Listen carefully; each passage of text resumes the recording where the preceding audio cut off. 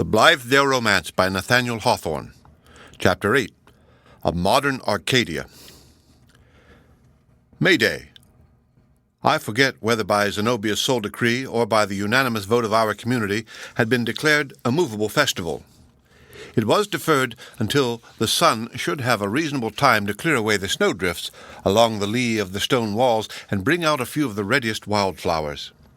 On the forenoon of the substituted day, after admitting some of the balmy air into my chamber, I decided that it was nonsense and effeminacy to keep myself a prisoner any longer. So I descended to the sitting-room, and finding nobody there, proceeded to the barn, whence I had already heard Zenobia's voice, and along with it a girlish laugh which was not so certainly recognizable. Arriving at the spot, it a little surprised me to discover that these merry outbreaks came from Priscilla. The two had been a-maying together. They had found anemones in abundance, houstonias by the handful, some columbines, a few long-stalked violets, and a quantity of white everlasting flowers, and had filled up their basket with the delicate spray of shrubs and trees.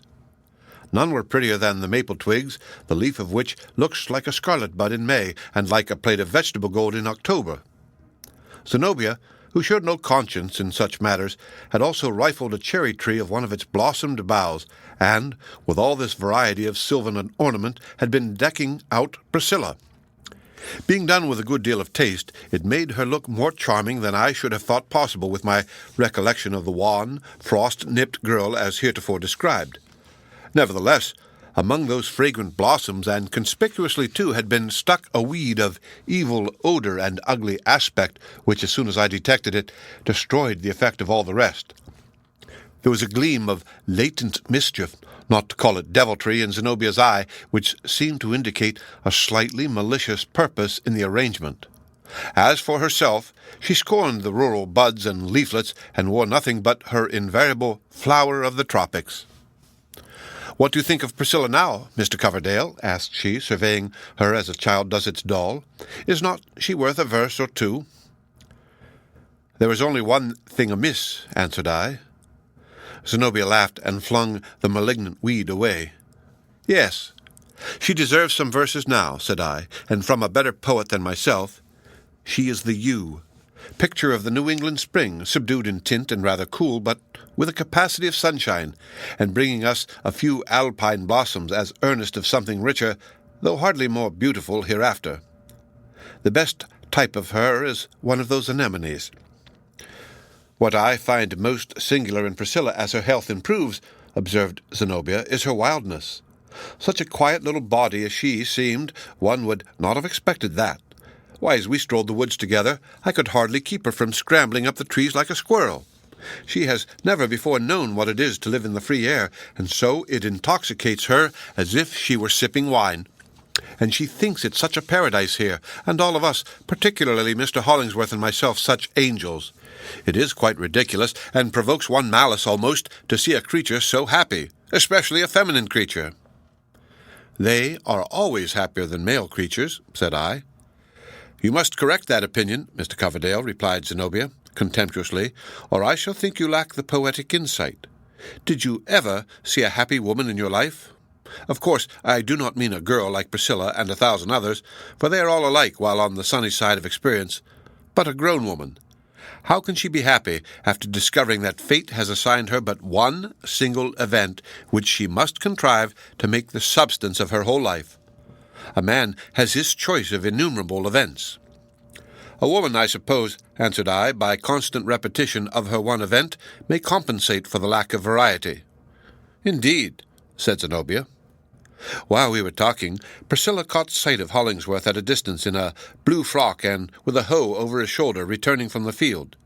She immediately set out to meet him, running and skipping with spirits as light as the breeze of the May morning, but with limbs too little exercised to be quite responsive. She claps her hands, too, with great exuberance of gesture, as is the custom of young girls when their electricity overcharges them. But all at once, midway to Hollingsworth, she paused, looked round about her, towards the river, the road, the woods, and back towards us, appearing to listen, as if she heard someone calling her name, and knew not precisely in what direction. "Have you bewitched her?" I exclaimed. "It is no sorcery of mine," said Zenobia, but I have seen the girl do that identical thing once or twice before. Can you imagine what is the matter with her?" "No. Unless," said I, "she has the gift of hearing those airy tongues that syllable men's names which Milton tells about." From whatever cause, Priscilla's animation seemed entirely to have deserted her. She seated herself on a rock, and remained there until Hollingsworth came up, and when he took her hand and led her back to us, she rather resembled my original image of the wan and spiritless Priscilla than the flowery May Queen of a few moments ago. These sudden transformations, only to be accounted for by an extreme nervous susceptibility, always continued to characterize the girl, though with diminished frequency, as her health progressively grew more robust. I was now on my legs again. My fit of illness had been an avenue between two existences, the low, arched, and darksome doorway through which I crept out of a life of old conventionalisms on my hands and knees, as it were, and gained admittance into the freer region that lay beyond. In this respect it was like death, and, as with death, too, it was good to have gone through it. No otherwise could I have rid myself of 1,000 follies, fripperies, prejudices, habits, and other such worldly dust as inevitably settles upon the crowd along the broad highway, giving them all one sordid aspect before noontime, however freshly they may have begun their pilgrimage in the dewy morning. The very substance upon my bones had not been fit to live with in any better, truer, or more energetic mode than that to which I was accustomed. So it was taken off me and flung aside like any other worn-out or unseasonable garment, and, after shivering a little while in my skeleton, I began to be clothed anew, and much more satisfactorily than in my previous suit. In literal and physical truth, I was quite another man. I had a lively sense of the exaltation with which the spirit will enter on the next stage of its eternal progress, after leaving the heavy burthen of its mortality in an earthly grave, with as little concern for what may become of it as now affected me for the flesh which I had lost. Emerging into the genial sunshine, I half fancied that the labors of the Brotherhood had already realized some of Foyer's predictions. Their enlightened culture of the soil and the virtues with which they sanctified their life had begun to produce an effect upon the material world and its climate. In my new enthusiasm, man looked strong and stately, and woman, oh, how beautiful, and the earth a green garden blossoming with many-colored delights. Thus, nature, whose laws I had broken in various artificial ways, comported herself towards me as a strict but loving mother, who used the rod upon her little boy for his naughtiness, and then gives him a smile, a kiss, and some pretty playthings to console the urchin for her severity. In the interval of my seclusion, there had been a number of recruits to our little army of saints and martyrs. They were mostly individuals who had gone through such an experience as to disgust them with ordinary pursuits, but who were not yet so old, nor had suffered so deeply as to lose their faith in the better time to come. On comparing their minds one with another, they often discovered that this idea of a community had been growing up in silent and unknown sympathy for years. Thoughtful, strongly lined faces were among them, somber brows, but eyes that did not require spectacles unless prematurely dimmed by the student's lamplight, and hair that seldom showed a thread of silver. Age, wedded to the past, encrusted over with a stony layer of habits, and retaining nothing fluid in its possibilities, would have been absurdly out of place in an enterprise like this. Youth, too, in its early dawn, was hardly more adapted to our purpose, for it would behold the morning radiance of its own spirit beaming over the very same spots of withered grass and barren sand whence most of us had seen it vanish. We had very young people with us, it is true, downy lads, rosy girls in their first teens, and children of all heights above one's knee. But these had chiefly been sent hither for education, which it was one of the subjects and methods of our institution to supply. Then we had boarders, from town and elsewhere, who lived with us in a familiar way, sympathized more or less in our theories, and sometimes shared in our labors. On the whole, it was a society such as has seldom met together, nor perhaps could it reasonably be expected to hold together long. Persons of marked individuality, crooked sticks, as some of us might be called, are not exactly the easiest to bind up into a faggot. But So long as our union should subsist, a man of intellect and feeling with a free nature in him might have sought far and near without finding so many points of attraction as would allure him hitherward. We were of all creeds and opinions, and generally tolerant of all on every imaginable subject. Our bond, it seems to me, was not affirmative, but negative. We had individually found one thing or another to quarrel with in our past life, and were pretty well agreed as to the inexpediency of lumbering along with the old system any farther. As to what should be substituted, there was much less unanimity. We did not greatly care, at least I never did, for the written constitution under which our millennium had commenced. My hope was that, between theory and practice, a true and available mode of life might be struck out, and that, even should we ultimately fail, the months or years spent in the trial would not have been wasted, either as regarded passing enjoyment or the experience which makes men wise.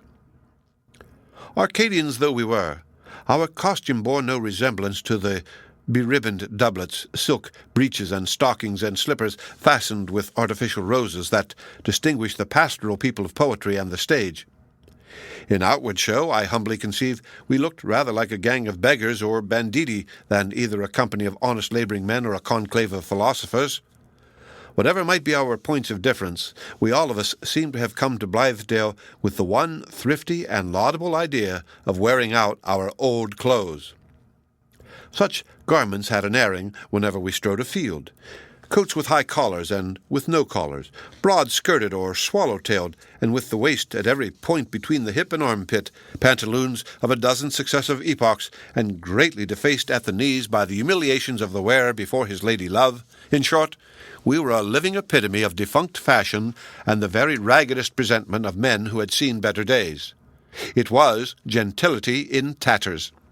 Often, retaining a scholar-like or clerical air, you might have taken us for the denizens of Grub Street, intent on getting a comfortable livelihood by agricultural labour, or Coleridge's projected pantisocracy in full experiment, or Candide and his motley associates at work in their cabbage garden, or anything else that was miserably out at elbows and most clumsily patched in the rear.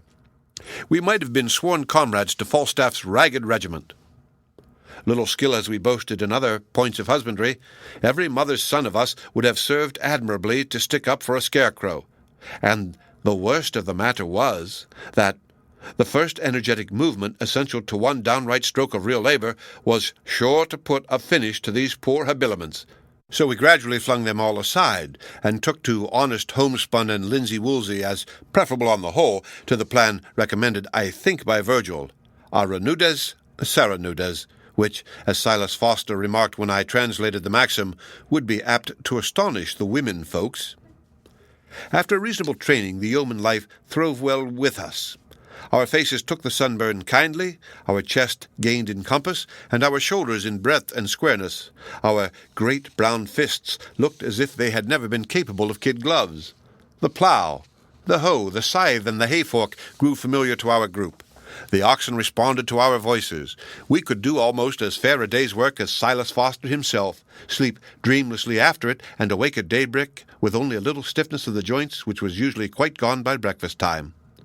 To be sure, our next neighbours pretended to be incredulous as to our real proficiency in the business which we had taken in hand.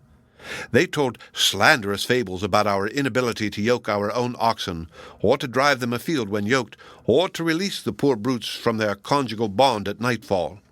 They had the face to say, too, that the cows laughed at our awkwardness at milking time, and invariably kicked over the pails, partly in consequence of our putting the stool on the wrong side, and partly because, taking offence at the whisking of their tails, we were in the habit of holding these natural fly-flappers with one hand and milking with the other. They further averred that we hoed up whole acres of Indian corn and other crops, and drew the earth carefully about the weeds, and that we raised 500 tufts of burdock, mistaking them for cabbages, and that, by dint of unskilful planting, few of our seeds ever came up at all, or if they did come up, it was stern foremost, and that we spent the better part of the month of June in reversing a field of beans which had thrust themselves out of the ground in this unseemly way. They quoted it as nothing more than an ordinary occurrence for one or the other of us to crop off 2 or 3 fingers of a morning by our clumsy use of the hay-cutter, Finally, and as an ultimate catastrophe, these mendacious rogues circulated a report that we communitarians were exterminated to the last man by severing ourselves asunder with the sweep of our own scythes, and that the world had lost nothing by this little accident. But this was pure envy and malice on the part of the neighboring farmers. The peril of our new way of life was not lest we should fail in becoming practical agriculturalists, but that we should probably cease to be anything else. While our enterprise lay all in theory, we had pleased ourselves with delectable visions of the spiritualization of labor. It was to be our form of prayer and ceremonial of worship. Each stroke of the hoe was to uncover some aromatic root of wisdom heretofore hidden from the sun. Pausing in the field to let the wind exhale the moisture from our foreheads, we were to look upward and catch glimpses into the far-off soul of truth. In this point of view, matters did not turn out quite so well as we anticipated. It is very true that, sometimes, gazing casually around me out of the midst of my toil, I used to discern a richer picturesqueness in the visible scene of earth and sky. There was at such moments a novelty and unwonted aspect on the face of nature, as if she had been taken by surprise and seen it unawares, with no opportunity to put off her real look and assume the mask with which she mysteriously hides herself from mortals. But this was all. The clods of earth, which we so constantly belabored and turned over and over, were never etherealized into thought. Our thoughts, on the contrary, were fast becoming cloddish. Our labor symbolized nothing and left us mentally sluggish in the dusk of the evening. Intellectual activity is incompatible with any large amount of bodily exercise. The yeoman and the scholar, the yeoman and the man of finest moral culture, though not the man of sturdiest sense and integrity, are two distinct individuals, and can never be melted or welded into one substance. Zenobia soon saw this truth, and jibed me about it one evening as Hollingsworth and I lay on the grass after a hard day's work. "I am afraid you did not make a song today while loading the hay cart," said she, "as Burns did when he was reaping barley." "Burns never made a song in haying time," I answered very positively. "He was no poet while a farmer, and no farmer while a poet." "And on the whole, which of the two characters do you like best?" asked Zenobia, "for I have an idea that you cannot combine them any better than Burns did." "Ah, I see in my mind's eye what sort of an individual you are to be 2 or 3 years hence. Grim Silas Foster is your prototype, with his palm of sole leather and his joints of rusty iron, which, all through summer, keep the stiffness of what he calls his winter rheumatiz, and his brain of— I don't know what his brain is made of, unless it be a Savoy cabbage, but yours may be a cauliflower as a rather more delicate variety.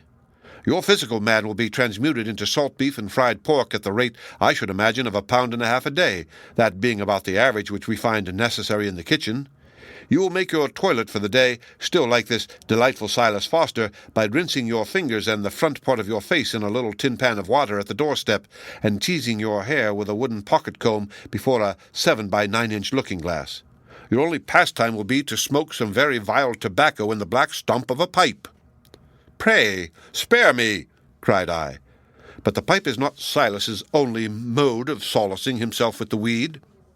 "Your literature," continued Zenobia, apparently delighted with her description, "will be the Farmer's Almanac, for I observe our friend Foster never gets so far as the newspaper. When you happen to sit down at odd moments, you will fall asleep and make nasal proclamation of the fact as he does, and invariably you must be jogged out of a nap after supper by the future Mrs. Coverdale and persuaded to go regularly to bed. And on Sundays, when you put on a blue coat with brass buttons, you will think of nothing else to do but to go and lounge over the stone walls and rail fences and stare at the corn growing. And you will look with a knowing eye at oxen, and will have a tendency to clamber over into pigsties and feel of the hogs, and give a guess how much they will weigh, after you shall have stuck and dressed them. Already I have noticed you begin to speak through your nose and with a drawl. Pray, if you really did make any poetry today, let us hear it in that kind of utterance." "Coverdale has given up making verses now," said Hollingsworth, who never had the slightest appreciation of my poetry. "Just think of him penning a sonnet with a fist like that. There is at least this good in a life of toil, that it takes the nonsense and fancy work out of a man, and leaves nothing but what truly belongs to him. If a farmer can make poetry at the plough-tail, it must be because his nature insists on it, and if that be the case, let him make it, in heaven's name. "And how is it with you?" asked Zenobia in a different voice, for she never laughed at Hollingsworth as she often did at me. "You, I think, cannot have ceased to live a life of thought and feeling." "I have always been in earnest," answered Hollingsworth. "I have hammered thought out of iron after heating the iron in my heart. It matters little what my outward toil may be. Were I a slave at the bottom of a mine, I should keep the same purpose, the same faith in its ultimate accomplishment, that I do now. Miles Coverdale is not in earnest, either as a poet or a laborer." "You give me hard measure, Hollingsworth," said I, a little hurt. "I have kept pace with you in the field, and my bones feel as if I had been in earnest, whatever may be the case with my brain." "I cannot conceive," observed Zenobia, with great emphasis, and no doubt she spoke fairly the feeling of the moment, "I cannot conceive of being so continually as Mr. Coverdale is, within the sphere of a strong and noble nature, without being strengthened and ennobled by its influence."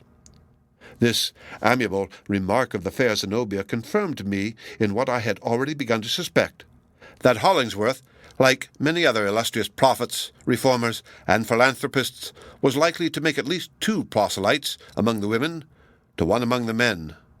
Zenobia and Priscilla. These, I believe, unless my unworthy self might be reckoned for a third, were the only disciples of his mission, and I spent a great deal of time, uselessly, in trying to conjecture what Hollingsworth meant to do with them, and they with him.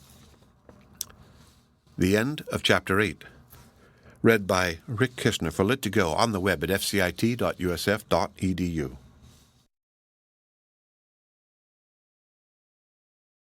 The Blithedale Romance by Nathaniel Hawthorne. Chapter 9. Hollingsworth, Zenobia, Priscilla.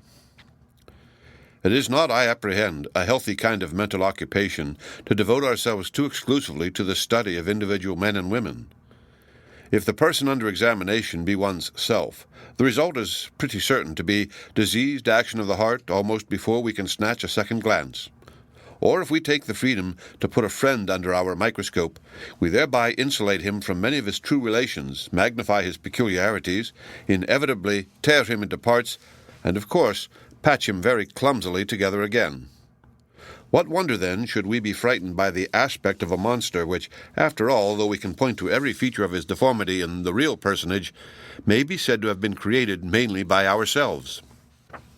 Thus, as my conscience has often whispered me, I did Hollingsworth a great wrong by prying into his character, and am perhaps doing him as great a one at this moment by putting faith in the discoveries which I seem to make. But I could not help it. Had I loved him less, I might have used him better. He and Zenobia and Priscilla, both for their own sakes, and as connected with him, were separated from the rest of the community to my imagination, and stood forth as the indices of a problem which it was my business to solve. Other associates had a portion of my time. Other matters amused me. Passing occurrences carried me along with them while they lasted. But here was the vortex of my meditations around which they resolved, and, whitherward, they too continually tended. In the midst of cheerful society, I had often a feeling of loneliness, for it was impossible not to be sensible that, while these 3 characters figured so largely on my private theatre, I, though probably reckoned as a friend by all, was at best but a secondary or tertiary personage with either of them. I loved Hollingsworth, as has already been enough expressed, but it impressed me more and more that there was a stern and dreadful peculiarity in this man, such as could not prove otherwise than pernicious to the happiness of those who should be drawn into too intimate a connection with him. He was not altogether human. There was something else in Hollingsworth besides flesh and blood, and sympathies, and affections, and celestial spirit. This is always true of those men who have surrendered themselves to an overruling purpose. It does not so much impel them from without, nor even operate as a motive power within, but grows incorporate with all that they think and feel, and finally converts them into little else save that one principle. When such begins to be the predicament, it is not cowardice, but wisdom to avoid these victims. They have no heart, no sympathy, no reason, no conscience. They will keep no friend unless he makes himself the mirror of their purpose. They will smite and slay you, and trample your dead corpse underfoot, all the more readily if you take the first step with them, and cannot take the second, and the third, and every other step of their terribly straight path. They have an idol to which they consecrate themselves high priest, and deem it holy work to offer sacrifices of whatever is most precious, and never once seem to suspect, so cunning has the devil been with them, that this false deity, in whose iron features, immitigable to all the rest of mankind, they see only benignity and love, is but a spectrum of the very priest himself, projected upon the surrounding darkness. And the higher and purer the original object, and the more unselfishly it may have been taken up, the slighter is the probability that they can be led to recognize the process by which godlike benevolence has been debased into all-devouring egotism. Of course, I am perfectly aware that the above statement is exaggerated in the attempt to make it adequate. Professed philanthropists have gone far, but no originally good man, I presume, ever went quite so far as this. Let the reader abate whatever he deems fit.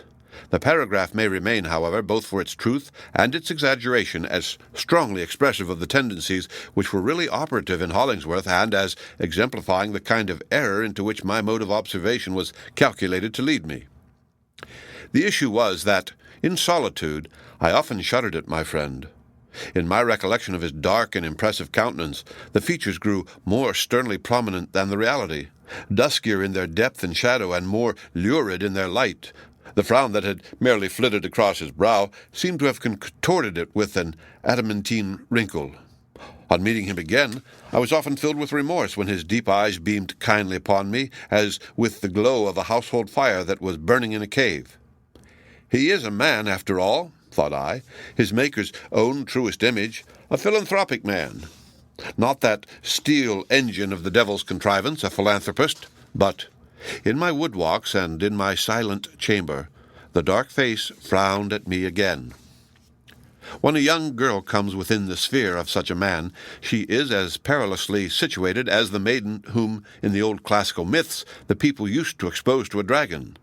If I had any duty whatever in reference to Hollingsworth, it was to endeavor to save Priscilla from that kind of personal worship which her sex is generally prone to lavish upon saints and heroes. It often requires but one smile out of the hero's eyes into the girl's or woman's heart to transform this devotion from a sentiment of the highest approval and confidence into passionate love. Now, Hollingsworth smiled much upon Priscilla, more than upon any other person. If she thought him beautiful, it was no wonder. I often thought him so, with the expression of tender human care and gentlest sympathy which she alone seemed to have power to call out upon his features. Zenobia, I suspect, would have given her eyes, bright as they were, for such a look. It was the least that our poor Priscilla could do to give her heart for a great many of them. There was the more danger of this, inasmuch as the footing on which we all associated at Blithedale was widely different from that of conventional society. While inclining us to the soft affections of the golden age, it seemed to authorize any individual of either sex to fall in love with any other, regardless of what would elsewhere be judged suitable and prudent. Accordingly, the tender passion was very rife among us, in various degrees of mildness or virulence, but mostly passing away with the state of things that had given it origin. This was all well enough, but for a girl like Priscilla and a woman like Zenobia to jostle one another in their love of a man like Hollingsworth was likely to be no child's play. Had I been as cold-hearted as I sometimes thought myself, nothing would have interested me more than to witness the play of passions that must have thus been evolved. But in honest truth, I would really have gone far to save Priscilla, at least, from the catastrophe in which such a drama would be apt to terminate. Priscilla had now grown to be a very pretty girl, and still kept budding and blossoming, and daily putting on some new charm which you no sooner became sensible of than you thought it worth all that she had previously possessed. So, unformed, vague, and without substance as she had come to us, it seemed as if we could see nature shaping out a woman before our very eyes, and yet had only a more reverential sense of the mystery of a woman's soul and frame. Yesterday her cheek was pale. Today it had a bloom. Priscilla's smile, like a baby's first one, was a wondrous novelty. Her imperfections and shortcomings affected me with a kind of playful pathos which was as absolutely bewitching a sensation as ever I experienced. After she had been a month or two at Blithedale, her animal spirits waxed high, and kept her pretty constantly in a state of bubble and ferment, impelling her to far more bodily activity than she had yet strength to endure. She was very fond of playing with the other girls out of doors. There was hardly another sight in the world so pretty as that of a company of young girls, almost women grown, at play, and so giving themselves up to their airy impulse that their tiptoes barely touched the ground. Girls are incomparably wilder and more effervescent than boys, more untamable, and regardless of rule and limit, with an ever-shifting variety, breaking continually into new modes of fun, yet with a harmonious propriety through all. Their steps, their voices, appear free as the wind, but keep consonance with a strain of music inaudible to us. Young men and boys, on the other hand, play according to recognized law, old, traditionary games, permitting no caprioles of fancy, but with scope enough for the outbreak of savage instincts. For young or old, in play or in earnest, a man is prone to be a brute. Especially is it delightful to see a vigorous young girl run a race, with her head thrown back, her limbs moving more friskily than they need, and an air between that of a bird and a young colt. But Priscilla's peculiar charm in a foot race was the weakness and irregularity with which she ran. Growing up without exercise, except to her poor little fingers, she had never yet acquired the perfect use of her legs. Setting buoyantly forth, therefore, as if no rival less swift than Atalanta could compete with her, she ran falteringly, and often tumbled on the grass. Such an incident, though it seems too slight to think of, was a thing to laugh at, but which brought the water into one's eyes, and lingered in the memory after far greater joys and sorrows were swept out of it as antiquated trash. Priscilla's life, as I beheld it, was full of trifles that affected me in just this way. When she had come to be quite at home among us, I used to fancy that Priscilla played more pranks and perpetuated more mischief than any other girl in the community. For example, I once heard Silas Foster, in a very gruff voice, threatening to rivet 3 horseshoes around Priscilla's neck and chain her to a post because she, with some other young people, had clambered upon a load of hay and caused it to slide off the cart. How she made her peace I never knew, but very soon afterwards I saw old Silas with his brawny hands round Priscilla's waist, swinging her to and fro, and finally depositing her on one of the oxen to take her first lesson in riding. She met with terrible mishaps in her efforts to milk a cow. She let the poultry into the garden. She generally spoilt whatever part of the dinner she took in charge. She broke crockery. She dropped our biggest pitcher into the well, and except with her needle and those little wooden instruments for purse-making, was as unserviceable a member of our society as any young lady in the land. There was no other sort of efficiency about her. Yet everybody was kind to Priscilla. Everybody loved her, and laughed at her, to her face, and did not laugh behind her back. Everybody would have given her half of his last crust, or the bigger share of his plum cake. These were pretty certain indications that we were all conscious of a pleasant weakness in the girl, and considered her not quite able to look after her own interests, or fight her battle with the world. And Hollingsworth, perhaps because he had been the means of introducing Priscilla to her new abode, appeared to recognize her as his own especial charge. Her simple, careless, childish flow of spirits often made me mad. She seemed to me like a butterfly at play in a flickering bit of sunshine, and mistaking it for a broad and eternal summer. We sometimes hold mirth to a stricter accountability than sorrow. It must show good cause, or the echo of its laughter comes back drearily. Priscilla's gaiety, moreover, was of a nature that showed me how delicate an instrument she was, and what fragile harp-strings were her nerves. As they made sweet music at the airiest touch, it would require but a stronger one to burst them all asunder. Absurd as it might be, I tried to reason with her and persuade her not to be so joyous, thinking that, if she would draw less lavishly upon her fund of happiness, it would last the longer. I remember doing so one summer evening when we tired laborers sat looking on, like goldsmiths' old folks under the village thorn-tree, while the young people were at their sports. "What is the use or sense of being so very gay?" I said to Priscilla, while she was taking breath after a great frolic. "I love to see a sufficient cause for everything, and I can see none for this. Pray tell me, now, what kind of a world you imagine this to be, which you are so merry in?" "I never think about it at all," answered Priscilla, laughing. "But this I am sure of, that it is a world where everybody is kind to me, and where I love everybody. My heart keeps dancing within me, and all the foolish things which you see me do are only the motions of my heart. How can I be dismal if my heart will not let me?" "Have you nothing dismal to remember?" I suggested. "If not, then indeed you are very fortunate." "Ah," said Priscilla slowly, and then came that unintelligible gesture when she seemed to be listening to a distant voice. "For my part," I continued, beneficently seeking to overshadow her with my own somber humor, "my past life has been a tiresome one enough. Yet I would rather look backward 10 times than forward once. For little as we know of our life to come, we may be very sure for one thing, that the good we aim at will not be attained. People never do get just the good they seek. If it come at all, it is something else which they never dreamed of and did not particularly want. Then again, we may rest certain that our friends of today will not be our friends of a few years hence, but if we keep one of them, it will be at the expense of the others, and most probably we shall keep none. To be sure, there are more to be had, but who cares about making a new set of friends, even should they be better than those around us?" "Not I," said Priscilla. "I will live and die with these." "Well, but let the future go," resumed I. "As for the present moment, if we could look into the hearts where we wish to be most valued, what should you expect to see? One's own likeness in the innermost holiest niche? Aha! I don't know. It may not be there at all. It may be a dusty image thrust aside into a corner, and by to be flung out of doors where any foot may trample upon it. If not today, then tomorrow. And so, Priscilla, I do not see much wisdom in being so very merry in this kind of a world." It had taken me nearly 7 years of worldly life to hive up the bitter honey which I here offered to Priscilla, and she rejected it. "I don't believe one word of what you say," she replied, laughing anew.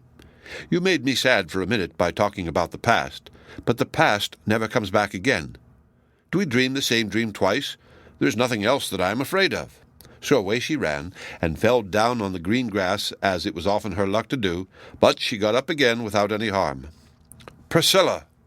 Priscilla!" cried Hollingsworth, who was sitting on the doorstep. "You had better not run any more tonight. You will weary yourself too much, and do not sit down out of doors, for there is a heavy dew beginning to fall." At his first word, she went and sat down under the porch at Hollingsworth's feet, entirely contented and happy. What charm was there in his rude massiveness that so attracted and soothed this shadow-like girl? It appeared to me, who have always been curious in such matters, that Priscilla's vague and seemingly causeless flow of felicitous feeling was that with which love blesses inexperienced hearts before they begin to suspect what is going on within them. It transports them to the 7th heaven, and if you ask what brought them thither, they neither can tell nor care to learn, but cherish an ecstatic faith that there they shall abide forever. Zenobia was in the doorway not far from Hollingsworth. She gazed at Priscilla in a very singular way. Indeed, it was a sight worth gazing at, and a beautiful sight, too, as the fair girl sat at the feet of that dark, powerful figure. Her air, while perfectly modest, delicate, and virgin-like, denoted her as swayed by Hollingsworth, attracted to him, and unconsciously seeking to rest upon his strength. I could not turn away my own eyes, but hoped that nobody save Zenobia and myself were witnessing this picture. It is before me now, with the evening twilight a little deepened by the dusk of memory. "Come hither, Priscilla," said Zenobia. "I have something to say to you." She spoke in a little more than a whisper, but it is strange how expressive of moods a whisper may often be. Priscilla felt at once that something had gone wrong. "Are you angry with me?" she asked, rising slowly and standing before Zenobia in a drooping attitude. "What have I done? I hope you are not angry." "No, no, Priscilla," said Hollingsworth, smiling. "I will answer for it. She is not. You are the one little person in the world with whom nobody can be angry." "Angry with you, child? What a silly idea!" exclaimed Zenobia, laughing. "No, indeed. But, my dear Priscilla, you are getting to be so very pretty that you absolutely need a duenna, and as I am older than you, and have had my own little experience of life, and think myself exceedingly sage, I intend to fill the place of a maiden aunt. Every day I shall give you a lecture, a quarter of an hour in length, on the morals, manners, and proprieties of social life. When our pastoral shall be quite played out, Priscilla, my worldly wisdom may stand you in good stead." "I am afraid you are angry with me," repeated Priscilla sadly, for while she seemed as impressible as wax, the girl often showed a persistency in her own ideas as stubborn as it was gentle. "Dear me, what can I say to the child?" cried Zenobia in a tone of humorous vexation. Well, since you insist on my being angry, come to my room this moment, and let me beat you." Zenobia bade Hollingsworth good night very sweetly, and nodded to me with a smile. But just as she turned aside with Priscilla into the dimness of the porch, I caught another glance at her countenance. It would have made the fortune of a tragic actress could she have borrowed it for the moment when she fumbles in her bosom for the concealed dagger or the exceedingly sharp bodkin, or mingles the ratsbane in her lover's bowl of wine or her rival's cup of tea. Not that I in the least anticipated any such catastrophe, it being a remarkable truth that custom has in no one point a greater sway than over our modes of wreaking our wild passions. And besides, had we been in Italy instead of New England, it was hardly yet a crisis for the dagger or the bowl. It often amazed me, however, that Hollingsworth should show himself so recklessly tender towards Priscilla, and never once seem to think of the effect which it might have upon her heart. But the man, as I have endeavored to explain, was thrown completely off his moral balance and quite bewildered as to his personal relations by his great excrescence of a philanthropic scheme.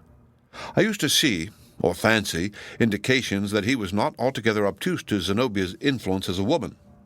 No doubt, however, he had a still more exquisite enjoyment of Priscilla's silent sympathy with his purposes, so unalloyed with criticism and therefore more grateful than any intellectual approbation, which always involves a possible reserve of latent censure. A man, poet, prophet, or whatever he may be, readily persuades himself of his right to all the worship that is voluntarily tendered. In requital of so rich benefits as he was to confer upon mankind, it would have been hard to deny Hollingsworth the simple solace of a young girl's heart, which he held in his hand, and smelled too like a rosebud. But what if, while pressing out its fragrance, he should crush the tender rosebud in his grasp? As for Zenobia, I saw no occasion to give myself any trouble. With her native strength and her experience of the world, she could not be supposed to need any help of mine. Nevertheless, I was really generous enough to feel some little interest likewise for Zenobia. With all her faults, which might have been a great many besides the abundance that I knew of, she possessed noble traits and a heart which must at least have been valuable while new. And she seemed ready to fling it away as uncalculatingly as Priscilla herself. I could not but suspect that, if merely at play with Hollingsworth, she was sporting with a power which she did not fully estimate. Or, if in earnest, it might chance between Zenobia's passionate force and his dark, self-delusive egotism to turn out such earnest as would develop itself in some sufficiently tragic catastrophe, though the dagger and the bowl should go for nothing in it.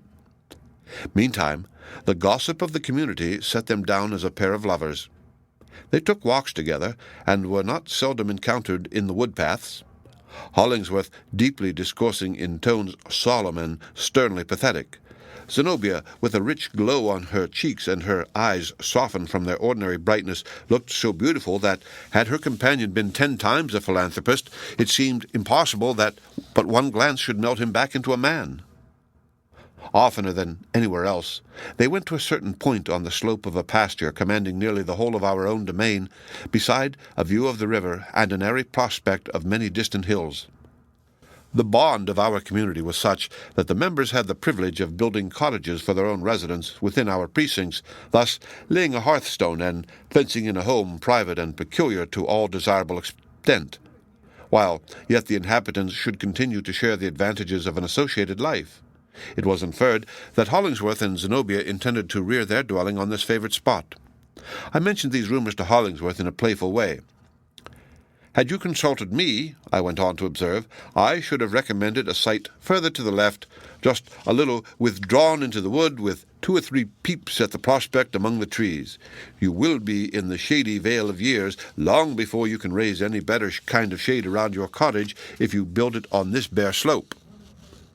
"But I offer my edifice as spectacle to the world," said Hollingsworth, "that it may take example and build many another like it. Therefore, I mean to set it on the open hillside." Twist these words how I might, they offered no very satisfactory import. It seemed hardly probable that Hollingsworth should care about educating the public taste in the department of cottage architecture, desirable as such improvement certainly was. The end of Chapter 9.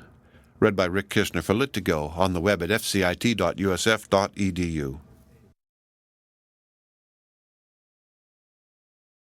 The Blithedale Romance by Nathaniel Hawthorne. Chapter 7. The Convalescent.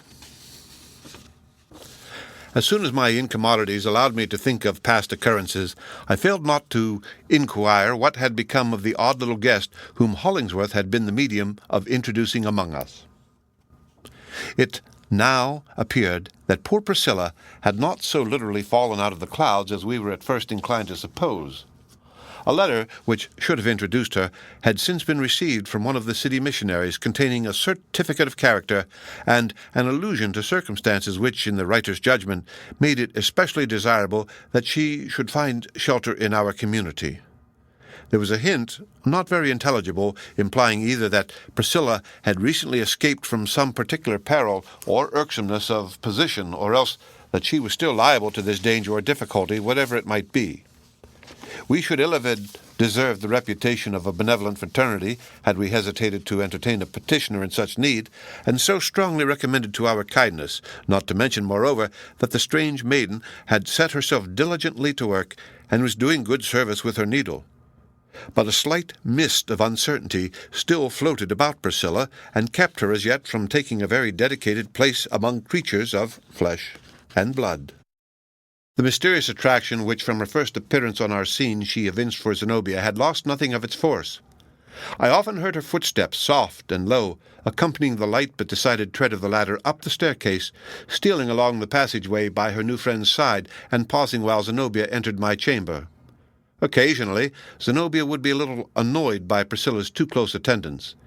In an authoritative and not very kindly tone, she would advise her to breathe the pleasant air in a walk, or to go with her work into the barn, holding out half a promise to come and sit on the hay with her when at leisure.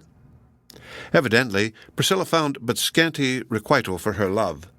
Hollingsworth was likewise a great favorite with her. For several minutes together, sometimes while my auditory nerves retained the susceptibility of delicate health, I used to hear a low, pleasant murmur ascending from the room below, and at last ascertained it to be Priscilla's voice, babbling like a little brook to Hollingsworth. She talked more large and freely with him than with Zenobia, towards whom, indeed, her feelings seemed not so much to be confidence as involuntary affection. I should have thought all the better of my own qualities had Priscilla marked me out for the third place in her regards, but though she appeared to like me tolerably well, I could never flatter myself with being distinguished by her as Hollingsworth and Zenobia were. One forenoon, during my convalescence, there came a gentle tap at my chamber door. I immediately said, "Come in, Priscilla," with an acute sense of the applicant's identity. Nor was I deceived. It was really Priscilla, a pale, large-eyed little woman, for she had gone far enough into her teens to be at last on the outer limit of girlhood, but much less wan than at my previous view of her, and far better conditioned both as to health and spirits. At first, as I saw her, she had reminded me of plants that one sometimes observes doing their best to vegetate among the bricks of an enclosed court where there is scanty soil and never any sunshine. At present, though, with no approach to bloom, there were indications that the girl had human blood in her veins. Priscilla came softly to my bedside and held out an article of snow-white linen very carefully and smoothly ironed. She did not seem bashful, nor anywise embarrassed. My weakly condition, I suppose, supplied a medium in which she could approach me. "Do you not need this?" asked she. "I have made it for you." It was a nightcap. "My dear Priscilla," said I, smiling, "I never had on a nightcap in my life, but perhaps it will be better for me to wear one, now that I am a miserable invalid." "How admirably you have done it! No, I never can think of wearing such an exquisitely wrought nightcap as this, unless it be in the daytime when I sit up to receive company." "It is for use, not beauty," answered Priscilla. "I could have embroidered it and made it much prettier if I pleased." While holding up the nightcap and admiring the fine needlework, I perceived that Priscilla had a sealed letter which she was waiting for me to take. It had arrived from the village post office that morning. As I did not immediately offer to receive the letter, she drew it back and held it against her bosom, with both hands clasped over it, in a way that had probably grown habitual to her. Now, on turning my eyes from the nightcap to Priscilla, it forcibly struck me that her air, though not her figure, and the expression of her face, but not its features, had a resemblance to what I had often seen in a friend of mine, one of the most gifted women of the age. I cannot describe it. The points easiest to convey to the reader were a certain curve of the shoulders and a partial closing of the eyes, which seemed to look more penetratingly into my own eyes through the narrowed apertures than if they had been open at full width. It was a singular anomaly of likeness, coexisting with perfect dissimilitude. "Will you give me the letter, Priscilla?" said I. She started, put the letter into my hand, and quite lost the look that had drawn my notice. "Priscilla," I inquired, "did you ever see Miss Margaret Fuller?" "No," she answered. "Because," said I, "you reminded me of her just now, and it happens strangely enough that this very letter is from her." Priscilla, for whatever reason, looked very much discomposed. "I wish people would not fancy such odd things in me," she said rather petulantly. "How could I possibly make myself resemble this lady merely by holding her letter in my hand?" "Certainly, Priscilla, it would puzzle me to explain it," I replied, "nor do I suppose that the letter had anything to do with it. It was just a coincidence, nothing more." She hastened out of the room, and this was the last that I saw of Priscilla until I ceased to be an invalid. Being much alone during my recovery, I read interminably in Mr. Emerson's essays, The Dial, Carlyle's works, George Sand's romances, lent me by Zenobia, and other books which one or another of the brethren or sisterhood had brought with them. Agreeing in little else, most of these utterances were like the cry of some solitary sentinel whose station was on the outpost of the advance guard of human progression, or, sometimes, the voice came sadly from among the shattered ruins of the past, but yet had a hopeful echo in the future. They were well adapted, better at least than any other intellectual products, the volatile essence of which had heretofore tinctured a printed page, to pilgrim like ourselves, whose present bivouac was considerably farther into the waste of chaos than any mortal army of crusaders had ever marched before. Fourier's works, also, in a series of horribly tedious volumes, attracted a good deal of my attention from the analogy which I could not but recognize between his system and our own. There was far less resemblance, it is true, than the world chose to imagine, inasmuch as the two theories differed, as widely as the zenith from the nadir in their main principles. I talked about Fourier to Hollingsworth and translated for his benefit some of the passages that chiefly impressed me. "When, as a consequence of human improvement," said I, "the globe shall arrive at its final perfection, the great ocean is to be converted into a particular kind of lemonade, such as was fashionable at Paris in Fourier's time. He calls it lemonade à cèdre. It is positively a fact. Just imagine the city docks filled every day with a flood tide of this delectable beverage." "Why did not the Frenchmen make punch of it at once?" asked Hollingsworth. "The jack-tars would be delighted to go down in ships and do business in such an element." I further proceeded to explain, as well as I modestly could, several points of Fourier's system, illustrating them with here and there a page or two, and asking Hollingworth's opinion as to the expediency of introducing these beautiful peculiarities into our own practice. "Let me hear no more of it," cried he in utter disgust. "I never will forgive this fellow. He has committed the unpardonable sin. For what more monstrous iniquity could the devil himself contrive than to choose the selfish principle, the principle of all human wrong, the very blackness of man's heart, the portion of ourselves which we shudder at, and which it is the whole aim of spiritual discipline to eradicate, to choose it as the master workman of his system, to seize upon and foster whatever vile, petty, sordid, filthy, bestial, and abominable corruptions have cankered into our nature to be the efficient instruments of his infernal regeneration, and his consummated paradise, as he pictures it, would be worthy of the agency which he counts upon for establishing it. The nauseous villain!" "Nevertheless," remarked I, in consideration of the promised delights of his system, so very proper as they certainly are to be appreciated by Fourier's countrymen, I cannot but wonder that universal France did not adopt his theory at a moment's warning. But is there not something very characteristic of his nation in Fourier's manner of putting forth his views? He makes no claim to inspiration.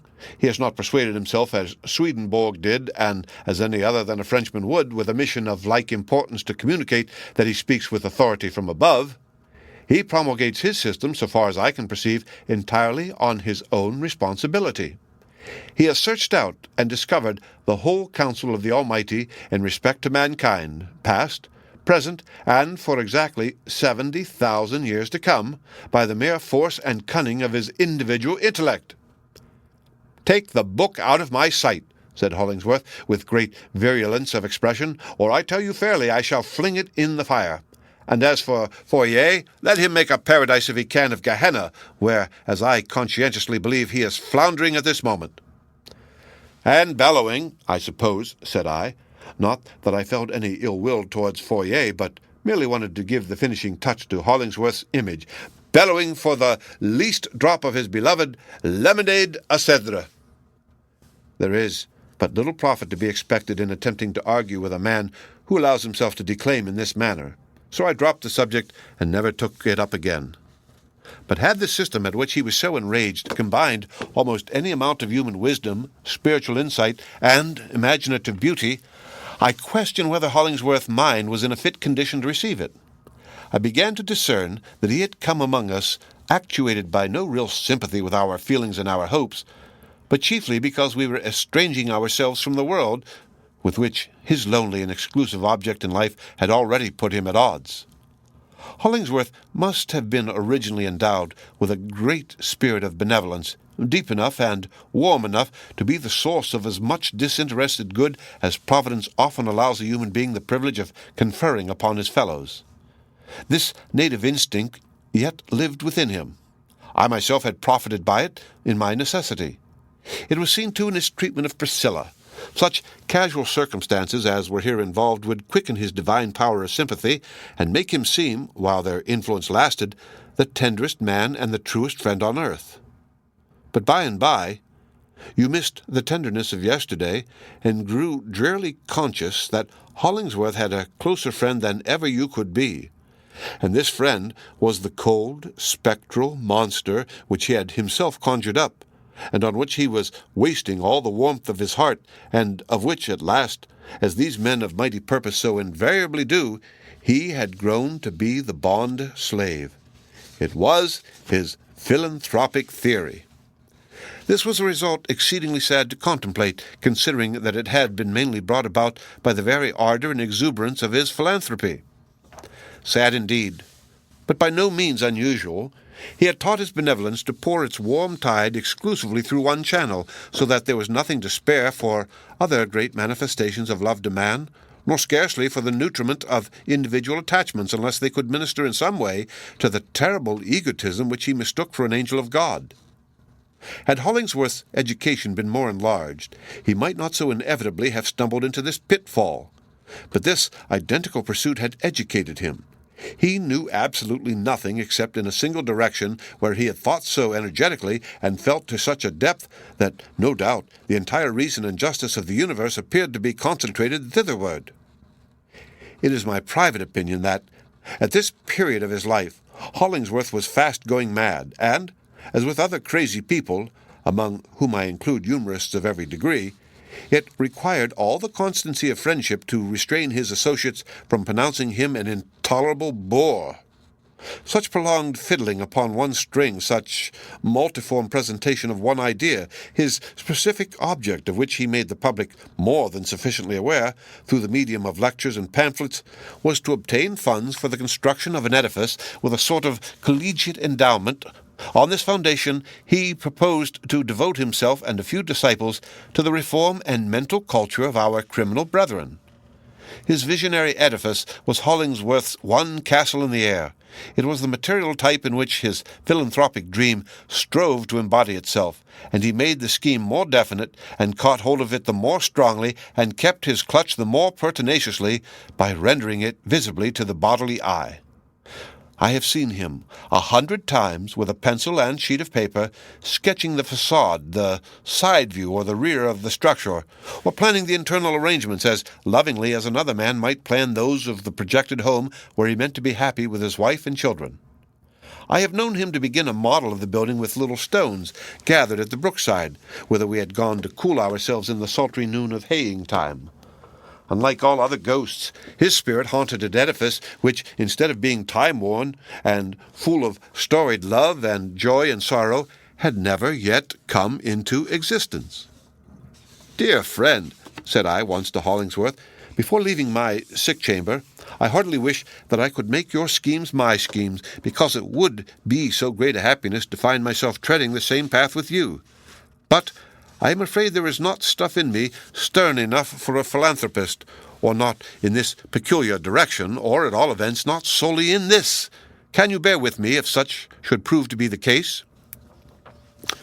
"I will at least wait a while," answered Hollingsworth, gazing at me sternly and gloomily. "But how can you be my lifelong friend except you strive with me towards the great object of my life?" Heaven forgive me! A horrible suspicion crept into my heart, and stung the very core of it as with the fangs of an adder.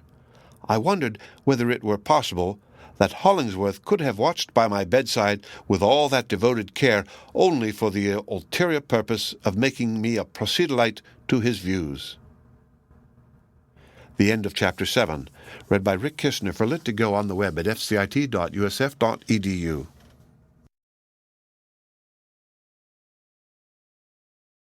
The Blitheale Romance by Nathaniel Hawthorne, Chapter 6, Coverdale's Sick Chamber. The horn sounded at daybreak as Silas Foster had forewarned us, harsh, uproarious, inexorably drawn out, and his sleep dispelling as if this hard-hearted old yeoman had got hold of the trump of doom. On all sides I could hear the creaking of the bedsteads as the brethren of Blitheale started from slumber and thrust themselves into their habiliments, all awry, no doubt, in their haste to begin the reformation of the world. Zenobia put her head into the entry and besought Silas Foster to cease his clamor and to be kind enough to leave an armful of firewood and a pail of water at her chamber door. Of the whole household, unless indeed it were Priscilla, for whose habits in this particular I cannot vouch, of all our apostolic society whose mission was to bless mankind, Hollingsworth, I apprehend, was the only one who began the enterprise with prayer. My sleeping-room being but thinly partitioned from his, the solemn murmur of his voice made its way to my ears, compelling me to be an auditor of his awful privacy with the Creator. It affected me with a deep reverence for Hollingsworth, which no familiarity then existing, or that afterwards grew more intimate between us, no, nor my subsequent perception of his own great errors ever quite effaced. It is so rare in these times to meet with a man of prayerful habits, except, of course, in the pulpit, that such an one is decidedly marked out by a light of transfiguration, shed upon him in the divine interview from which he passes into his daily life. As for me, I lay abed, and, if I said my prayers, it was backwards, cursing my day as bitterly as patient Job himself. The truth was, the hothouse warmth of a town residence and the luxurious life in which I indulged myself had taken much of the pith out of my physical system, and the wintry blast of the preceding day, together with the general chill of our airy old farmhouse, had got fairly into my heart and the marrow of my bones. In this predicament I seriously wished, selfish as it may appear, that the reformation of society had been postponed about half a century, or at all events to such a date as would have put my intermeddling with it entirely out of the question.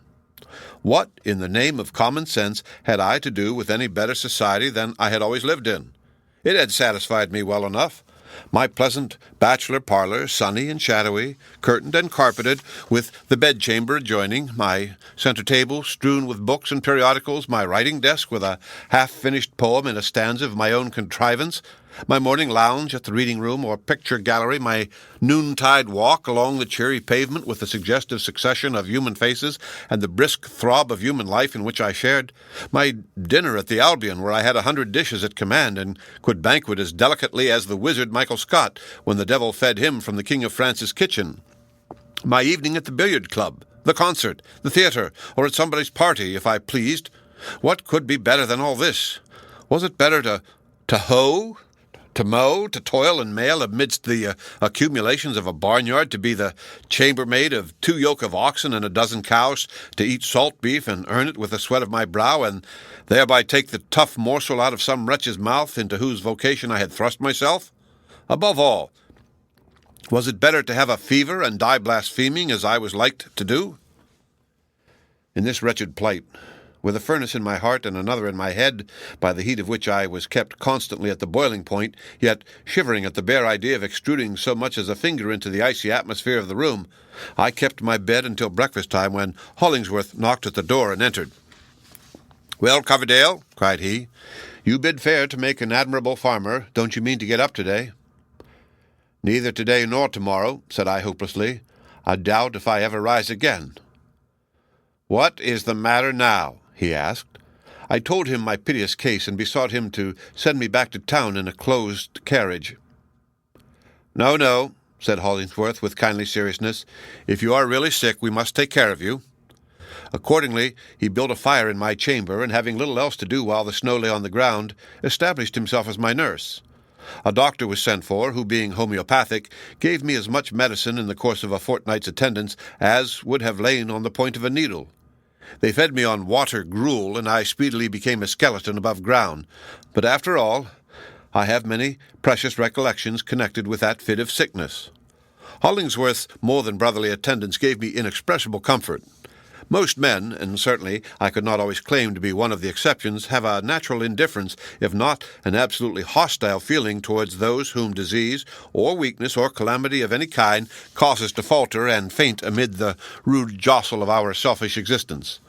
The education of Christianity, it is true, the sympathy of a like experience, and the example of women may soften and possibly subvert this ugly characteristic of our sex.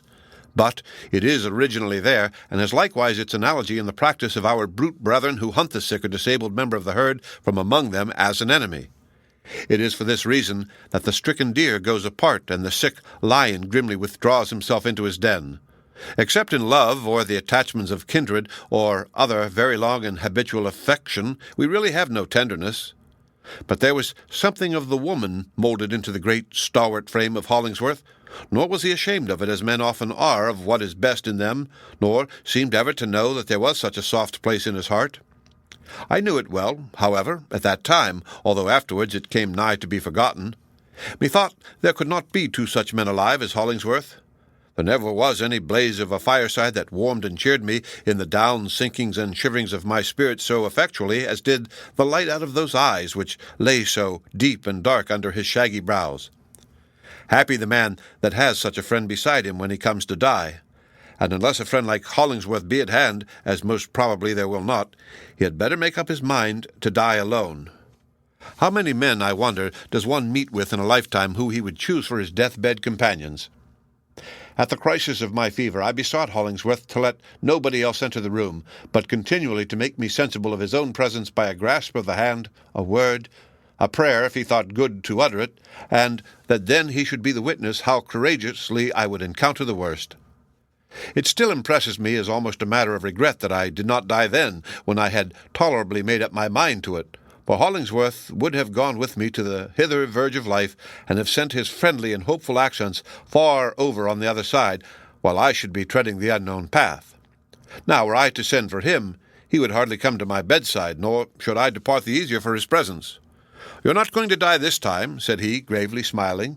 "You know nothing about sickness, and think your case a great deal more desperate than it is." "Death should take me while I am in the mood," replied I, with a little of my customary levity.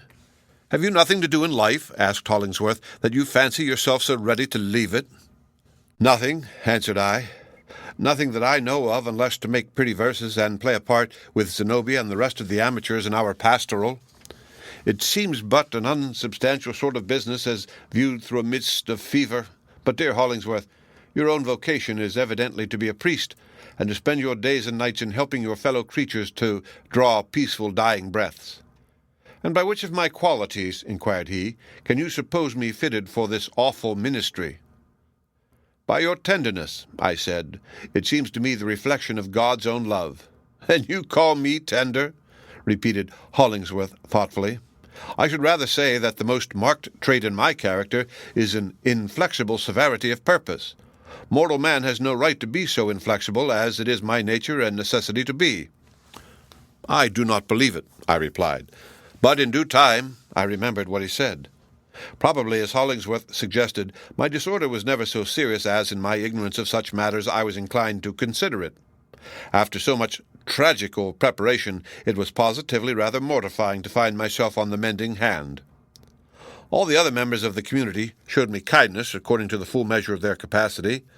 Zenobia brought me my gruel every day, made by her own hands, not very skillfully, if the truth must be told, and whenever I seemed inclined to converse, would sit by my bedside and talk with so much vivacity as to add several gratuitous throbs to my pulse. Her poor little stories and tracts never half did justice to her intellect.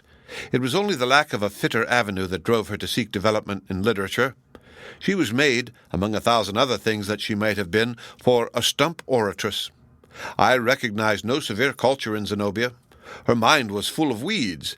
It startled me sometimes, in my state of moral as well as bodily faint-heartedness, to observe the hardihood of her philosophy. She made no scruple of oversetting all human institutions and scattering them as with a breeze from her fan.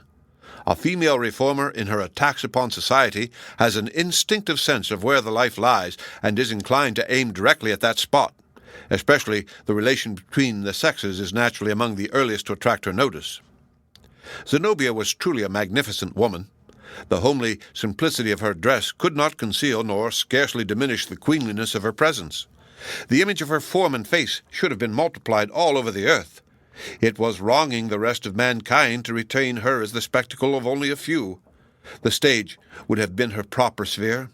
She should have made it a point of duty, moreover, to sit endlessly to painters and sculptors, and preferably to the latter, because the cold decorum of the marble would consist with the utmost scantiness of drapery, so that the eye might chastely be gladdened with her material perfection in its entireness. I know not well how to express that the native glow of coloring in her cheeks, and even the flesh warmth over her round arms and what was visible of her full bust, in a word, her womanliness incarnated, compelled me sometimes to close my eyes as if it were not quite the privilege of modesty to gaze at her. Illness and exhaustion, no doubt, had made me morbidly sensitive. I noticed and wondered how Zenobia contrived it, that she had always a new flower in her hair. And still it was a hothouse flower, an outlandish flower, a flower of the tropics, such as appeared to have sprung passionately out of a soil, the very weeds of which would be fervid and spicy. Unlike as was the flower of each successive day to the preceding one, it yet so assimilated its richness to the rich beauty of the woman that I thought it the only flower fit to be worn, so fit indeed that nature had evidently created this floral gem in a happy exuberance for the one purpose of worthily adorning Zenobia's head. It might be that my feverish fantasies clustered themselves about this peculiarity, and caused it to look more gorgeous and wonderful than if beheld with temperate eyes. In the height of my illness, as I well recollect, I went so far as to pronounce it preternatural. "Zenobia is an enchantress," whispered I once to Hollingsworth. "She is a sister of the veiled lady. That flower in her hair is a talisman. If you were to snatch it away, she would vanish, or be transformed into something else." "What does he say?" asked Zenobia. "Nothing that has an atom of sense in it," answered Hollingsworth. "He is a little beside himself, I believe, and talks about your being a witch, and of some magical property in the flower that you wear in your hair." "It is an idea worthy of a feverish poet," said she, laughing rather compassionately and taking out the flower. "I scorn to owe anything to magic. Here, Mr. Hollingsworth, you may keep the spell while it has any virtue in it, but I cannot promise you not to appear with a new one tomorrow. It is the one relic of my more brilliant, my happier days."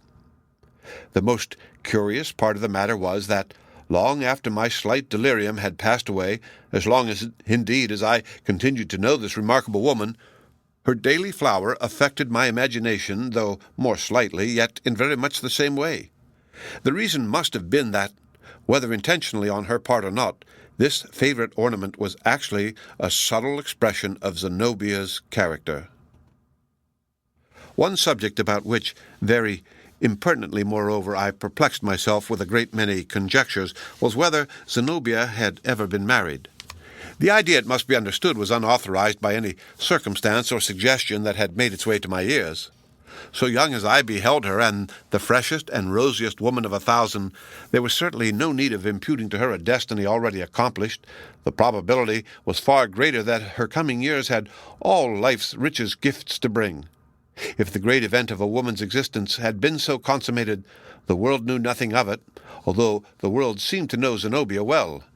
It was a ridiculous piece of romance, undoubtedly, to imagine that this beautiful personage, wealthy as she was, and holding a position that might fairly enough be called distinguished, could have given herself away so privately, but that some whisper and suspicion, and by degrees a full understanding of the fact, would eventually be blown abroad. But then, as I failed not to consider, her original home was at a distance of many hundred miles. Rumors might fill the social atmosphere, or might once have filled it, there, which would travel but slowly against the wind towards our northeastern metropolis, and perhaps melt into thin air before reaching it. There was not, and I distinctly repeat it, the slightest foundation in my knowledge for any surmise of the kind. But there is a species of intuition, either a spiritual lie or the subtle recognition of a fact which comes to us in a reduced state of the corporeal system. The soul gets the better of the body after wasting illness, or when a vegetable diet may have mingled too much ether in the blood. Vapors then rise up to the brain and take shapes that often image falsehood, but sometimes truth. The spheres of our companions have, at such periods, a vastly greater influence upon our own than when robust health gives us a repellent and self-defensive energy. Zenobia's sphere, I imagine, impressed itself powerfully on mine and transformed me during this period of my weakness into something like a mesmerical clairvoyant. Then also, as anybody could observe, the freedom of her deportment, though to some tastes it might commend itself as the utmost perfection of manner in a youthful widow or a blooming matron, was not exactly maidenlike. What girl had ever laughed as Zenobia did? What girl had ever spoken in her mellow tones? Her unconstrained and inevitable manifestation, I said often to myself, was that of a woman to whom wedlock had thrown wide the gates of mystery. Yet, sometimes I strove to be ashamed of these conjectures. I acknowledged it as a masculine grossness, a sin of wicked interpretation of which man is often guilty towards the other sex, thus to mistake the sweet, liberal, but womanly frankness of a noble and generous disposition. Still, it was of no avail to reason with myself, nor to upbraid myself. Pertinaciously the thought, Zenobia is a wife. Zenobia has lived and loved. There is no folded petal, no latent dewdrop in this perfectly developed rose. Irresistibly, that thought drove out all other conclusions as often as my mind reverted to the subject. Zenobia was conscious of my observation, though not, I presume, of the point to which it led me. "Mr. Coverdale," said she one day, as she saw me watching her while she arranged my gruel on the table, "I have been exposed to a great deal of eye-shot in the few years of my mixing in the world, but never, I think, to precisely such glances as you are in the habit of favoring me with. I seem to interest you very much, and yet, or else a woman's instinct is for once deceived, I cannot reckon you as an admirer. What are you seeking to discover in me?" "The mystery of your life," answered I, surprised into the truth by the unexpectedness of her attack. "And you will never tell me." She bent her head towards me, and let me look into her eyes, as if challenging me to drop a plummet line down into the depths of her consciousness. "I see nothing now," said I, closing my own eyes, "unless it be the face of a sprite, laughing at me from the bottom of a deep well." A bachelor always feels himself defrauded when he knows, or suspects, that any woman of his acquaintance has given herself away. Otherwise, the matter could have been no concern of mine. It was purely speculative, for I should not, under any circumstances, have fallen in love with Zenobia. The riddle made me so nervous, however, in my sensitive condition of mind and body, that I most ungratefully began to wish that she would let me alone. Then, too, her gruel was very wretched stuff, with almost invariably the smell of pine smoke upon it, like the evil taste that is said to mix itself up with a witch's best concocted dainties. Why could not she have allowed one of the other women to take the gruel in charge? Whatever else might be her gifts, nature certainly never intended Zenobia for a cook. Or if so, she should have meddled only with the richest and spiciest dishes, and such as are to be tasted at banquets between draughts of intoxicating wine. The end of Chapter 6. Read by Rick Kistner for Lit2Go on the web at fcit.usf.edu.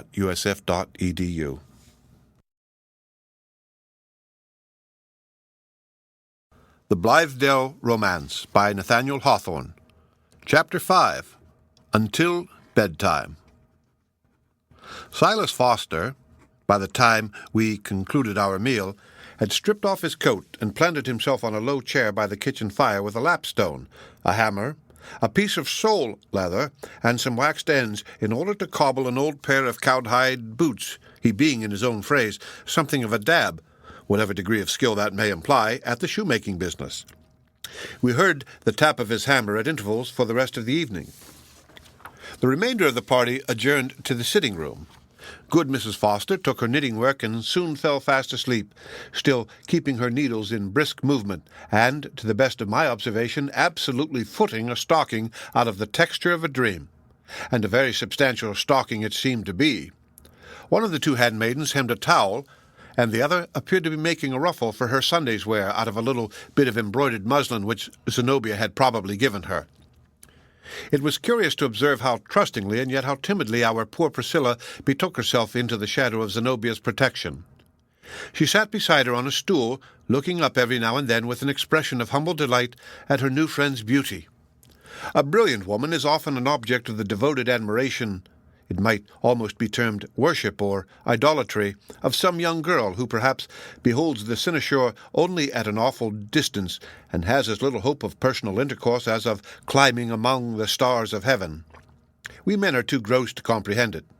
Even a woman of mature age despises or laughs at such a passion.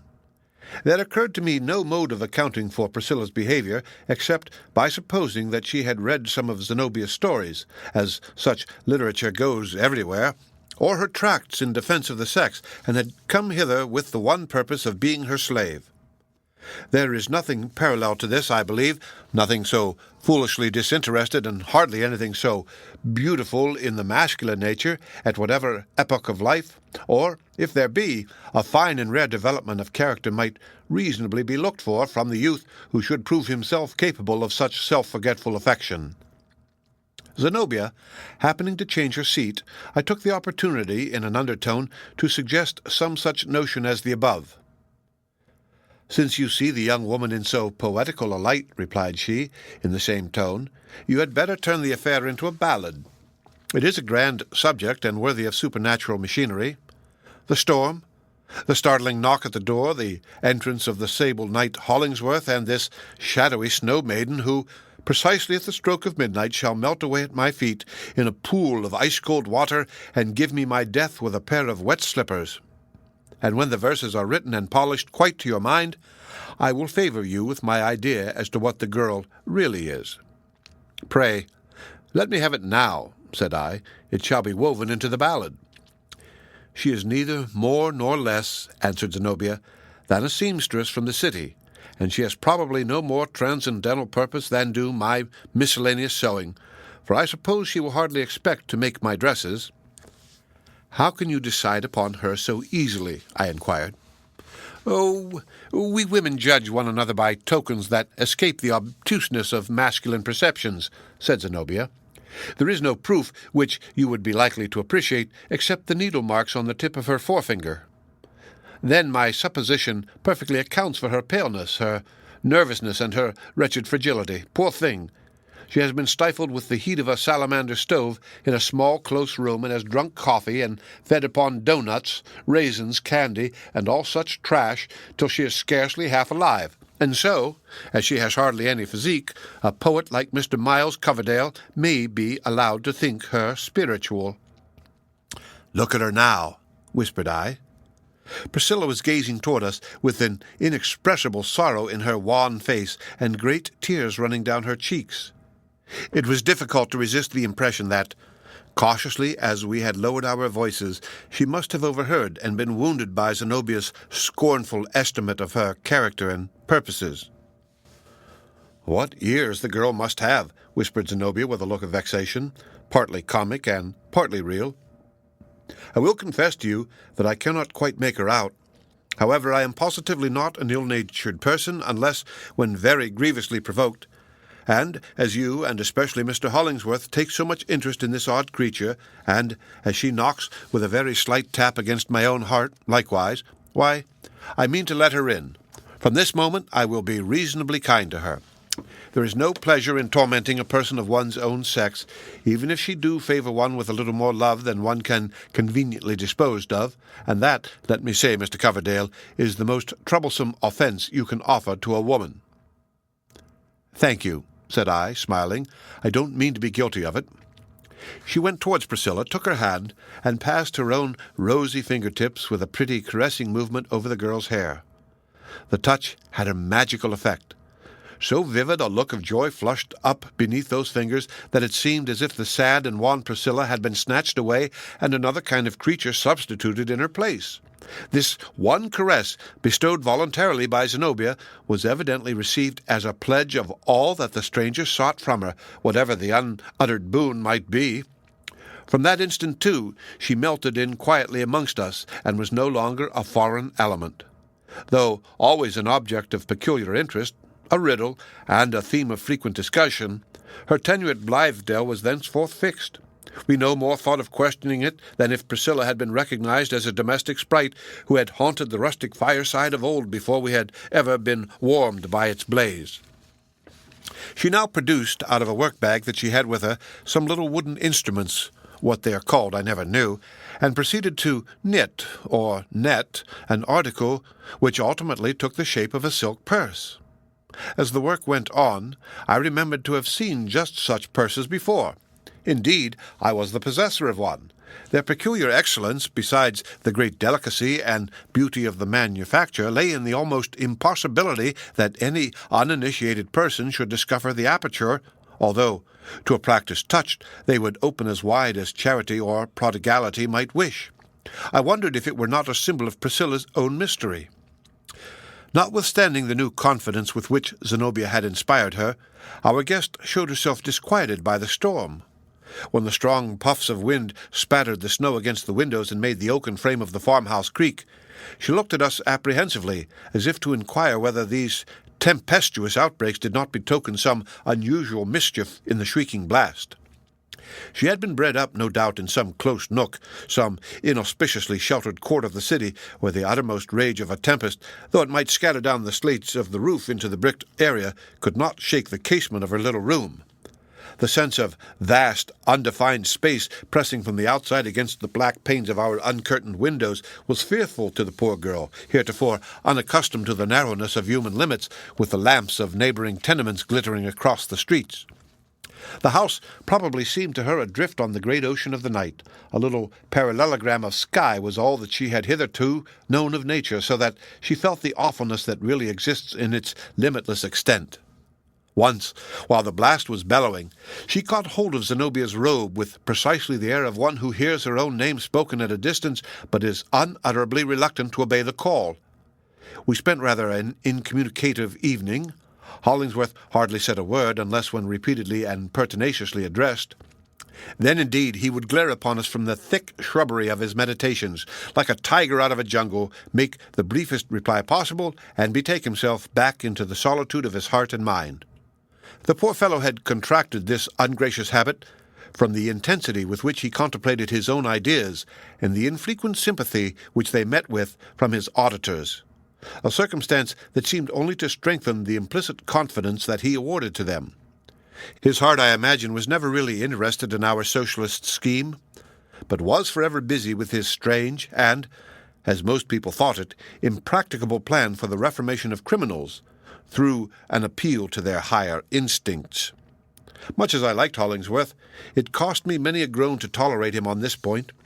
He ought to have commenced his investigation of the subject by perpetrating some huge sin in his proper person and examining the condition of his higher instincts afterwards.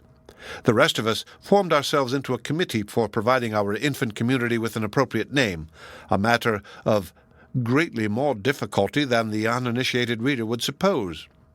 Blitheale was neither good nor bad.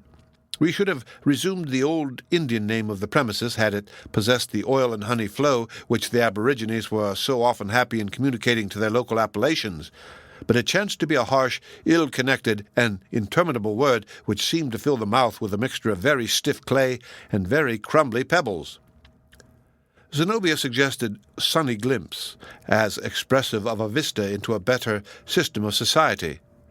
This we turned over and over for a while, acknowledging its prettiness, but concluded it to be rather too fine and sentimental a name, a fault inevitable by literary ladies in such attempts, for sunburnt men to work under.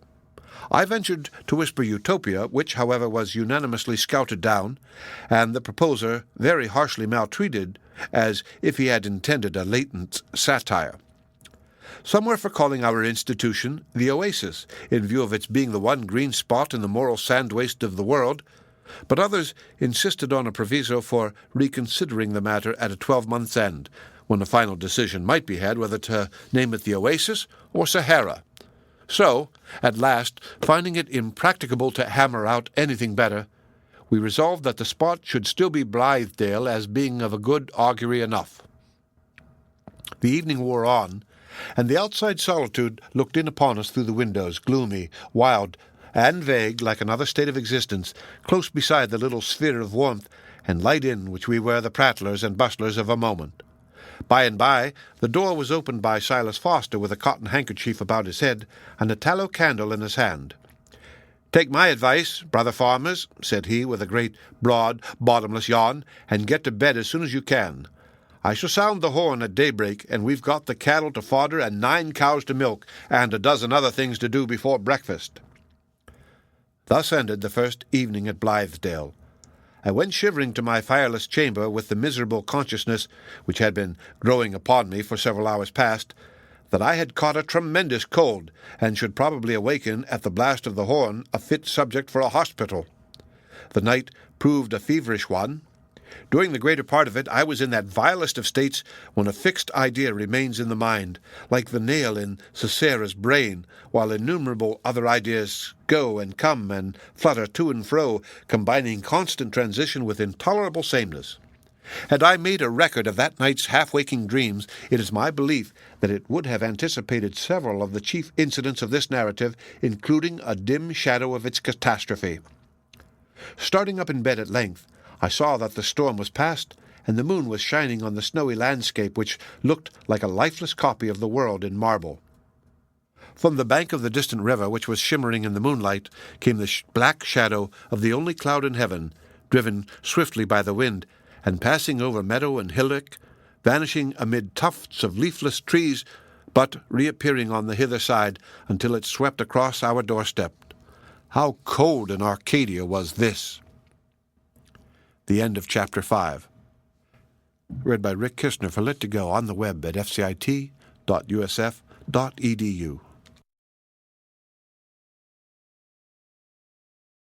The Blithedale Romance by Nathaniel Hawthorne. Chapter 4. The Supper Table. The pleasant firelight. I must still keep harping on it. The kitchen hearth had an old-fashioned breadth, depth, and spaciousness, far within which lay what seemed the bud of a good-sized oak tree, with the moisture bubbling merrily out of both ends. It was now half an hour beyond dusk. The blaze from an armful of substantial sticks, rendered more combustible by brushwood and pine, flickered powerfully on the smoke-blackened walls, and so cheered our spirits that we cared not what inclemency might rage and roar on the other side of our illuminated windows. A yet sultrier warmth was bestowed by a goodly quantity of peat, which was crumbling to white ashes among the burning brands, and incensed the kitchen with its not ungrateful fragrance. The exuberance of this household fire would alone have sufficed to bespeak us no true farmers, for the New England yeoman, if he have the misfortune to dwell within practicable distance of a wood market, is as niggardly of each stick as if it were a bar of California gold.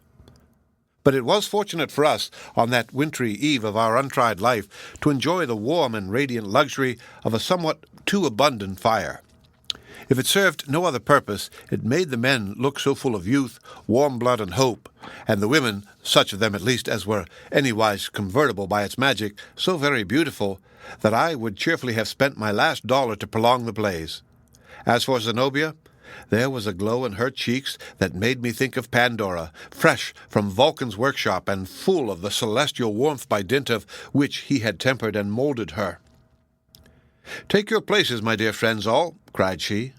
"Seat yourselves without ceremony, and you shall be made happy with such tea as not many of the world's working people except yourselves will find in their cups tonight. After this one supper, you may drink buttermilk if you please.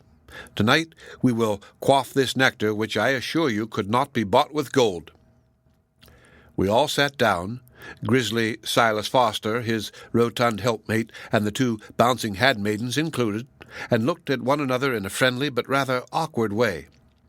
It was the first practical trial of our theories of equal brotherhood and sisterhood, and we people of superior cultivation and refinement, for as such I presume we unhesitatingly reckoned ourselves, felt as if something were already accomplished toward the millennium of love. The truth is, however, that the laboring oar was with our unpolished companions, it being far easier to condescend than to accept of condescension. Neither did I refrain from questioning in secret whether some of us, and Zenobia among the rest, would so quietly have taken our places among these good people, save for the cherished consciousness that it was not by necessity, but choice. Though we saw fit to drink our tea out of earthen cups tonight, and in earthen company, it was at our own option to use pictured porcelain and handle silver forks again tomorrow. This same salvo, as to the power of regaining our former position, contributed much, I fear, to the equanimity with which we subsequently bore many of the hardships and humiliations of a life of toil. If ever I have deserved, which has not often been the case, and I think never, but if ever I did deserve to be soundly cuffed by a fellow mortal for secretly putting weight upon some imaginary social advantage, it must have been while I was striving to prove myself ostentatiously his equal and no more.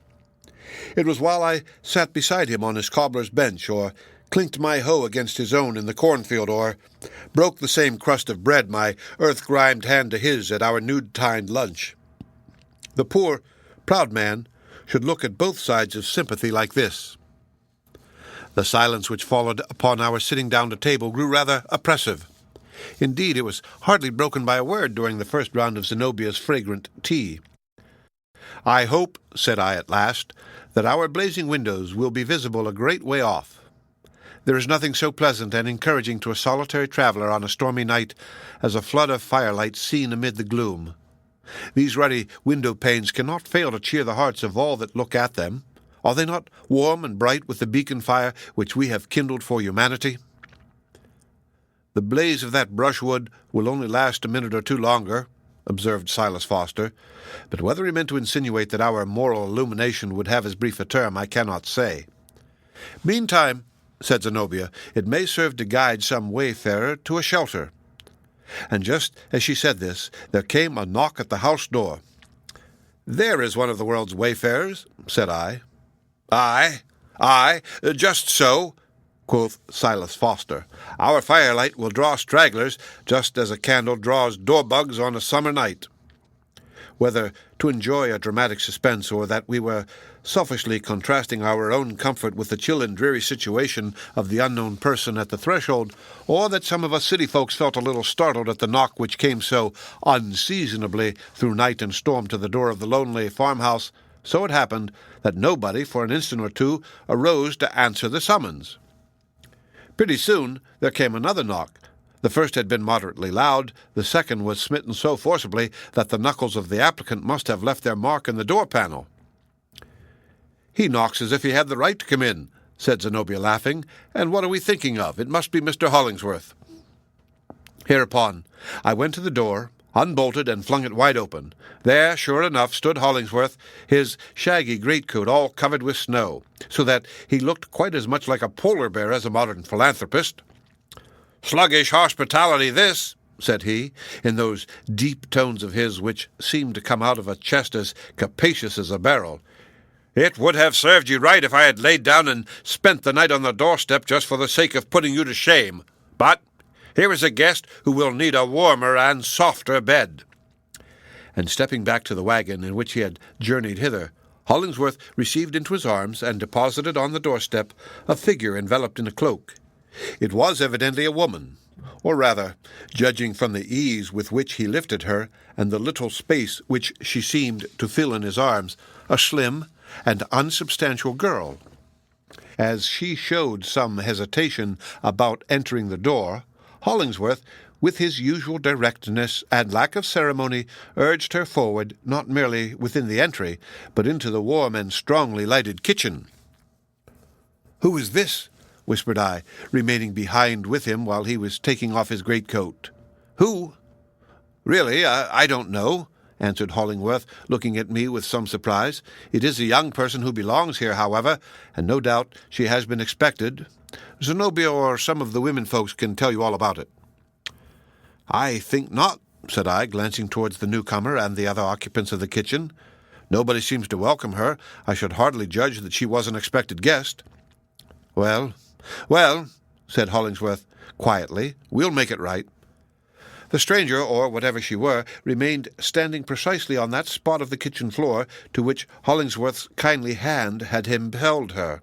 The cloak partly falling off, she was seen to be a very young woman, dressed in a poor but decent gown made high in the neck and without any regard to fashion or smartness. Her brown hair fell down from beneath a hood not in curls, but with only a slight wave. Her face was of a wan, almost sickly hue, betokening habitual seclusion from the sun and free atmosphere, like a flower shrub that had done its best to blossom in too scanty light. To complete the pitiableness of her aspect, she shivered either with cold or fear or nervous excitement, so that you might have beheld her shadow vibrating on the fire-lighted wall. In short, there has seldom been seen so depressed and sad a figure as this young girl's, and it was hardly possible to help being angry with her from mere despair of doing anything for her comfort. The fantasy occurred to me that she was some desolate kind of a creature doomed to wander about in snowstorms, and that, though the ruddiness of our window-panes had tempted her into a human dwelling, she would not remain long enough to melt the icicles out of her hair.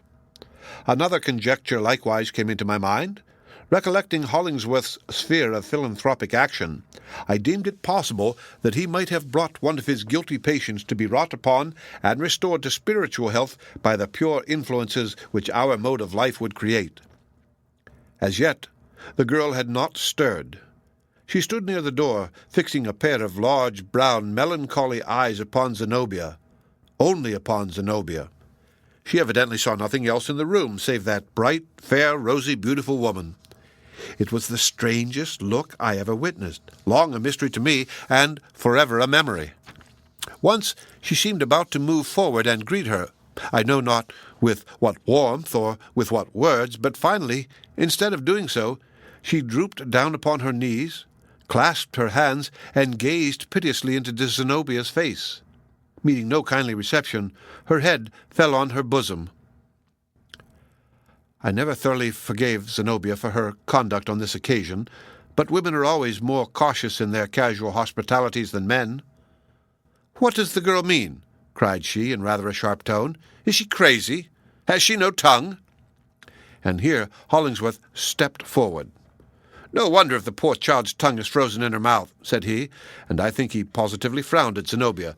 "The very heart will be frozen in her bosom unless you women can warm it among you with the warmth that ought to be in your own." Hollingsworth's appearance was very striking at this moment.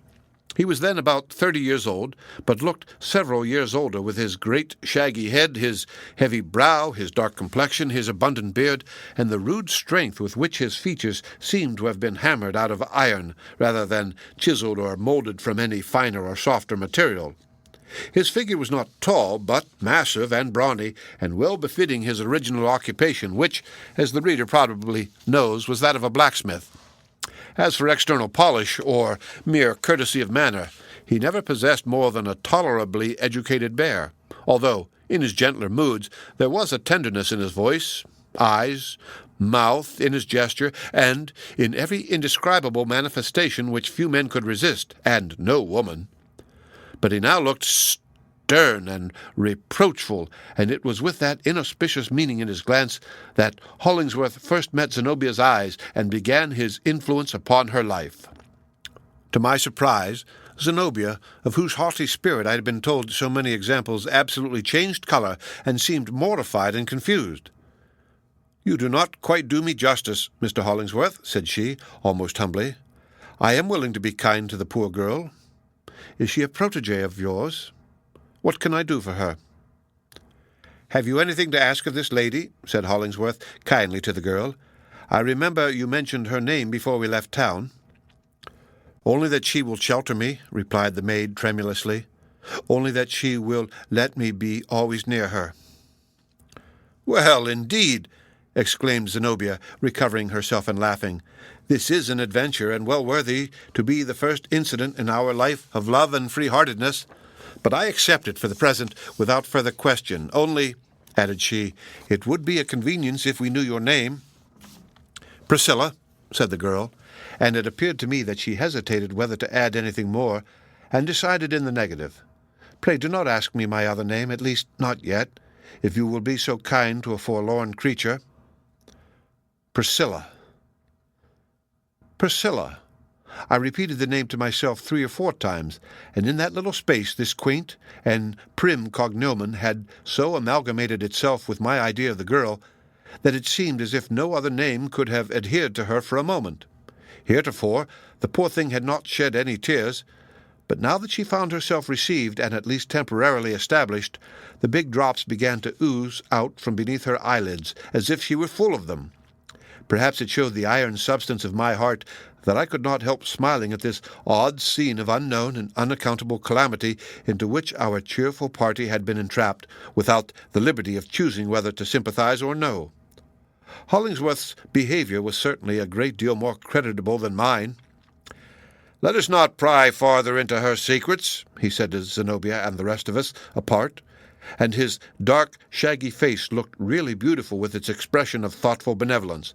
"Let us conclude that Providence has sent her to us as the first fruits of the world which we have undertaken to make happier than we find it. Let us warm her poor shivering body with this good fire, and her poor shivering heart with our best kindness.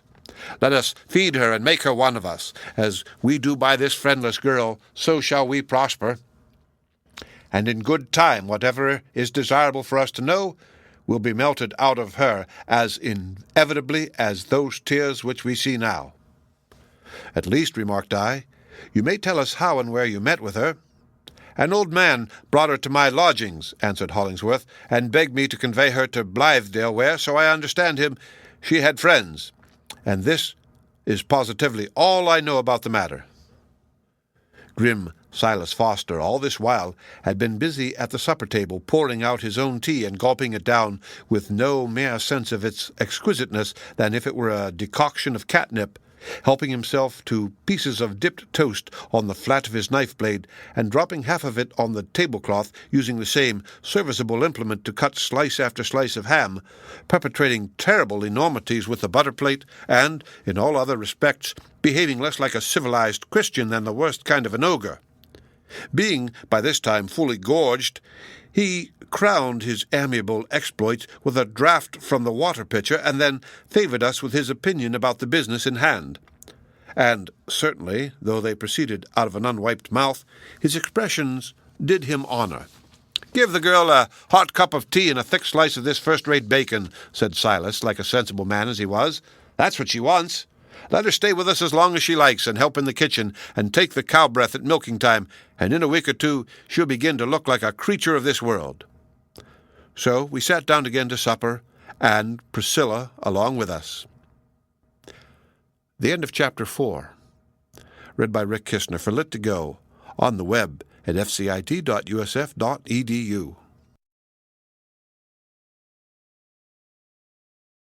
The Blitheale Romance by Nathaniel Hawthorne. Chapter 3, A Knot of Dreamers. Zenobia bade us welcome in a fine, frank, mellow voice, and gave each of us her hand, which was very soft and warm. She had something appropriate, I recollect, to say to every individual, and what she said to myself was this: I have long wished to know you, Mr. Coverdale, and to thank you for your beautiful poetry, some of which I have learned by heart, or rather, it has stolen into my memory without my exercising any choice or volition about the matter. Of course, permit me to say you do not think of relinquishing an occupation in which you have done yourself so much credit. I would almost rather give you up as an associate than that the world should lose one of its true poets. Ah, no. There will not be the slightest danger of that, especially after this inestimable praise from Zenobia, said I, smiling and blushing, no doubt, with excess of pleasure.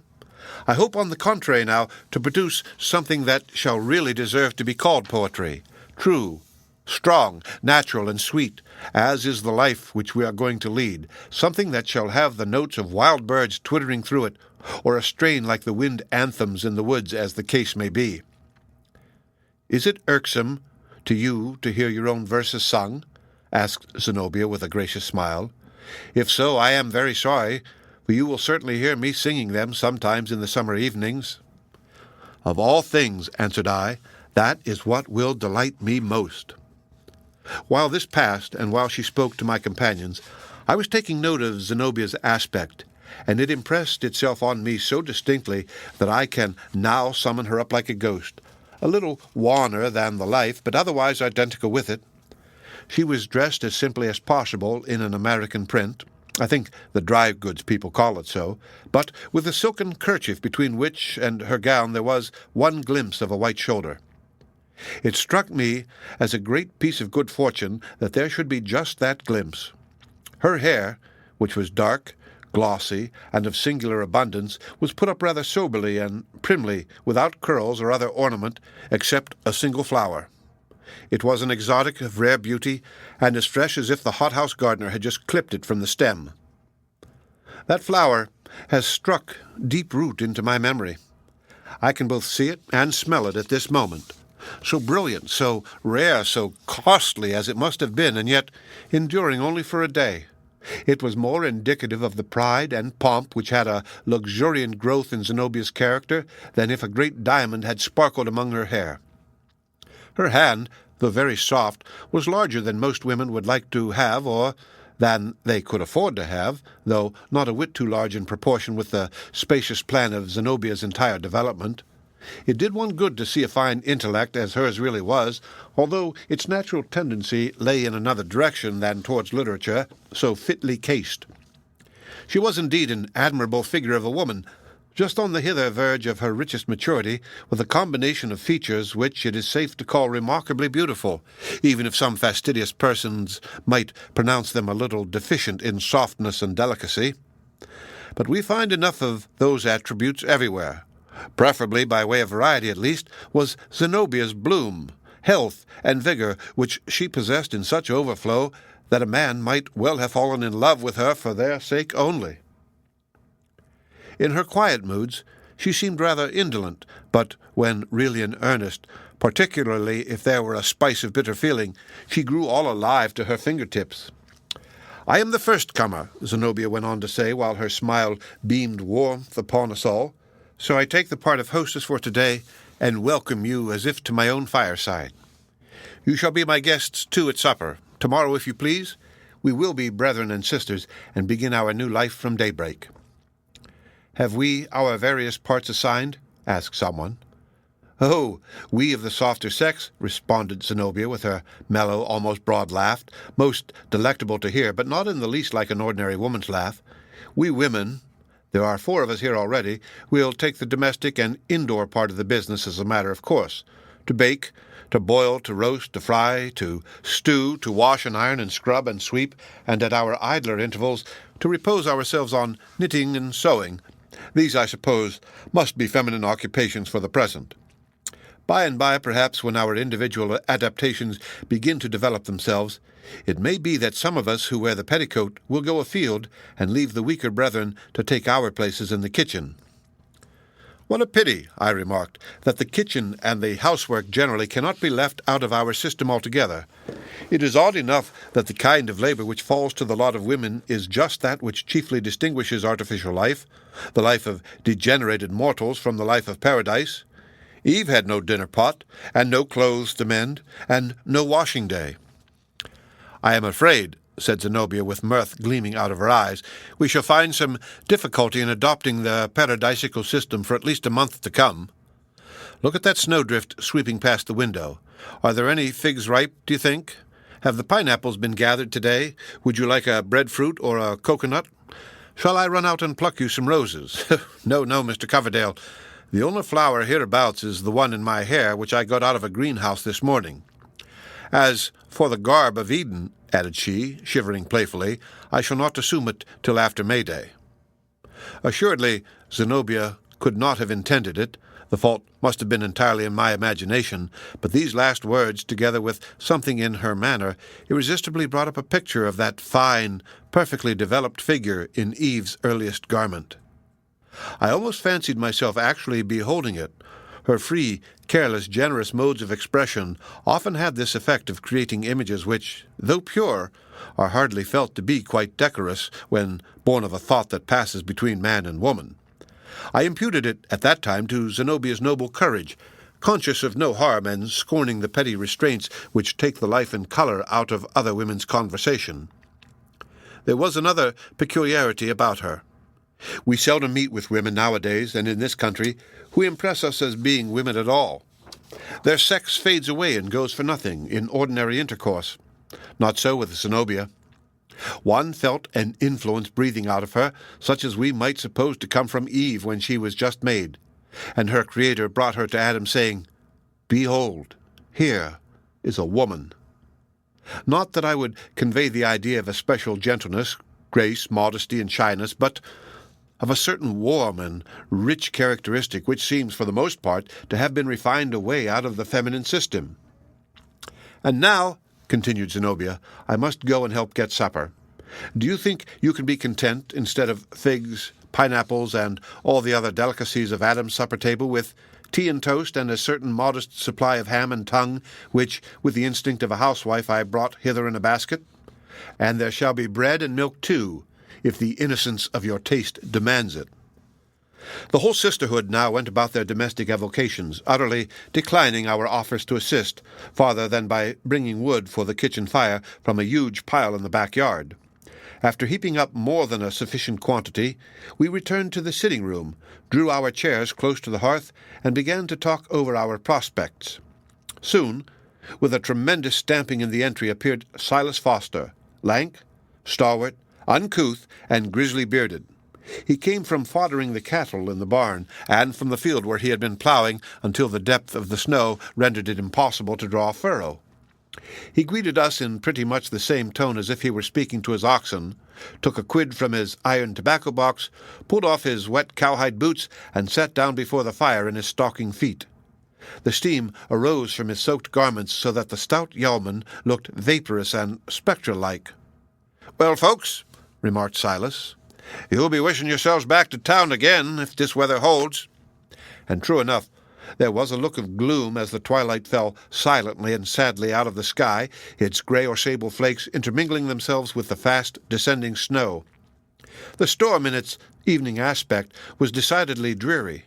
It seemed to have arisen for our special behoof, a symbol of the cold, desolate, distrustful phantoms that invariably haunt the mind on the eve of adventurous enterprises to warn us back within the boundaries of ordinary life. But our courage did not quail. We would not allow ourselves to be depressed by the snowdrift trailing past the window any more than if it had been the sigh of a summer wind among rustling boughs. There have been few brighter seasons for us than that. If ever men might lawfully dream awake and give utterance to their wildest visions without dread of laughter or scorn on the part of the audience, yes, and speak of earthly happiness for themselves and mankind as an object to be hopefully striven for and probably attained, we, who made that little semicircle around the blazing fire, were those very men. We had left the rusty iron framework of society behind us. We had broken through many hindrances that are powerful enough to keep most people on the weary treadmill of the established system, even while they feel its irksomeness almost as intolerable as we did. We had stepped down from the pulpit. We had flung aside the pen. We had shut up the ledger. We had thrown off that sweet, bewitching, enervating indolence which is better, after all, than most of the enjoyments within mortal grasp. It was our purpose, A generous one, certainly, and absurd, no doubt, in full proportion with its generosity to give up whatever we had heretofore attained for the sake of showing mankind the example of a life governed by other than the false and cruel principles on which society of man has all along been based. And first of all, we had divorced ourselves from pride, and were striving to supply its place with familiar love. We meant to lessen the laboring man's great burthen of toil by performing our due share of it at the cost of our own thews and sinews. We sought our profit by mutual aid instead of wresting it by the strong hand from an enemy, or filching it craftily from those less shrewd than ourselves, if indeed there were any such in New England, or winning it by selfish competition with a neighbor, in one or another of which fashions every son of woman both perpetrates and suffers his share of the common evil, whether he chooses it or no. And, as the basis of our institution, we proposed to offer up the earnest toil of our bodies as a prayer, no less than an effort for the advancement of our race. Therefore, if we built splendid castles, phalansteries perhaps they might be more fitly called, and pictured beautiful scenes among the fervid coals of the hearth around which we were clustering, and if all went to rack with the crumbling embers, and have never since arisen out of the ashes, let us take to ourselves no shame. In my own behalf, I rejoice that I could once think better of the world's improvability than it deserved. It is a mistake into which men seldom fall twice in a lifetime, or, if so, the rarer and higher is the nature that can thus magnanimously persist in error. Stout Silas Foster mingled little in our conversation, but when he did speak, it was very much to some practical purpose. For instance, "Which man among you," quoth he, "is the best judge of swine? Some of us must go to the next Brighton fair and buy 6 pigs. Pigs! Good heavens! Had we come out from among the swinish multitude for this? And again, in reference to some discussion about raising early vegetables for the market, "We shall never make any hand at market gardening," said Silas Foster, "unless the women folks will undertake to do all the weeding. We haven't team enough for that, and the regular farm work as well, reckoning 3 of you city folks as worth 1 common field hand. No, I tell you, we should have to get up a little too early in the morning to compete with the market gardeners round Boston." It struck me as rather odd that one of the first questions raised after our separation from the greedy, struggling, self-seeking world should relate to the possibility of getting the advantage over the outside barbarians in their own field of labor. But, to own the truth, I very soon became sensible that, as regarded society at large, we stood in a position of new hostility rather than new brotherhood. Nor could this fail to be the case in some degree until the bigger and better half of society should range itself on our side. Constituting so pitiful a minority as now, we were inevitably estranged from the rest of mankind in pretty fair proportion with the strictness of our mutual bond among ourselves. This dawning idea, however, was driven back into my inner consciousness by the entrance of Zenobia. She came with the welcome intelligence that supper was on the table. Looking at herself in the glass, and perceiving that her one magnificent flower had grown rather languid, probably by being exposed to the fervency of the kitchen fire, she flung it on the floor as unconcernedly as a village girl would throw away a faded violet. The action seemed proper to her character, although methought it would still more have befitted the bounteous nature of this beautiful woman to scatter fresh flowers from her hand, and to revive faded ones by her touch.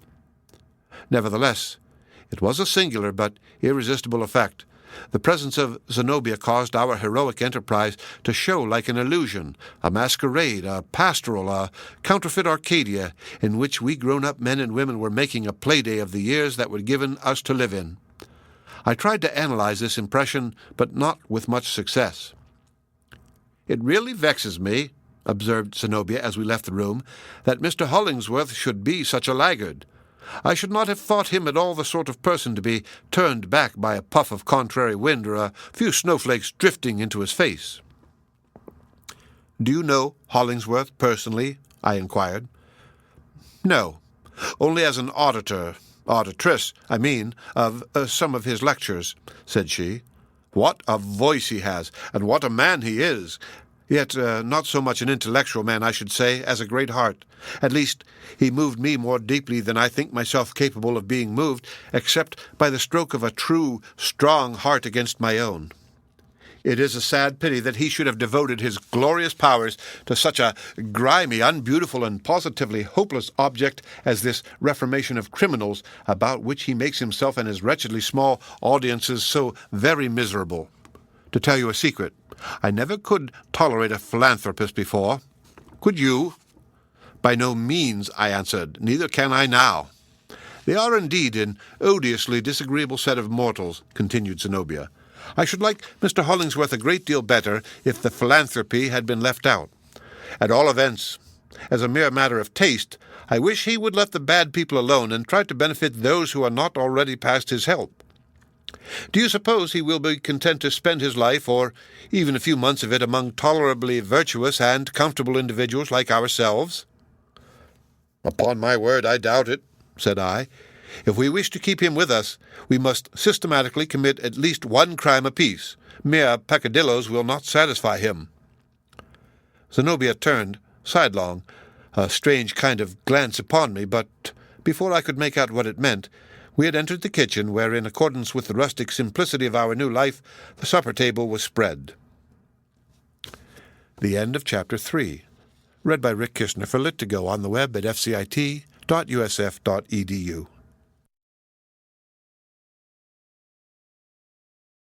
The Blithedale Romance by Nathaniel Hawthorne. Chapter 2. Blithedale. There can hardly remain for me, who am really getting to be a frosty bachelor with another white hair every week or so in my mustache, there can hardly flicker up again so cheery a blaze upon the hearth as that which I remember the next day at Blithedale. It was a wood fire in the parlor of an old farmhouse on an April afternoon, but with the fitful gusts of a wintry snowstorm roaring in the chimney. Vividly does that fireside recreate itself as I rake away the ashes from the embers in my memory and blow them up with a sigh for lack of a more inspiring breath. Vividly, for an instant, but anon, with the dimmest gleam and with just as little fervency for my heart as for my finger ends. The staunch oaken logs were long ago burnt out. Their genial glow must be represented, if at all, by the merest phosphoric glimmer, like that which exudes rather than shines from damp fragments of decayed trees, deluding the benighted wanderer through a forest. Around such chill mockery of a fire, some few of us might sit on the withered leaves, spreading out each a palm towards the imaginary warmth, and talk over our exploded scheme for beginning the life of paradise anew. Paradise indeed!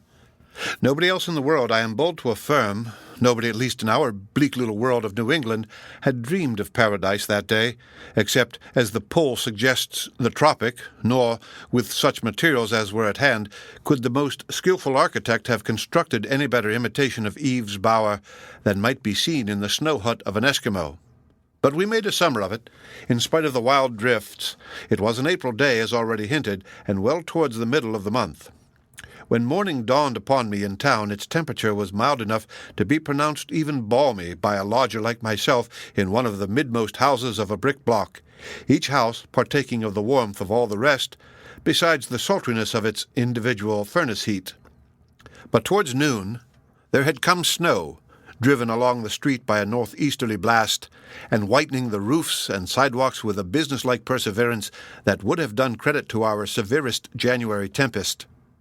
It set about its task apparently as much in earnest as if it had guaranteed from a thaw for months to come.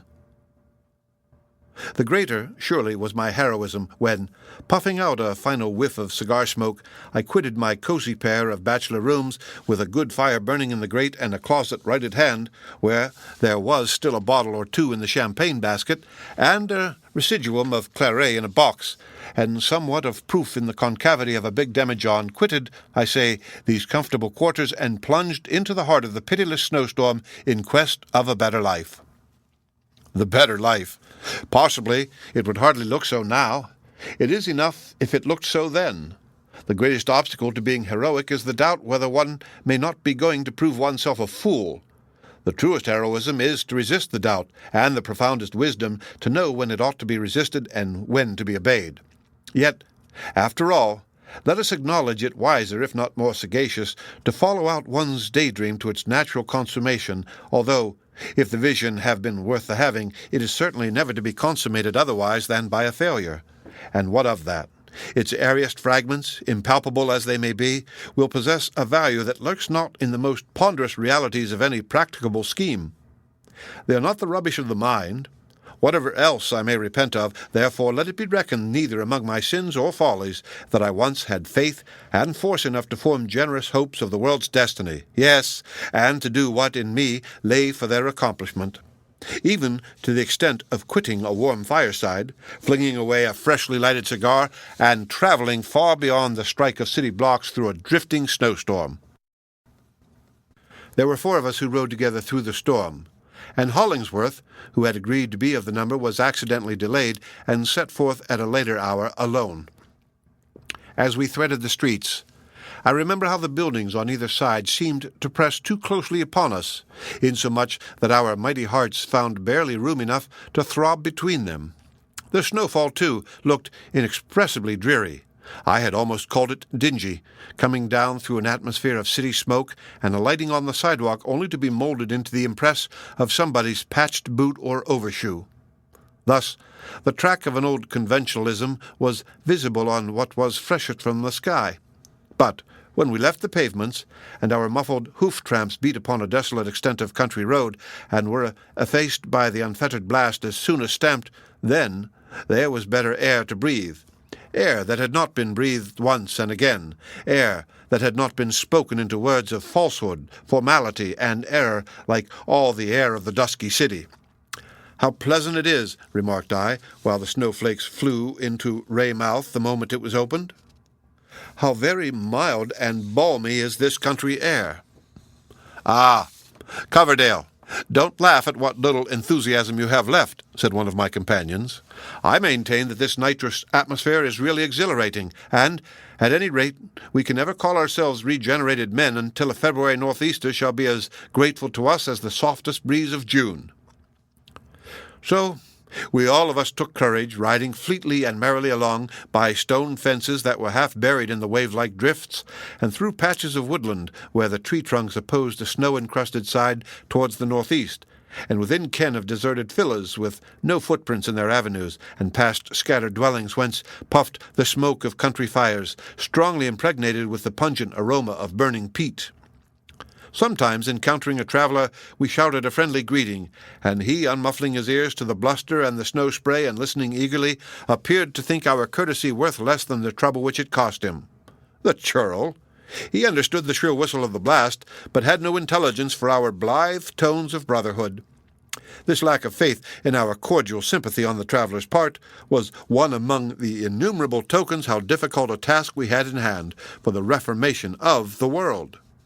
We rode on, however, with still unflagging spirits, and made such good companionship with the tempest that, at our journey's end, we professed ourselves almost loath to bid the rude blusterer good-bye. But, to own the truth, I was little better than an icicle, and began to be suspicious that I had caught a fearful cold. And now we were seated by the brisk fireside of the old farmhouse, the same fire that glimmers so faintly among my reminiscences at the beginning of this chapter. There we sat, with the snow melting out of our hair and beards, and our faces all ablaze, what with the past inclemency and present warmth. It was indeed a right good fire that we found awaiting us, built up of great rough logs and knotty limbs and splintered fragments of an oak tree, such as farmers are wont to keep for their own hearths, since these crooked and unmanageable boughs could never be measured into merchantable cords for the market. A family of the old pilgrims might have swung their kettle over precisely such a fire as this, only no doubt a bigger one, and contrasting it with my coal grate, I felt, so much the more, that we had transported ourselves a world-wide distance from the system of society that shackled us at breakfast-time. Good, comfortable Mrs. Foster, the wife of stout Silas Foster, who was to manage the farm at a fair stipend and be our tutor in the art of husbandry, bade us a hearty welcome. At her back, a back of generous breadth, appeared 2 young women, smiling most hospitably, but looking rather awkward withal, as not well knowing what was to be their position in our new arrangement of the world. We shook hands affectionately all round, and congratulated ourselves that the blessed state of brotherhood and sisterhood at which we aimed might fairly be dated from this moment. Our greetings were hardly concluded when the door opened, and Zenobia, whom I had never before seen, important as was her place in our enterprise, Zenobia entered the parlor. This, as the reader, if at all acquainted with our literary biography, need scarcely be told, was not her real name. She had assumed it, in the first instance, as her magazine signature, and as it accorded well with something imperial which her friends attributed to this lady's figure and deportment, they, half-laughingly, adopted it in their familiar intercourse with her. She took the appellation in good part, and even encouraged its constant use, which in fact was thus far appropriate that our Zenobia, however humble looked her new philosophy, had as much native pride as any queen would have known what to do with. The end of Chapter 2. Read by Rick Kistner for Lit2Go on the web at fcit.usf.edu.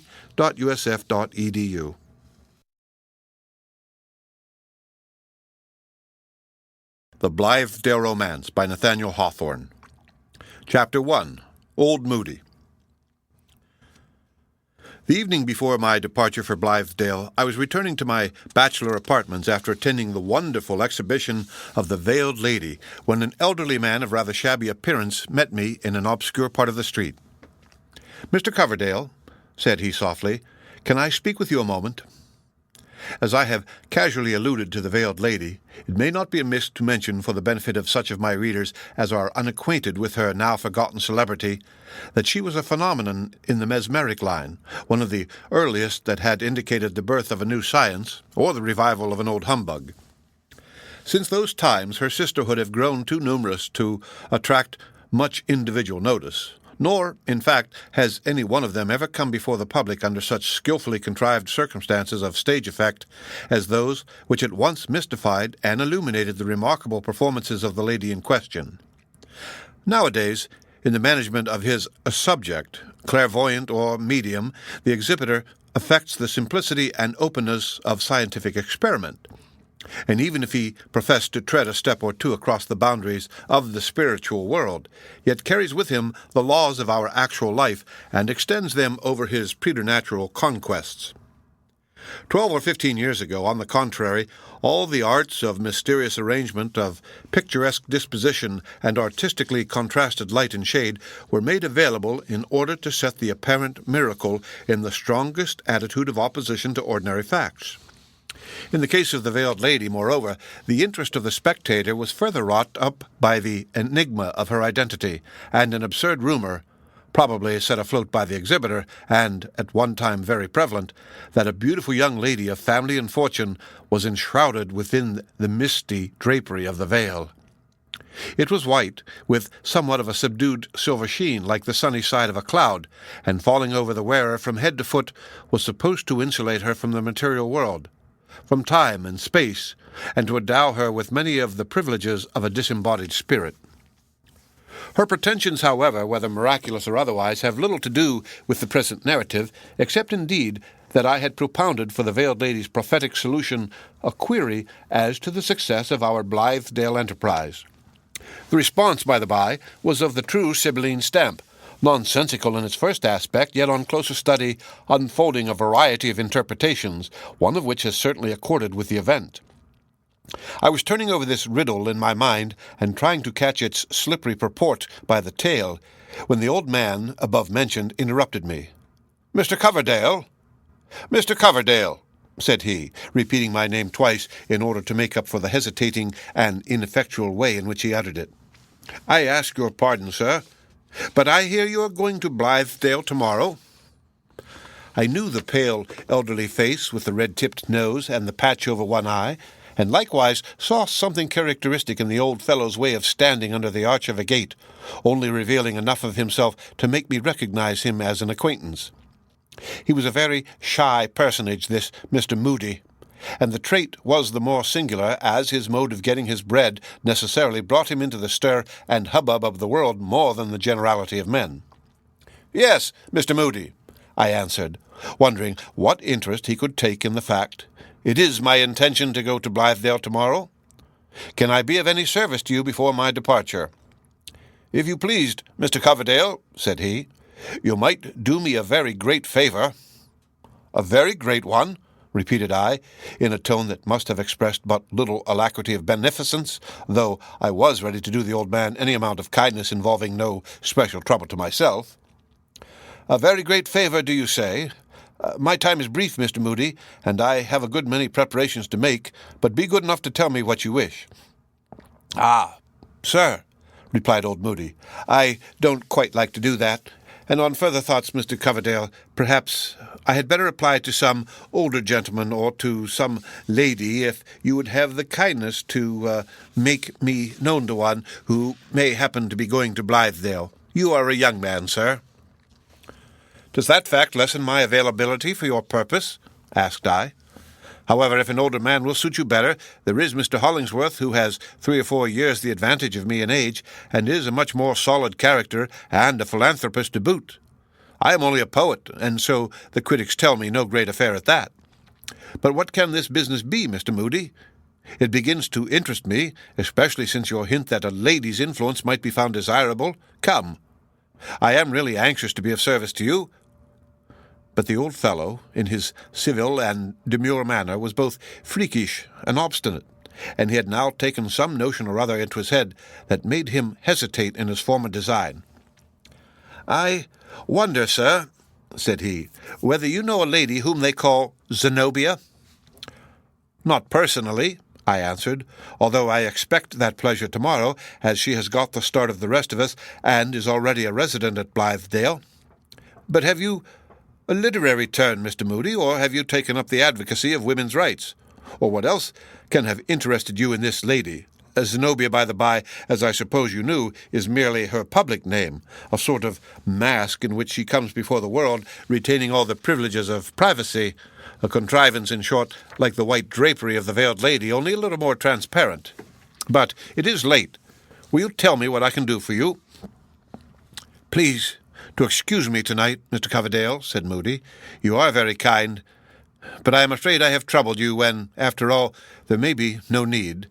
Perhaps with your good leave I will come to your lodgings tomorrow morning before you set out for Blithedale. I wish you good night, sir, and beg pardon for stopping you." And so he slips away, and as he did not show himself the next morning, it was only through subsequent events that I ever arrived at a plausible conjecture as to what his business could have been. Arriving at my room, I threw a lump of cannel coal upon the grate, lighted a cigar, and spent an hour in musings of every hue from the brightest to the most sombre, being in truth not so very confident as at some former periods that this final step, which would mix me up irrevocably with the Blithedale affair, was the wisest that could possibly be taken. It was nothing short of midnight when I went to bed after drinking a glass of particularly fine sherry on which I used to pride myself in those days. It was the very last bottle, and I finished it with a friend the next forenoon before setting out for Blithedale. The end of Chapter 1. Read by Rick Kishner for Lit to Go on the web at fcit.usf.edu.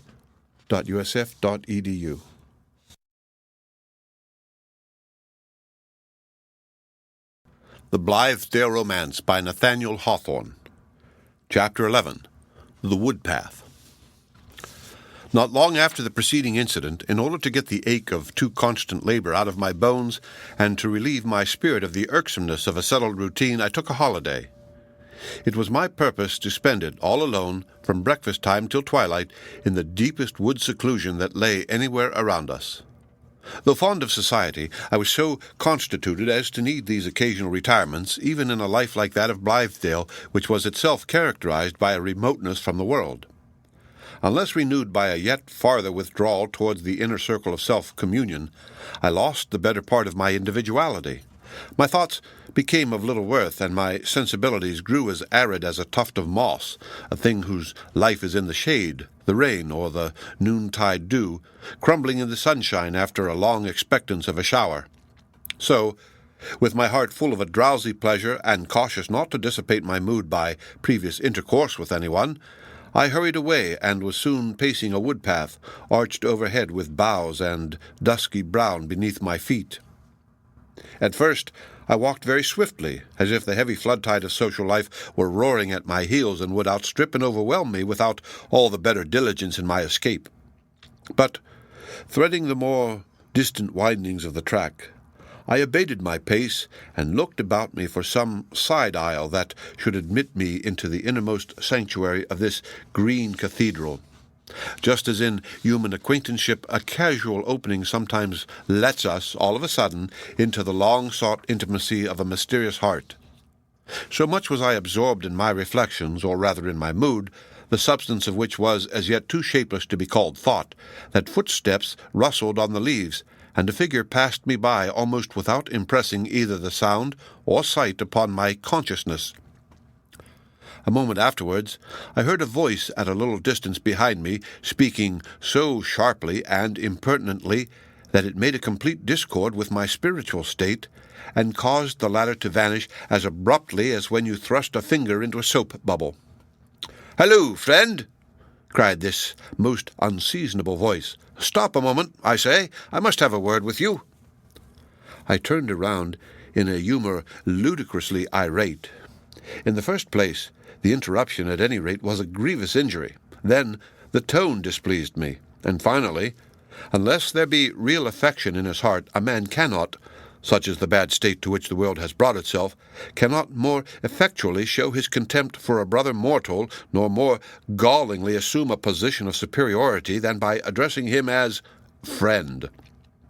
Especially does the misapplication of this phrase bring out that latent hostility which is sure to animate peculiar sects and those who, with however generous a purpose, have sequestered themselves from the crowd.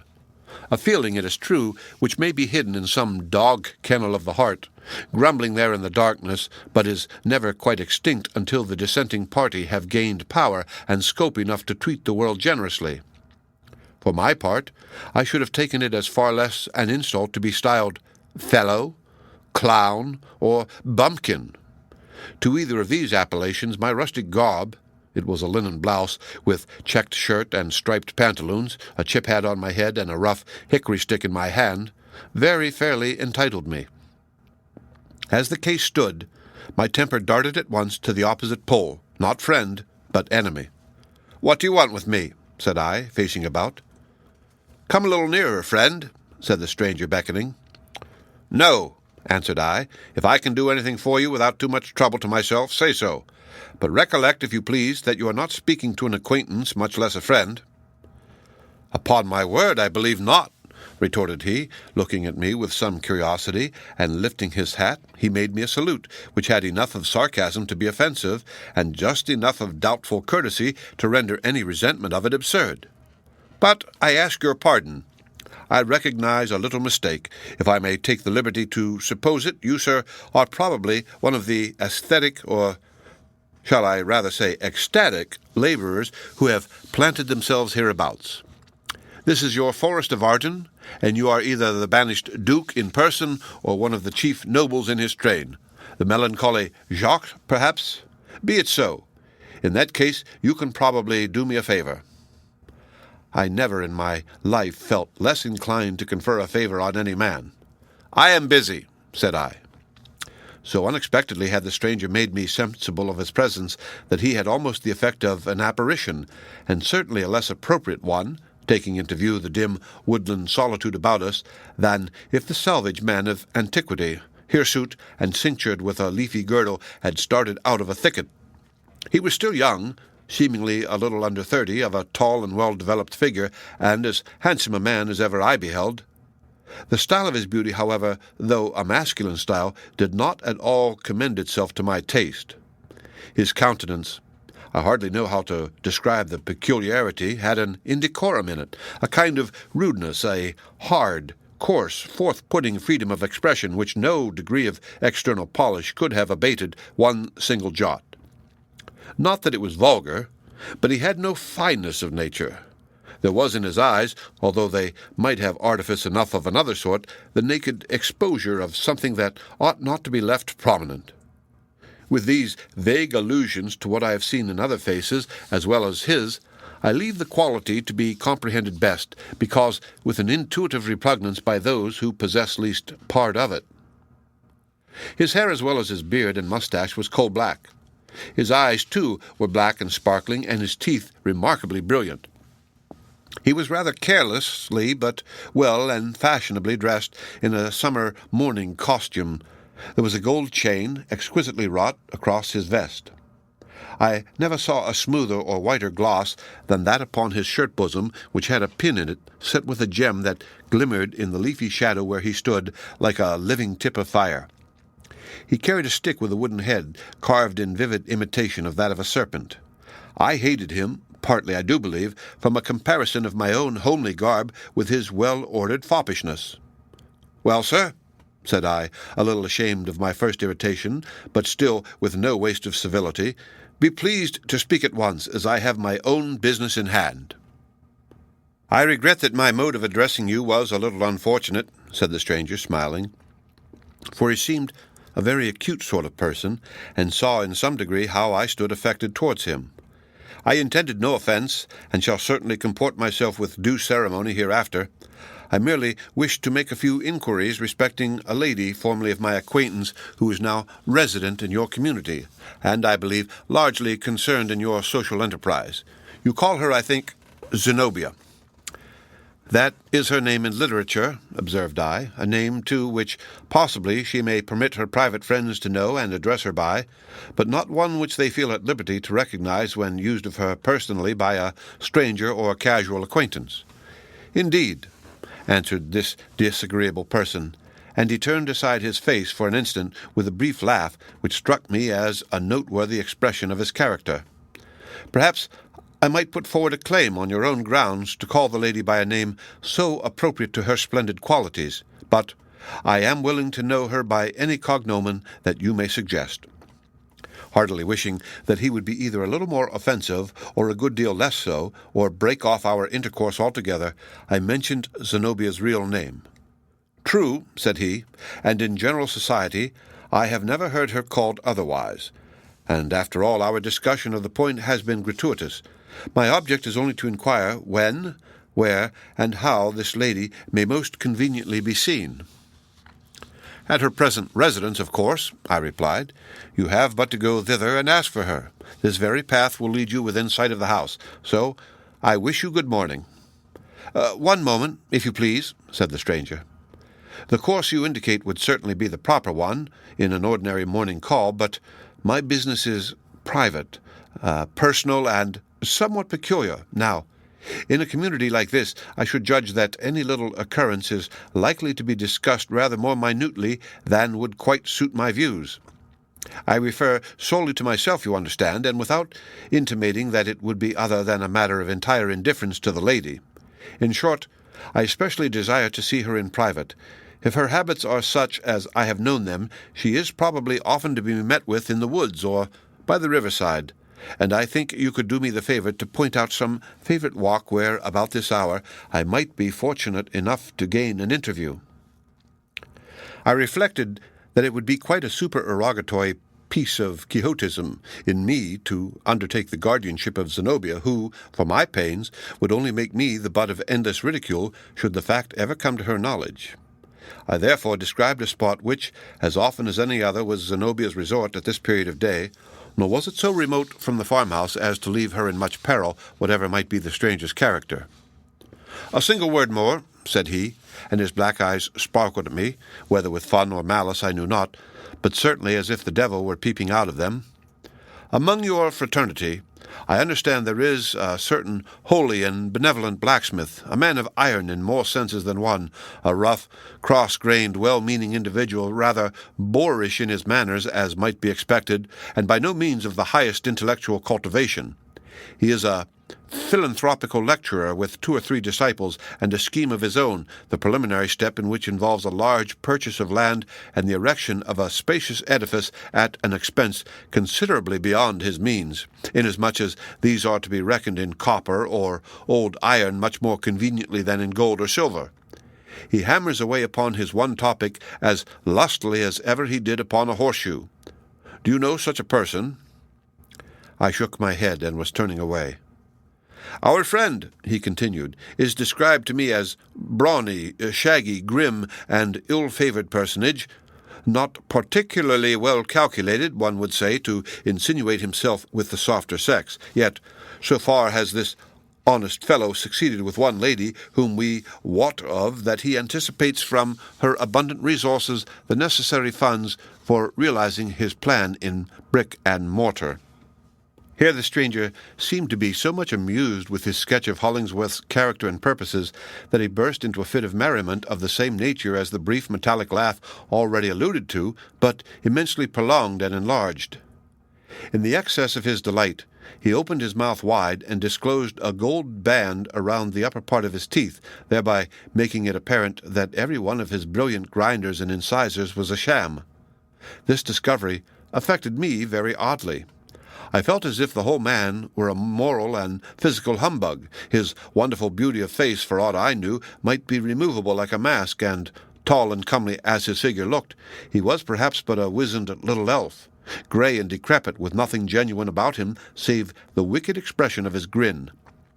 The fantasy of his spectral character so wrought upon me, together with the contagion of his strange mirth on my sympathies, that I soon began to laugh as loudly as himself.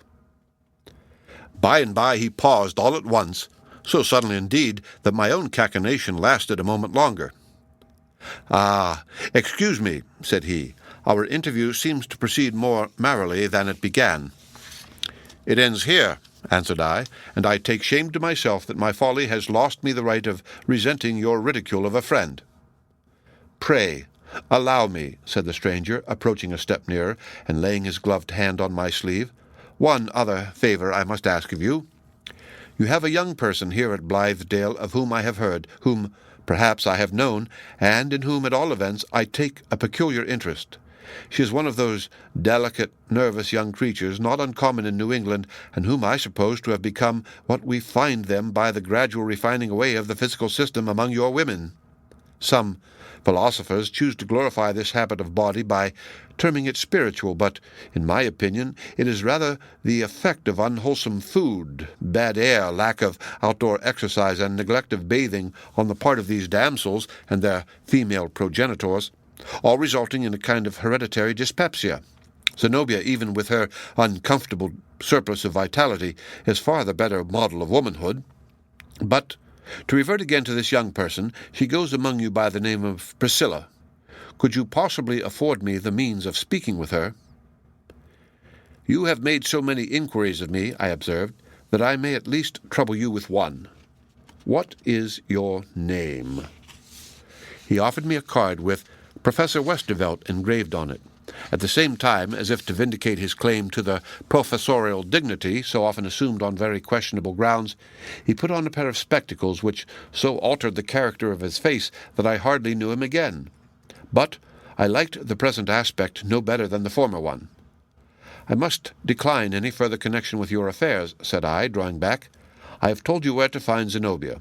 As for Priscilla, she has closer friends than myself, through whom, if they see fit, you can gain access to her." "In that case," returned the professor, ceremoniously raising his hat, "good morning to you."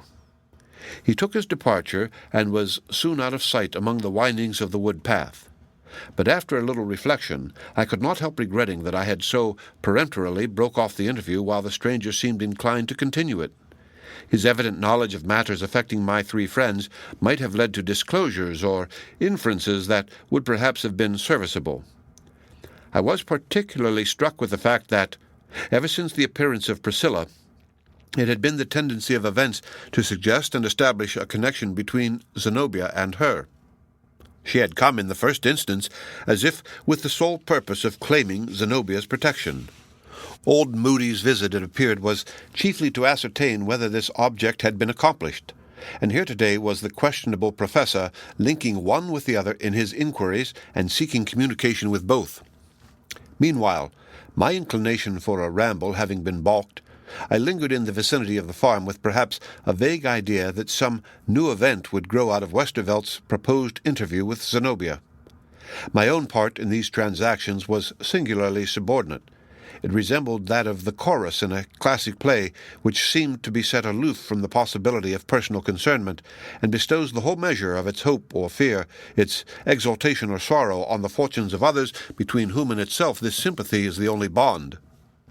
Destiny, it may be, the most skillful of stage managers, seldom chooses to arrange its scenes and carry forward its drama without securing the presence of at least one calm observer. It is his office to give applause when due, and sometimes an inevitable tear to detect the final fitness of incident to character, and distill in his long brooding thought the whole morality of the performance. Not to be out of the way, in case there were need of me in my vocation, and at the same time to avoid thrusting myself where neither destiny nor mortals might desire my presence, I remained pretty near the verge of the woodlands. My position was off the track of Zenobia's customary walk, yet not so remote but that a recognized occasion might speedily have brought me thither. The end of Chapter 11. Read by Rick Kistner for Lit2Go on the web at fcit.usf.edu.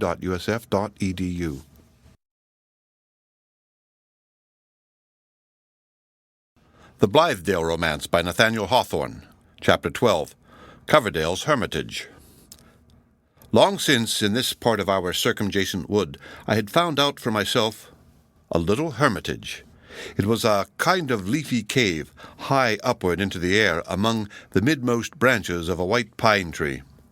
A wild grapevine of unusual size and luxuriance had twined and twisted itself up into the tree, and, after wreathing the entanglement of its tendrils around almost every bough, had caught hold of 3 or 4 neighboring trees and married the whole clump with a perfectly inextricable knot of polygamy. Once, while sheltering myself from a summer shower, the fancy had taken me to clamber up into this seemingly impervious mass of foliage. The branches yielded me a passage and closed again beneath, as if only a squirrel or a bird had passed. Far aloft, around the stem of the central pine, behold a perfect nest for Robinson Crusoe or King Charles. A hollow chamber of rare seclusion had been formed by the decay of some of the pine branches which the vine had lovingly strangled with its embrace, burying them from the light of day in an aerial sepulchre of its own leaves. It cost me but little ingenuity to enlarge the interior and open loopholes through the verdant walls. Had it ever been my fortune to spend a honeymoon, I should have thought seriously of inviting my bride up thither, where our next neighbors would have been 2 orioles in another part of the clump. It was an admirable place to make verses, tuning the rhythm to the breezy symphony that so often stirred among the vine leaves, or to meditate an essay for the dial in which the many tongues of nature whispered mysteries, and seemed to ask only a little stronger puff of wind to speak out the solution of its riddle. Being so pervious to air currents, it was just the nook, too, for the enjoyment of a cigar. This hermitage was my one exclusive possession, while I counted myself a brother of the socialists. It symbolized my individuality and aided me in keeping it inviolate. None ever found me out in it, except once a squirrel. I brought thither no guest, because after Hollingsworth failed me, there was no longer the man alive with whom I could think of sharing all. So there I used to sit, owl-like, yet not without liberal and hospitable thoughts. I counted the innumerable clusters of my vine, and forereckoned the abundance of my vintage. It gladdened me to anticipate the surprise of the community when, like an allegorical figure of rich October, I should make my appearance with shoulders bent beneath the burthen of ripe grapes, and some of the crushed ones crimsoning my brow as with a blood-stain. Ascending into this natural turret, I peeped in turn out of several of its small windows. The pine tree, being ancient, rose high above the rest of the wood, which was of comparatively recent growth. Even where I sat, about midway between the root and the topmost bough, my position was lofty enough to serve as an observatory, not for starry investigations, but for those sublunary matters in which lay a lore as infinite as that of the planets. Through one loophole I saw the river lapsing calmly onward, while in the meadow near its brink a few of the brethren were digging peat for our winter's fuel. On the interior cart road of our farm I discerned Hollingsworth with a yoke of oxen hitched to a drag of stones that were to be piled into a fence on which we employed ourselves at the odd intervals of other labor. The harsh tones of his voice, shouted to the sluggish steers, made me sensible, even at such a distance, that he was ill at ease, and that the balked philanthropist had the battle spirit in his heart. "Hugh Buck," quoth he, "come along there, ye lazy ones. What are ye about now? Chee!" Mankind, in Hollingsworth's opinion, thought I, is but another yoke of oxen, as stubborn, stupid, and sluggish as our old Brown and Bright. He vituperates us aloud and curses us in his heart, and will begin to prick us with the goad-stick by and by. But are we his oxen? And what right has he to be the driver? And why, when there is enough else to do, should we waste our strength in dragging home the ponderous load of his philanthropic absurdities? At my height above the earth, the whole matter looks ridiculous. Turning towards the farmhouse, I saw Priscilla, for, though a great way off, the eye of faith assured me that it was she, sitting at Zenobia's window and making little purses, I suppose, or perhaps mending the community's old linen. A bird flew past my tree, and as it clove its way onward into the sunny atmosphere, I flung it a message for Priscilla. "Tell her," said I, "that her fragile thread of life has inextricably knotted itself with other and tougher threads, and most likely it will be broken. Tell her that Zenobia will not be long her friend. Say that Hollingsworth's heart is on fire with his own purpose, but icy for all human affection, and that, if she has given him her love, it is like casting a flower into a sepulchre. And say that, if any mortal really cares for her, it is myself, and not even I for her realities, poor little seamstress, as Zenobia rightly called her, but for the fancy work with which I have idly decked her out." The pleasant scent of the wood, evolved by the hot sun, stole up to my nostrils as if I had been an idol in its niche. Many trees mingled their fragrance into a thousandfold odor. Possibly there was a sensual influence in the broad light of noon that lay beneath me. It may have been the cause, in part, that I suddenly found myself possessed by a mood of disbelief in moral beauty or heroism, and a conviction of the folly of attempting to benefit the world. Our especial scheme of reform, which from my observatory I could take in with the bodily eye, looked so ridiculous that it was impossible not to laugh aloud. But the joke is a little too heavy, thought I. If I were wise, I should get out of the scrape with all diligence, and then laugh at my companions for remaining in it. While thus musing, I heard, with perfect distinctness, somewhere in the wood beneath, the peculiar laugh which I have described as one of the disagreeable characteristics of Professor Westervelt. It brought my thoughts back to our recent interview. I recognized, as chiefly due to this man's influence, the skeptical and sneering view which just now had filled my mental vision in regard to all life's better purposes.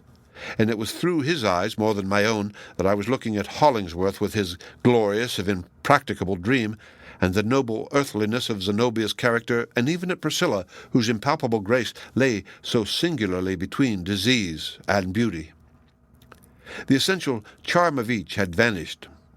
There are some spheres, the contact with which inevitably degrades the high, debases the pure, deforms the beautiful.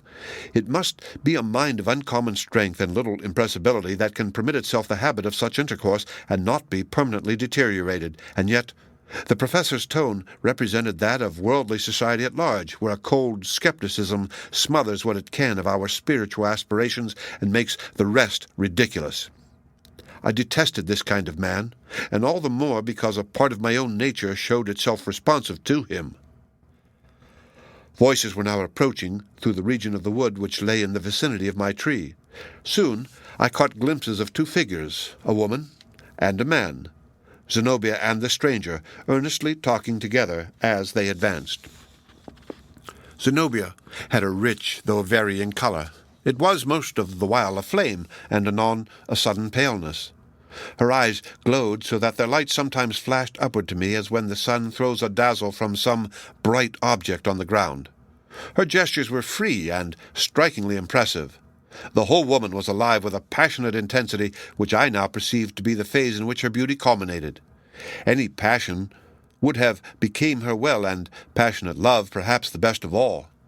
This was not love, but anger, largely intermixed with scorn. Yet the idea strangely forced itself upon me that there was a sort of familiarity between these two companions, necessarily the result of an intimate love, on Zenobia's part, at least, in days gone by, but which had prolonged itself into as intimate a hatred for all futurity. As they passed among the trees, reckless as her movement was, she took good heed that even the hem of her garment should not brush against the stranger's person. I wondered whether there had always been a chasm guarded so religiously betwixt these two. As for Westervelt, he was not a whit more warmed by Zenobia's passion than a salamander by the heat of its native furnace. He would have been absolutely statuesque, save for a look of slight perplexity tinctured strongly with derision.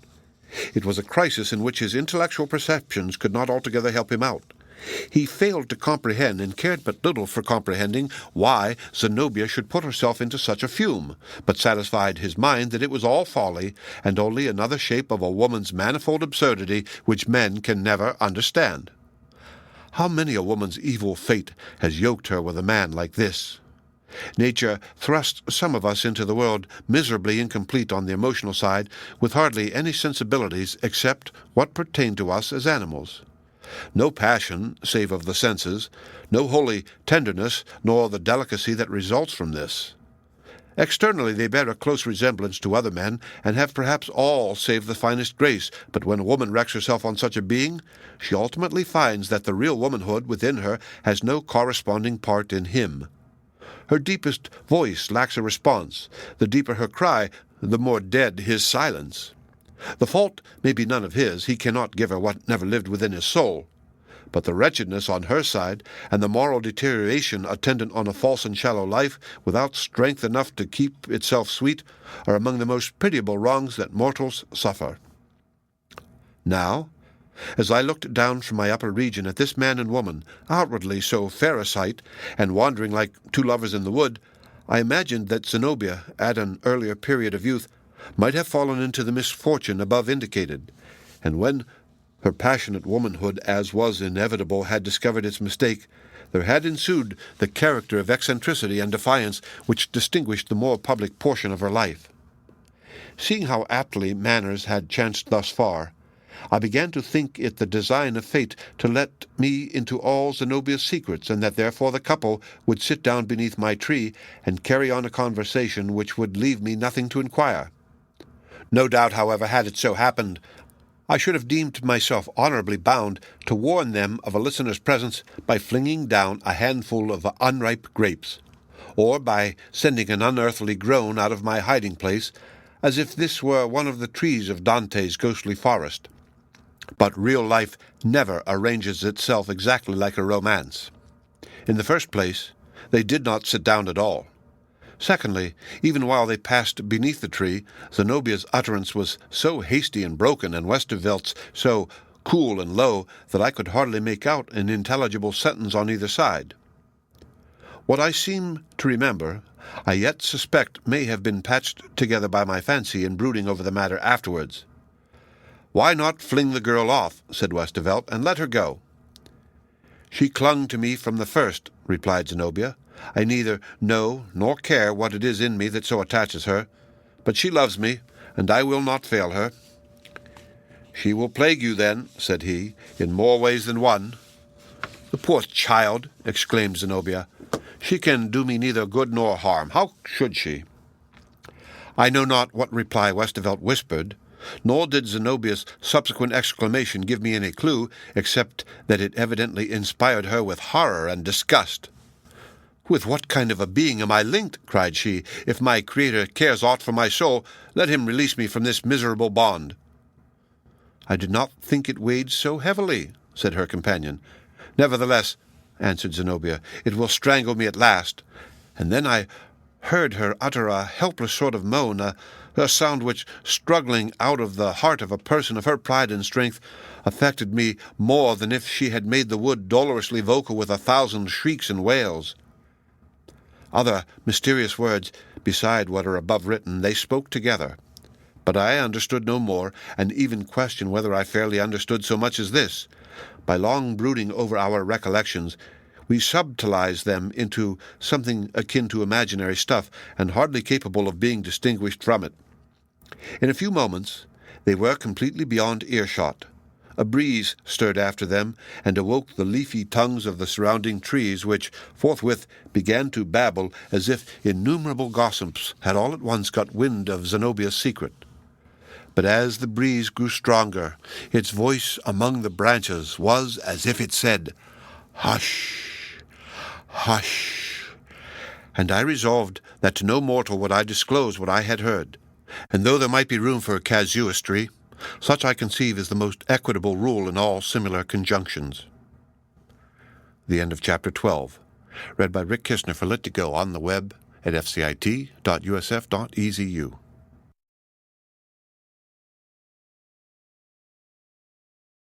The Blithedale Romance by Nathaniel Hawthorne. Chapter 13. Zenobia's Legend. The illustrious society of Blithedale, though it toiled in downright earnest for the good of mankind, yet not unfrequently illuminated its laborious life with an afternoon or evening of pastime. Picnics under the trees were considerably in vogue, and, within doors, fragmentary bits of theatrical performance such as single acts of tragedy or comedy or dramatic proverbs and charades. Zenobia, besides, was fond of giving us readings from Shakespeare, and often with a depth of tragic power or breadth of comic effect that made one feel it an intolerable wrong to the world that she did not at once go upon the stage. Tableaux vivants were another of our occasional modes of amusement, in which scarlet shawls, old silken robes, ruffs, velvets, furs, and all kinds of miscellaneous trumpery converted our familiar companions into the people of a pictorial world. We had been thus engaged on the evening after the incident narrated in the last chapter. Several splendid works of art, either arranged after engravings from the old masters or original illustrations of scenes in history or romance, had been presented, and we were earnestly entreating Zenobia for more. She stood, with a meditative air, holding a large piece of gauze or some such ethereal stuff, as if considering what picture should next occupy the frame, while at her feet lay a heap of many-colored garments which her quick fancy and magic skill could so easily convert into gorgeous draperies for heroes and princesses. "I am getting weary of this," said she, after a moment's thought. "Our own features and our own figures and airs show a little too intrusively through all the characters we assume. We have so much familiarity with one another's realities that we cannot remove ourselves at pleasure into an imaginary sphere. Let us have no more pictures tonight, but, to make you what poor amends I can, how would you like to have me trump up a wild spectral legend on the spur of the moment?" Zenobia had the gift of telling a fanciful little story offhand in a way that made it greatly more effective than it was usually found to be when she afterwards elaborated the same production with her pen. Her proposal, therefore, was greeted with acclamation. "Oh, a story, by all means," cried the young girls. "No matter how marvelous, we will believe it, every word, and let it be a ghost story, if you please." "No, not exactly a ghost story," answered Zenobia, "but something so nearly like it that you shall hardly tell the difference. And Priscilla, stand you before me where I may look at you and get my inspiration out of your eyes. They are very deep and dreamy tonight." I know not whether the following version of her story will retain any portion of its pristine character, but as Zenobia told it, wildly and rapidly, hesitating at no extravagance, and dashing at absurdities which I am too timorous to repeat, giving it the varied emphasis of her inimitable voice and the pictorial illustration of her mobile face, while, through it all, we caught the freshest aroma of the thoughts as they came bubbling out of her mind. Thus narrated and thus heard, the legend seemed quite a remarkable affair. I scarcely knew at the time whether she intended us to laugh or be more seriously impressed. From the beginning to end, it was undeniable nonsense, but not necessarily the worse for that. The Silvery Veil. You have heard, my friends, of the veiled lady who grew suddenly so very famous a few months ago. And have you never thought how remarkable it was that this marvelous creature should vanish all at once, while her renown was on the increase, before the public had grown weary of her, and when the enigma of her character, instead of being solved, presented itself more mystically at every exhibition? Her last appearance, as you know, was before a crowded audience. The next evening, although the bills had announced her at the corner of every street in red letters of a gigantic size, there was no veiled lady to be seen. Now, listen to my simple little tale, and you shall hear the very latest incident in the known life, if life it may be called, which seemed to have no more reality than the candlelight image of oneself which peeps at us outside of a dark window-pane, the life of this shadowy phenomenon. A party of young gentlemen, you are to understand, were enjoying themselves one afternoon, as young gentlemen are sometimes fond of doing, over a bottle or two of champagne, and, among other ladies less mysterious, the subject of the veiled lady, as was very natural, happened to come up before them for discussion. She rose, as it were, with the sparkling effervescence of their wine, and appeared in a more airy and fantastic light on account of the medium through which they saw her. They repeated to one another between jest and earnest all the wild stories that were in vogue, nor, I presume, did they hesitate to add any small circumstance that the inventive whim of the moment might suggest to heighten the marvellousness of their theme. "But what an audacious report was that," observed one, "which pretended to assert the identity of this strange creature with a young lady," and here he mentioned her name, "the daughter of one of our most distinguished families." "Ah, there is more in that story than can well be accounted for," remarked another. "I have it on good authority that the young lady in question is invariably out of sight, and not to be traced even by her own family at the hours when the veiled lady is before the public. Nor can any satisfactory explanation be given of her disappearance. And just look at the thing. Her brother is a young fellow of spirit. He cannot but be aware of these rumors in reference to his sister. Why, then, does he not come forward to defend her character, unless he is conscious that an investigation would only make the matter worse? It is essential to the purposes of my legend to distinguish one of these young gentlemen from his companions, so, for the sake of a soft and pretty name, such as we of the literary sisterhood invariably bestow upon our heroes, I deem it fit to call him Theodore." "Pshaw!" exclaimed Theodore. "Her brother is no such fool. Nobody, unless his brain be as full of bubbles as this wine, can seriously think of crediting that ridiculous humour. Why, if my senses did not play me false, which never was the case yet, I affirm that I saw that very lady last evening at the exhibition while this veiled phenomenon was playing off her juggling tricks. What can you say to that?" "Oh, it was a spectral illusion that you saw," replied his friends, with a general laugh. "The veiled lady is quite up to such a thing." However, as the above-mentioned fable could not hold its ground against Theodore's downright refutation, they went on to speak of other stories, which the wild babble of the town had set afloat. Some upheld that the veil covered the most beautiful countenance in the world. Others, and certainly with more reason, considering the sex of the veiled lady, that the face was the most hideous and horrible, and that this was her sole motive for hiding it. It was the face of a corpse. It was the head of a skeleton. It was a monstrous visage with snaky locks like Medusa's, and one great red eye in the center of the forehead.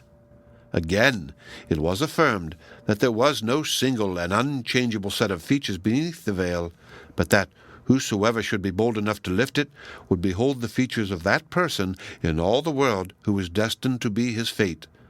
Perhaps he would be greeted by the tender smile of the woman whom he loved, or quite as probably, the deadly scowl of his bitterest enemy would throw a blight over his life. They quoted, moreover, this startling explanation of the whole affair: that the magician who exhibited the veiled lady, and who, by the by, was the handsomest man in the whole world, had bartered his own soul for 7 years' possession of a familiar fiend, and that the last year of the contract was wearing towards its close.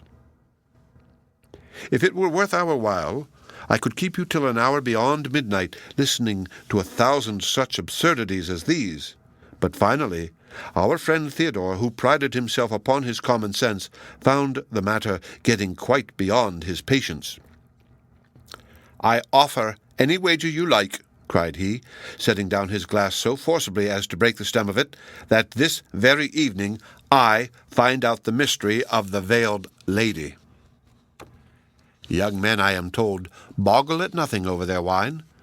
So after a little more talk, a wager of considerable amount was actually laid, the money staked, and Theodore left to choose his own method of settling the dispute.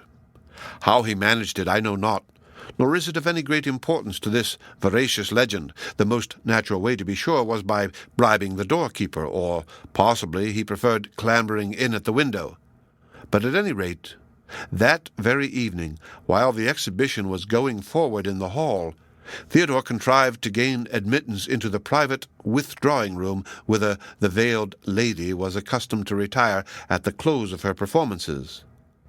There he waited, listening, I suppose, to the stifled hum of the great audience, and no doubt he could distinguish the deep tones of the magician causing the wonders that he had brought to appear more dark and intricate by his mystic presence of an explanation. Perhaps, too, in the intervals of the wild, breezy music which accompanied the exhibition, he might hear the low voice of the veiled lady conveying her sibylline responses. Firm as Theodore's nerves might be, and much as he prided himself on his sturdy perception of realities, I should not be surprised if his heart throbbed at a little more than its ordinary rate. Theodore concealed himself behind a screen. In due time the performance was brought to a close, and whether the door was softly opened, or whether her bodiless presence came through the wall, is more than I can say. But all at once, without the young man's knowledge how it happened, a veiled figure stood in the center of the room. It was one thing to be in presence of this mystery in the hall of exhibition, where the warm, dense life of hundreds of other mortals kept up the beholder's courage and distributed her influence among so many. It was another thing to be quite alone with her, and that, too, with a hostile, or at least an unauthorized and unjustifiable purpose. I rather imagine that Theodore now began to be sensible of something more serious in his enterprise than he had been quite aware of while he sat with his boon companions over their sparkling wine. Very strange, it must be confessed, was the movement with which the figure floated to and fro over the carpet, with the silvery veil covering her from head to foot. So impalpable, so ethereal, so without substance as the texture seemed, yet hiding her every outline in an impenetrability like that of midnight. Surely she did not walk. She floated, and flitted, and hovered about the room, no sound of a footstep, no perceptible motion of a limb. It was as if a wandering breeze wafted her before it at its own wild and gentle pleasure. But by and by a purpose began to be discernible throughout the seeming vagueness of her unrest. She was in quest of something. Could it be that a subtle presentiment had informed her of the young man's presence? And if so, did the veiled lady seek, or did she shun him?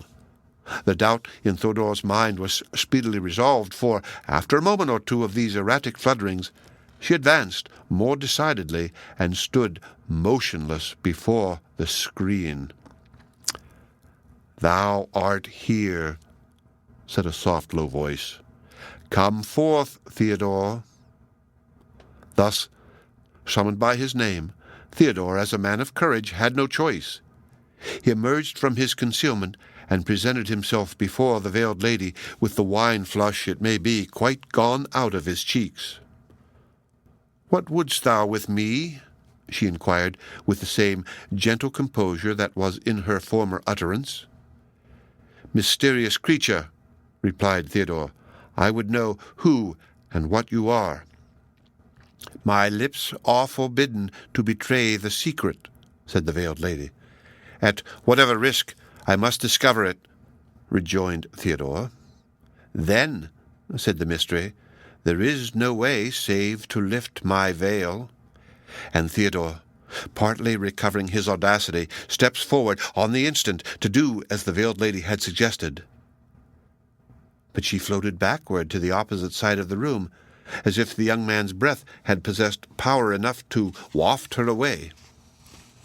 "Pause one little instant," said the soft, low voice, "and learn the conditions of what thou art so bold to undertake. Thou canst go hence, and think of me no more, or, at thy option, thou canst lift this mysterious veil beneath which I am a sad and lonely prisoner, in a bondage which is worse to me than death. But before raising it, I entreat thee, in all maiden modesty, to bend forward and impress a kiss where my breath stirs the veil, and my virgin lips shall come forward to meet thy lips.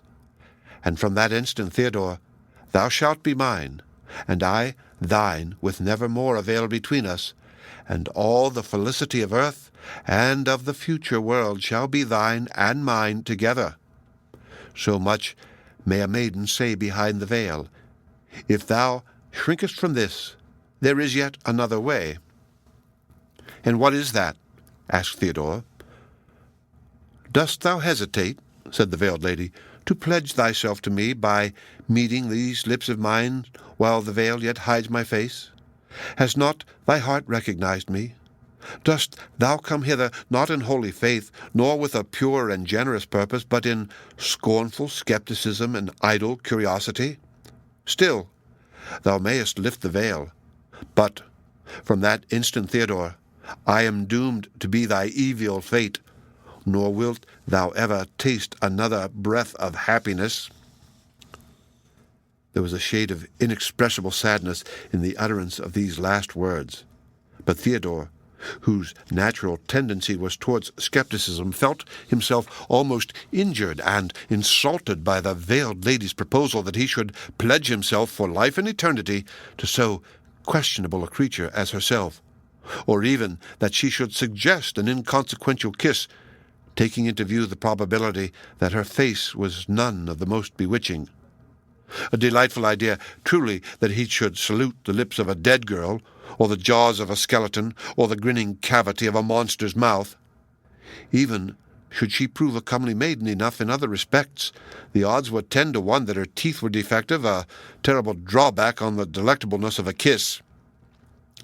"Excuse me, fair lady," said Theodore, and I think he nearly burst into a laugh, "if I prefer to lift the veil first, and for this affair of the kiss we may decide upon it afterwards." "Thou hast made thy choice," said the sweet, sad voice behind the veil, and there seemed a tender but unresentful sense of wrong done to womanhood by the young man's contemptuous interpretation of her offer. "I must not counsel thee to pause, although thy fate is still in thine own hand." Grasping at the veil, he flung it upward and caught a glimpse of a pale, lovely face beneath, just one momentary glimpse, and then the apparition vanished, and the silvery veil fluttered slowly down and lay upon the floor. Theodore was alone. Our legend leaves him there. His retribution was to pine forever and ever for another sight of that dim, mournful face, which might have been his lifelong household, fireside joy to desire, and waste life in a feverish quest, and never meet it more. But what, in good sooth, had become of the veiled lady? Had all her existence been comprehended within that mysterious veil, and was she now annihilated? Or was she a spirit with a heavenly essence, but which might have been tamed down to human bliss, had Theodore been brave and true enough to claim her? Hearken, my sweet friends, and hearken, dear Priscilla, and you shall learn the little more that Zenobia can tell you. Just at the moment, so far as can be ascertained, when the veiled lady vanished, a maiden, pale and shadowy, rose up amid a knot of visionary people who were seeking for the better life. She was so gentle and so sad, a nameless melancholy gave her such hold upon their sympathies, that they never thought of questioning whence she came. She might have heretofore existed, or her thin substance might have been moulded out of air at the very instant when they first beheld her. It was all one to them. They took her to their hearts. Among them was a lady to whom more than to all the rest this pale, mysterious girl attached herself. But one morning the lady was wandering in the woods, and there met her a figure in an oriental robe with a dark beard, and holding in his hand a silvery veil. He motioned her to stay. Being a woman of some nerve, she did not shriek, nor run away, nor faint, as many ladies would have been apt to do, but stood quietly and bade him speak. The truth was, she had seen his face before, but had never feared it, although she knew him to be a terrible magician. "Lady," said he, with a warning gesture, "you are in peril." "Peril?" she exclaimed. "And of what nature?" "There is a certain maiden," replied the magician, "who has come out of the realm of mystery and made herself your most intimate companion. Now the fates have so ordained it that, whether by her own will or no, this stranger is your deadliest enemy. In love, in worldly fortune, in all your pursuit of happiness, she is doomed to fling a blight over your prospects. There is but one possibility of thwarting her disastrous influence." "Then tell me that one method," said the lady. "Take this veil," he answered, holding forth the silvery texture. "It is a spell. It is a powerful enchantment which I wrought for her sake, and beneath which she was once my prisoner. Throw it at unawares over the head of the secret foe, stamp your foot, and cry, 'Arise, magician, here is the veiled lady,' and immediately I will rise up through the earth and seize her, and from that moment you are safe." So the lady took the silvery veil, which was like woven air, or like some substance airier than nothing, and that would float upward and be lost among the clouds were she once to let it go. Returning homeward, she found the shadowy girl amid the knot of visionary transcendentalists who were still seeking for the better life. She was joyous now, and had a rose bloom in her cheeks, and was one of the prettiest creatures, and seemed one of the happiest that the world could show. But the lady stole noiselessly behind her and threw the veil over her head.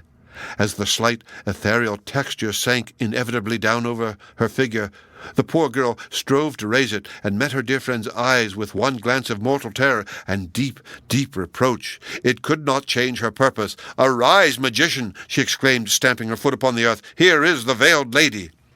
At the word, up rose the bearded man in the oriental robes, the beautiful, the dark magician who had bartered away his soul. He threw his arms around the veiled lady, and she was his bond slave for evermore. Zenobia, all this while, had been holding this piece of gauze, and so managed it as greatly to increase the dramatic effect of the legend, at these points where the magic veil was to be described. Arriving at the catastrophe, and uttering the fatal words, she flung the gauze over Priscilla's head, and for an instant her auditors held their breath, half expecting, I verily believe, that the magician would start up through the floor and carry off our poor little friend before our eyes. As for Priscilla, she stood droopingly in the midst of us, making no attempt to remove the veil. "How do you find yourself, my love?" said Zenobia, lifting a corner of the gauze and peeping beneath it with a mischievous smile. "Ah, the dear little soul! Why, she is really going to faint. Mr. Coverdale, pray, bring a glass of water." Her nerves being none of the strongest, Priscilla hardly recovered her equanimity during the rest of the evening. This, to be sure, was a great pity, but nevertheless we thought it a very bright idea of Zenobia's to bring her legend to so effective a conclusion. The end of Chapter 13. Read by Rick Kistner for Lit2Go on the web at fcit.usf.edu.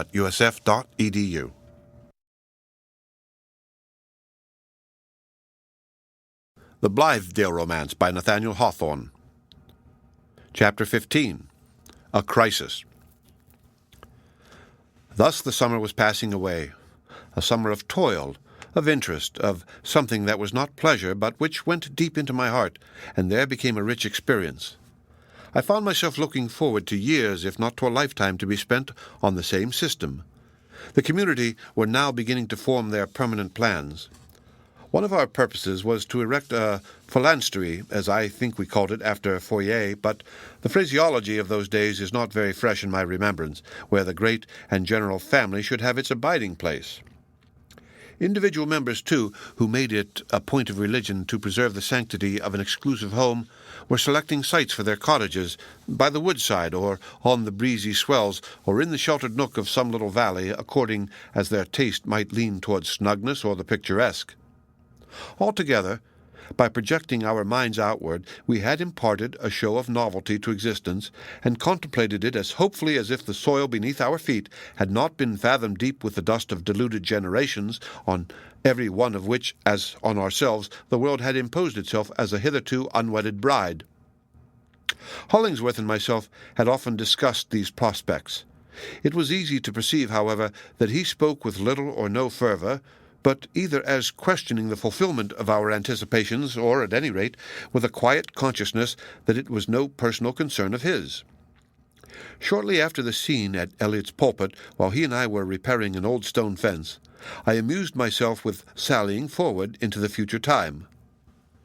"When we come to be old men," I said, "they will call us uncles or fathers, Father Hollingsworth and Uncle Coverdale, and we will look back cheerfully to these early days and make a romantic story for the young people, and if a little more romantic than truth may warrant, it will be no harm, out of our severe trials and hardships.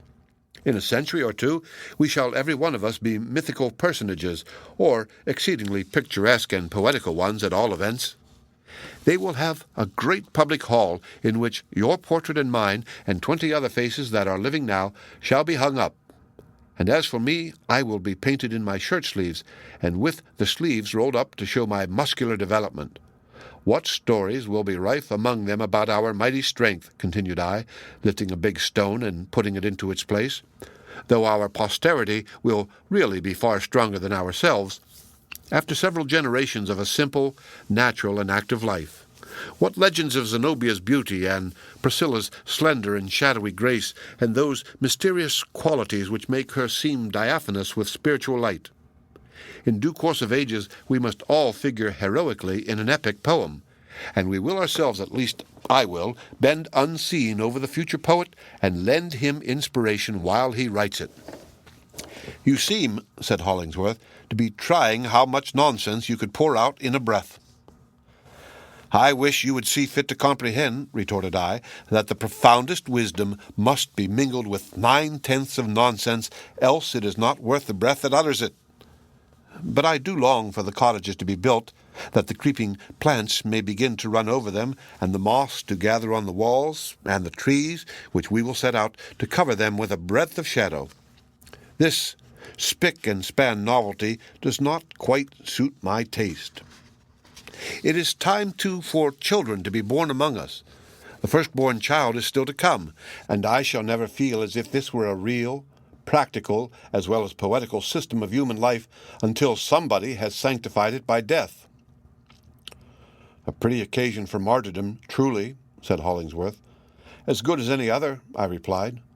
"I wonder, Hollingsworth, who of all these strong men and fair women and maidens is doomed the first to die?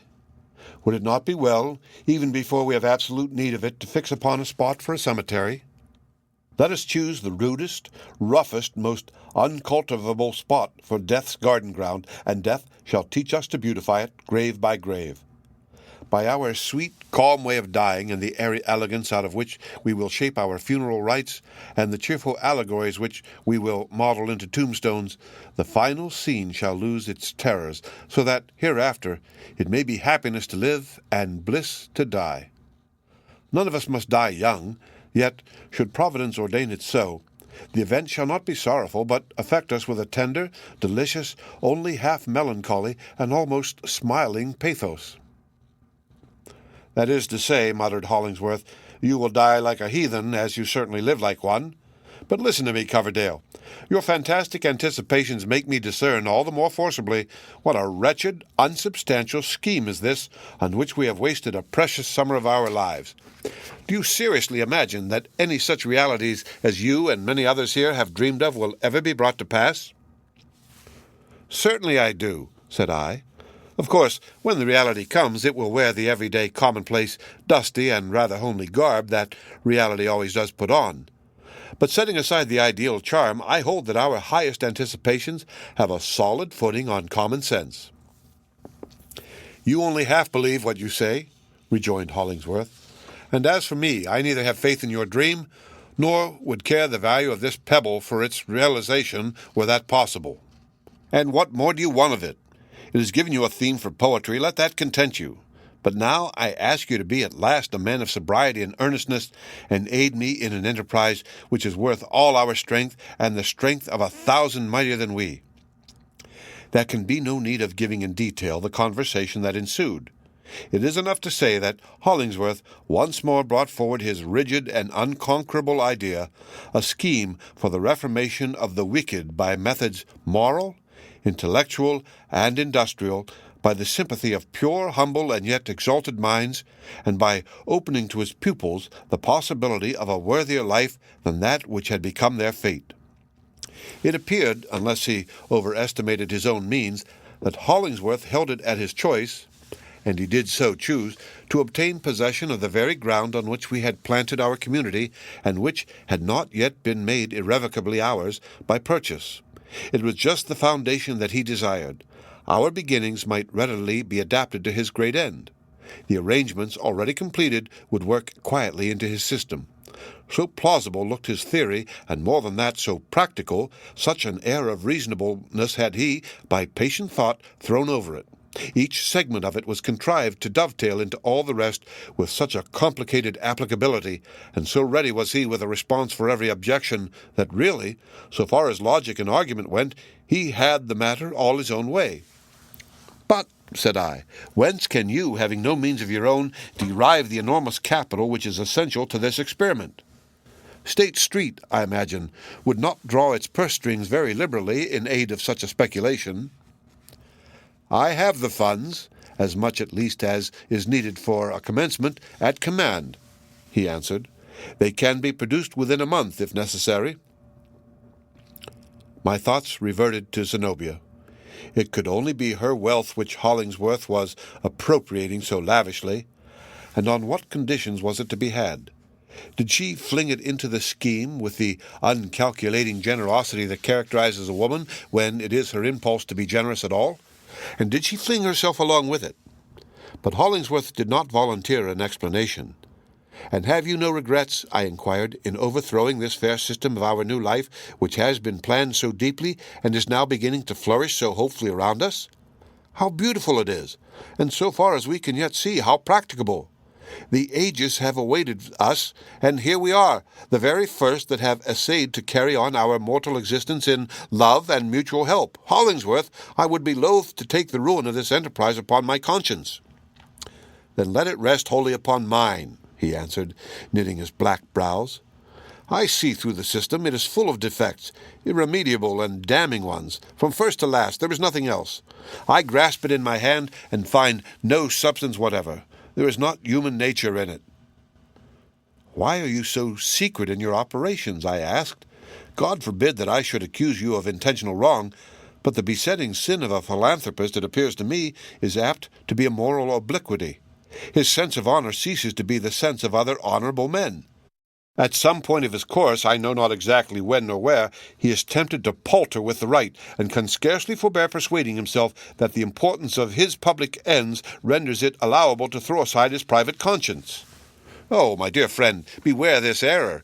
If you meditate the overthrow of this establishment, call together our companions, state your design, support it with all your eloquence, but allow them an opportunity of defending themselves." "It does not suit me," said Hollingsworth, "nor is it my duty to do so." "I think it is," replied I. Hollingsworth frowned, not in passion, but like fate, inexorably. "I will not argue the point," said he. "What I desire to know of you is, and you can tell me in one word, whether I am to look for your cooperation in this great scheme of good. Take it up with me. Be my brother in it.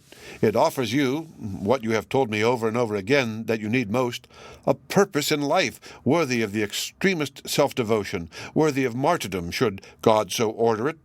In this view I present it to you. You can greatly benefit mankind. Your peculiar faculties, as I shall direct them, are capable of being so wrought into this enterprise that not one of them need lie idle. Strike hands with me, and from this moment you shall never again feel the languor and vague wretchedness of an indolent or half-occupied man. There may be no more aimless beauty in your life, but in its stead there shall be strength, courage, immitigable will, everything that a manly and generous nature should desire. We shall succeed. We shall have done our best for this miserable world, and happiness, which never comes but incidentally, will come to us unawares." It seemed his intention to say no more, but after he had quite broken off, his deep eyes filled with tears, and he held out both his hands to me. "Coverdale," he murmured, "there is not the man in this wide world whom I can love as I could you. Do not forsake me." As I look back upon this scene, through the coldness and dimness of so many years, there was still a sensation as if Hollingsworth had caught hold of my heart and were pulling it towards him with an almost irresistible force. It is a mystery to me how I withstood it, but, in truth, I saw in his scheme of philanthropy nothing but what was odious, a loathsomeness that was to be forever in my daily work, a great black ugliness of sin which he proposed to collect out of 1,000 human hearts, and that we should spend our lives in an experiment of transmuting it into virtue. Had I but touched his extended hand, Hollingsworth's magnetism would perhaps have penetrated me with his own conception of all these matters. But I stood aloof. I fortified myself with doubts whether his strength of purpose had not been too gigantic for his integrity, impelling him to trample on considerations that should have been paramount to every other. "Is Zenobia to take a part in your enterprise?" I asked. "She is," said Hollingsworth. "She, the beautiful, the gorgeous," I exclaimed. "And how have you prevailed with such a woman to work in this squalid element?" "Through no base methods, as you seem to suspect," he answered, "but by addressing whatever is best and noblest in her." Hollingsworth was looking on the ground, but as he often did so, generally, indeed, in his habitual moods of thought, I could not judge whether it was from any special unwillingness now to meet my eyes. What it was that dictated my next question I cannot precisely say. Nevertheless, it rose so inevitably into my mouth, and, as it were, asked itself so involuntarily, that there must needs have been an aptness in it. "What is to become of Priscilla?" Hollingsworth looked at me fiercely and with glowing eyes. He could not have shown any other kind of expression than that had he meant to strike me with a sword. "Why do you bring in the names of these women?" said he, after a moment of pregnant silence. "What have they to do with the proposal which I make you? I must have your answer. Will you devote yourself and sacrifice all to this great end, and be my friend of friends forever?" "In heaven's name, Hollingsworth," cried I, getting angry, and glad to be angry, because so only was it possible to oppose his tremendous concentrativeness and indomitable will, "cannot you conceive that a man may wish well to the world and struggle for its good on some other plan than precisely that which you have laid down? And will you cast off a friend for no unworthiness, but merely because he stands upon his right as an individual being and looks at matters through his own optics instead of yours?" "Be with me," said Hollingsworth, "or be against me. There is no third choice for you." "Take this, then, as my decision," I answered. "I doubt the wisdom of your scheme. Furthermore, I greatly fear that the methods by which you allow yourself to pursue it are such as cannot stand the scrutiny of an unblessed conscience." "And you will not join me?" "No." I never said the word, and certainly can never have it to say hereafter, that cost me 1,000th part so hard an effort as did that one syllable. The heart-pang was not merely figurative, but an absolute torture of the breast. I was gazing steadfastly at Hollingsworth. It seemed to me that it struck him, too, like a bullet. A ghastly paleness, always so terrific on a swarthy face, overspread his features. There was a convulsive movement of his throat, as if he were forcing down some words that struggled and fought for utterance. Whatever words of anger or words of grief I cannot tell, although many and many a time I have vainly tormented myself with conjecturing which of the two they were.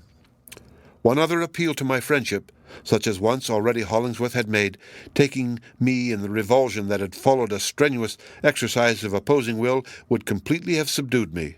But he left the matter there. "Well," said he. And that was all. I should have been thankful for one word more, even had it shot me through the heart as mine did him. But he did not speak it, and after a few moments With one accord we set to work again, repairing the stone fence. Hollingsworth, I observed, wrought like a Titan, and for my own part I lifted stones which at this day, or in a calmer mood at that one, I should no more have thought it possible to stir than carry off the gates of Gaza on my back. The end of Chapter 15. Read by Rick Kistner for Lit2Go on the web at fcit.usf.edu.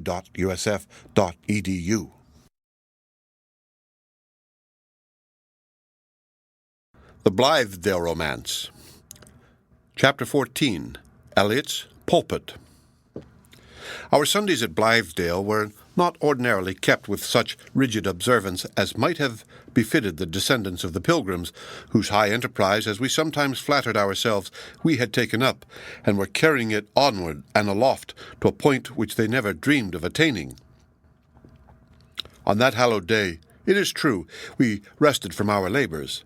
Our oxen, relieved from their weekday yoke, roamed at large through the pasture, each yoke-fellow, however, keeping close behind his mate, and continuing to acknowledge from the force of habit and sluggish sympathy the union which the taskmaster had imposed for his own hard ends. As for us, human yoke-fellows, chosen companions of toil, whose hoes had clinked together throughout the week, we wandered off in various directions to enjoy our interval of repose. Some, I believe, went devoutly to the village church.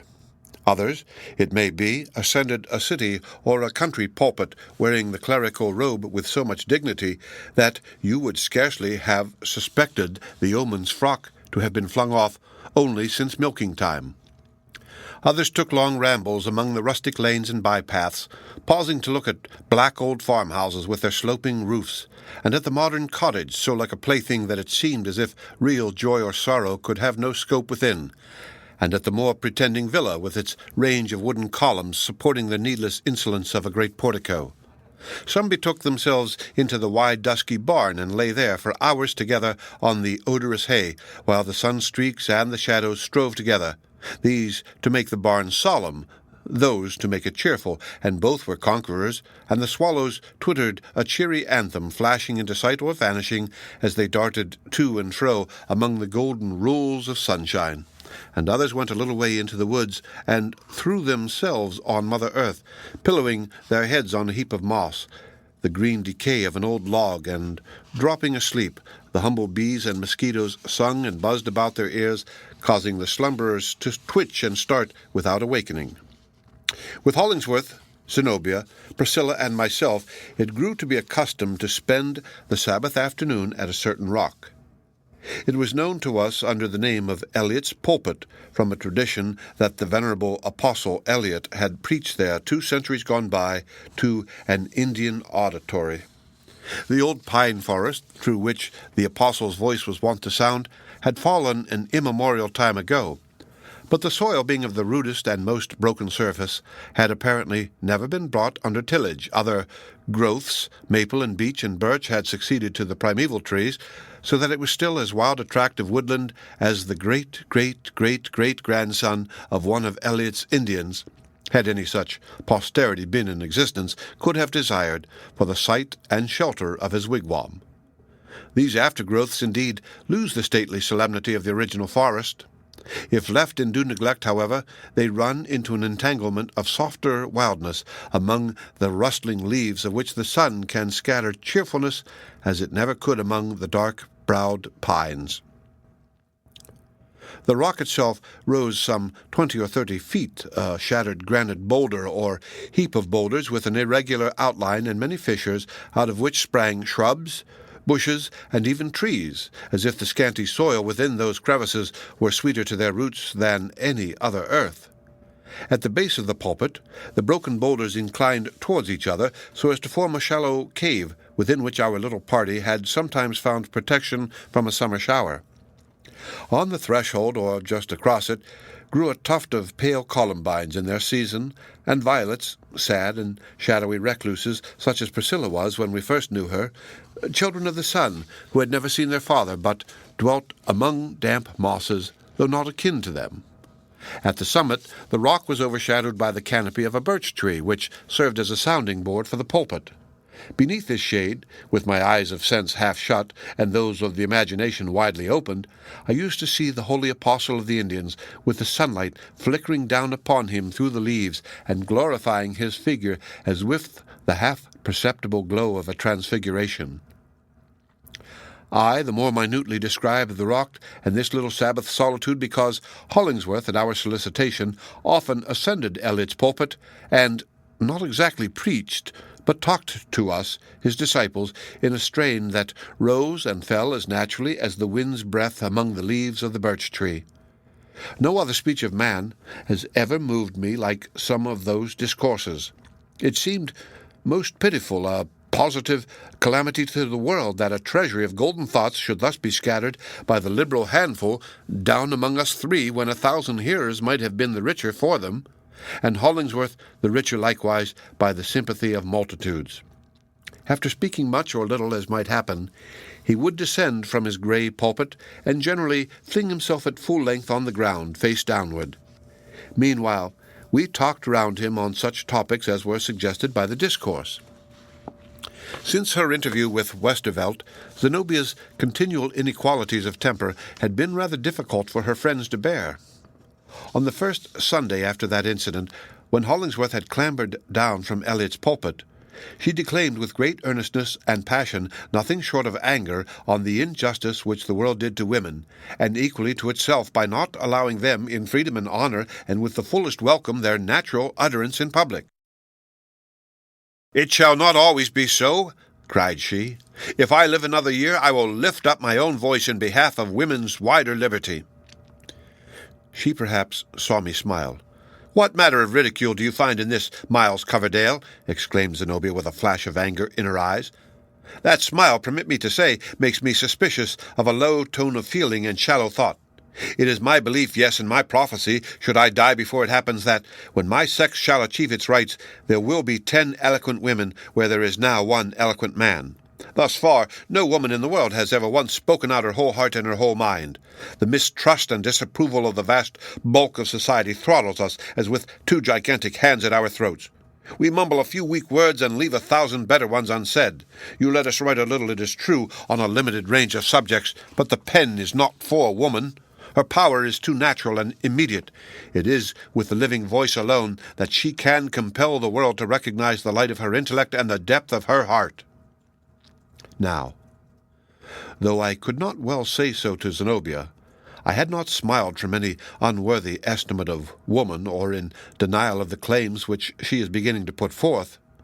What amused and puzzled me was the fact that women, however intellectually superior, so seldom disquiet themselves about the rights or wrongs of their sex, unless their own individual affections chance to lie in idleness, or to be ill at ease. They are not natural reformers, but become such by the pressure of exceptional misfortune.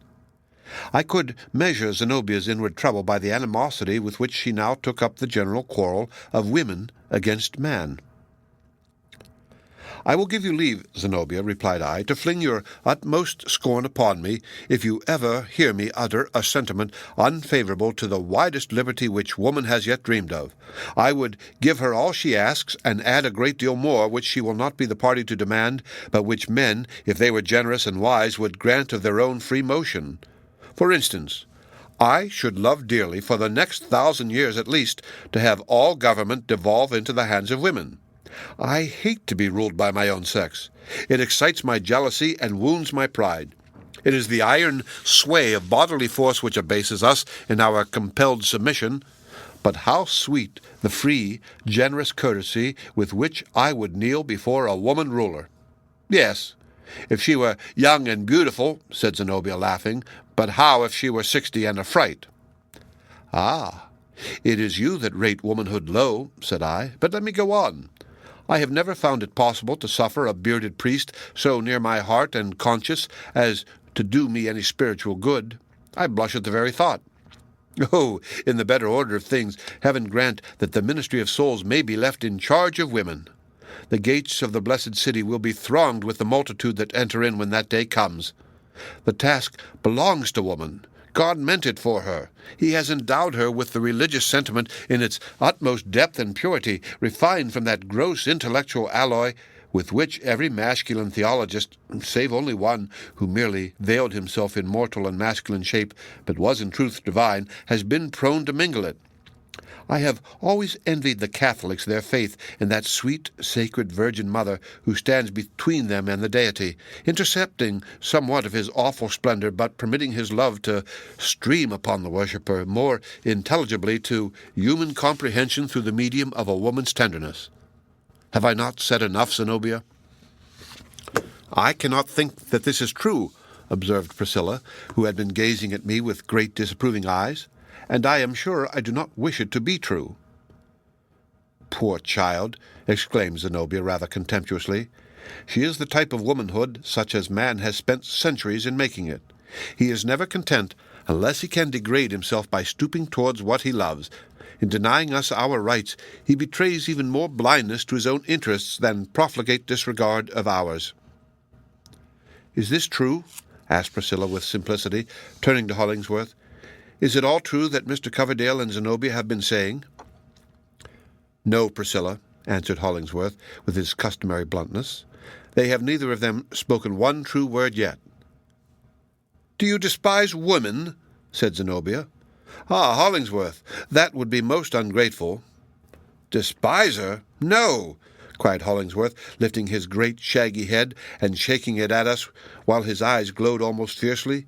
She is the most admirable handiwork of God in her true place and character. Her place is at man's side, her office that of the sympathizer, the unreserved, unquestioning believer, the recognition withheld in every other manner but given in pity through woman's heart, lest man should utterly lose faith in himself. The echo of God's own voice pronouncing, "It is well done." All the separate action of woman is, and ever has been, and always shall be, false, foolish, vain, destructive of her own best and holiest qualities, void of every good effect, and productive of intolerable mischiefs. Man is a wretch without woman, but woman is a monster, and thank heaven, an almost impossible and hitherto imaginary monster without man as her acknowledged principle. As true as I had once a mother whom I loved, were there any possible prospect of woman's taking the social stand which some of them, poor, miserable, abortive creatures who only dream of such things because they have missed woman's peculiar happiness, or because nature made them really neither man nor woman, if there were a chance of their attaining the end which these petticoated monstrosities have in view, I would call upon my own sex to use its physical force, that unmistakable evidence of sovereignty, to scourge them back within their proper bounds. But it will not be needful. The heart of true womanhood knows where its own sphere is, and never seeks to stray beyond it. Never was mortal blessed, if blessing it were, with a glance of such entire acquiescence and unquestioning faith, happy in its completeness, as our own little Priscilla unconsciously bestowed on Hollingsworth. She seemed to take the sentiment from his lips into her heart, and brood over it in perfect content. The very woman whom he pictured, the gentle parasite, the soft reflection of a more powerful existence, sat there at his feet.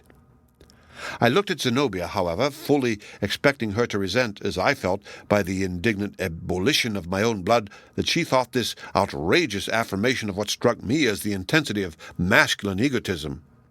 It centered everything in itself, and deprived woman of her very soul, her inexpressible and unfathomable all, to make it a mere incident in the great sum of man. Hollingsworth had boldly uttered what he and millions of despots like him really felt. Without intending it, he had disclosed the wellspring of all these troubled waters. Now, if ever, it surely behoved Zenobia to be the champion of her sex. But, to my surprise and indignation too, she only looked humbled. Some tears sparkled in her eyes, but they were wholly of grief, not anger. "Well, be it so," was all she said. "I at least have deep cause to think you right. Let man be but manly and godlike, and woman is only too ready to become to him what you say." I smiled, somewhat bitterly, it is true, in contemplation of my own ill luck. How little did these two women care for me, who had freely conceded all their claims and a great deal more out of the fullness of my heart, while Hollingsworth, by some necromancy of his horrible injustice, seemed to have brought them both to his feet. Women almost invariably behave thus, thought I.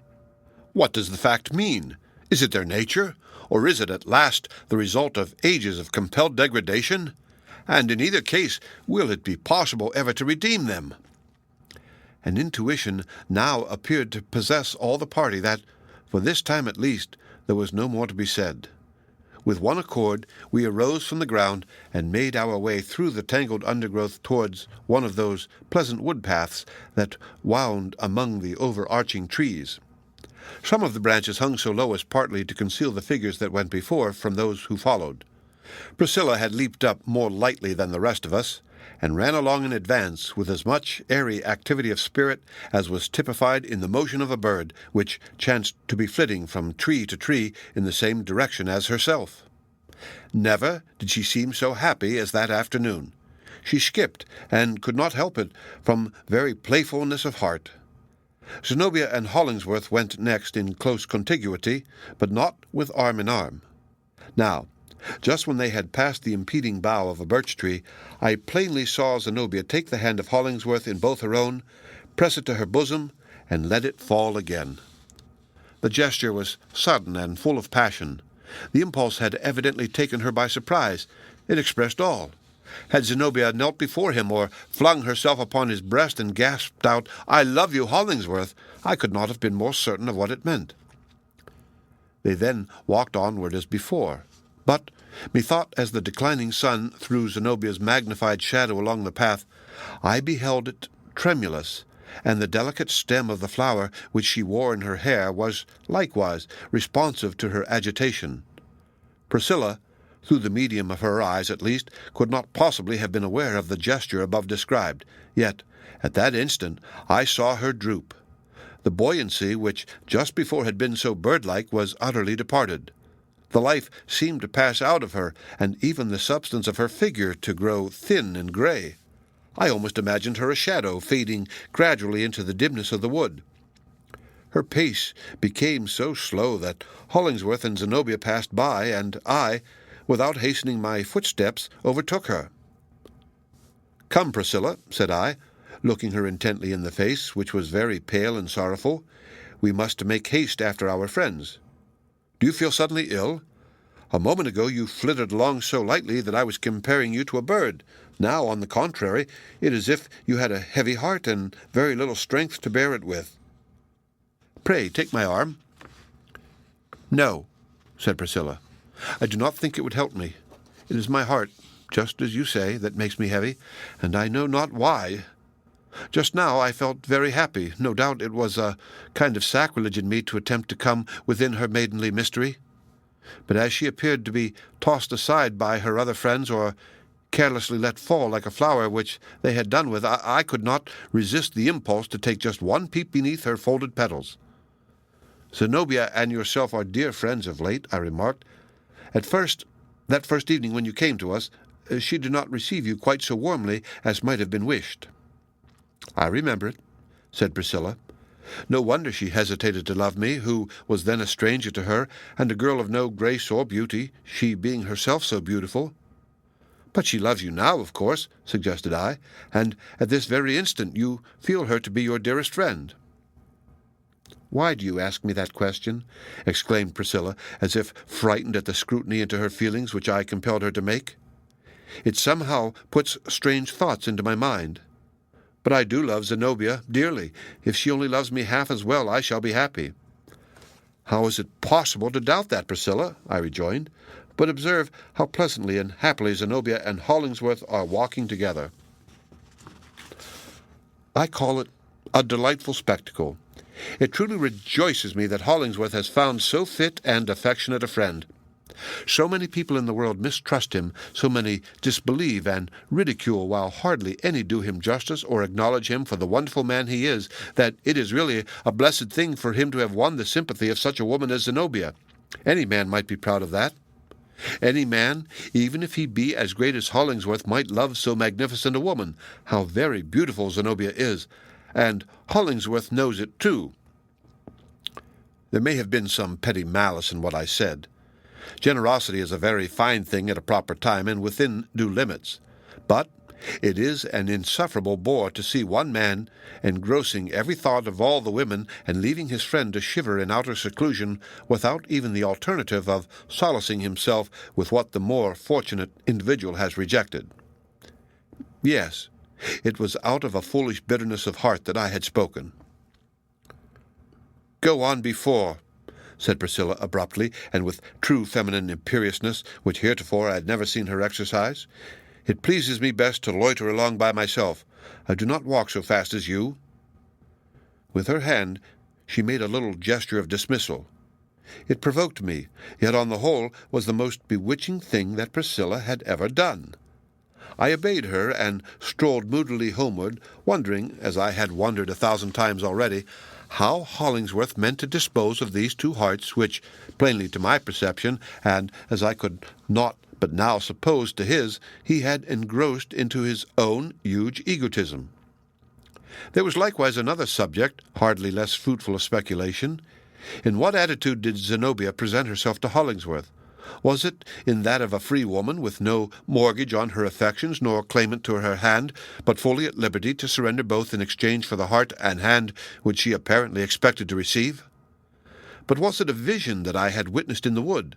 Was Westerveld a goblin? Were those words of passion and agony which Zenobia had uttered in my hearing a mere stage declamation? Were they formed of a material lighter than common air? Or, supposing them to bear sterling weight, was it not a perilous and dreadful wrong which she was meditating towards herself and Hollingsworth? Arriving nearly at the farmhouse, I looked back over the long slope of pasture land, and beheld them standing together in the light of sunset, just on the spot where, according to the gossip of the community, they meant to build their cottage. Priscilla, alone and forgotten, was lingering in the shadow of the wood. The end of Chapter 14. Read by Rick Kishner for Lit2Go on the web at fcit.usf.edu.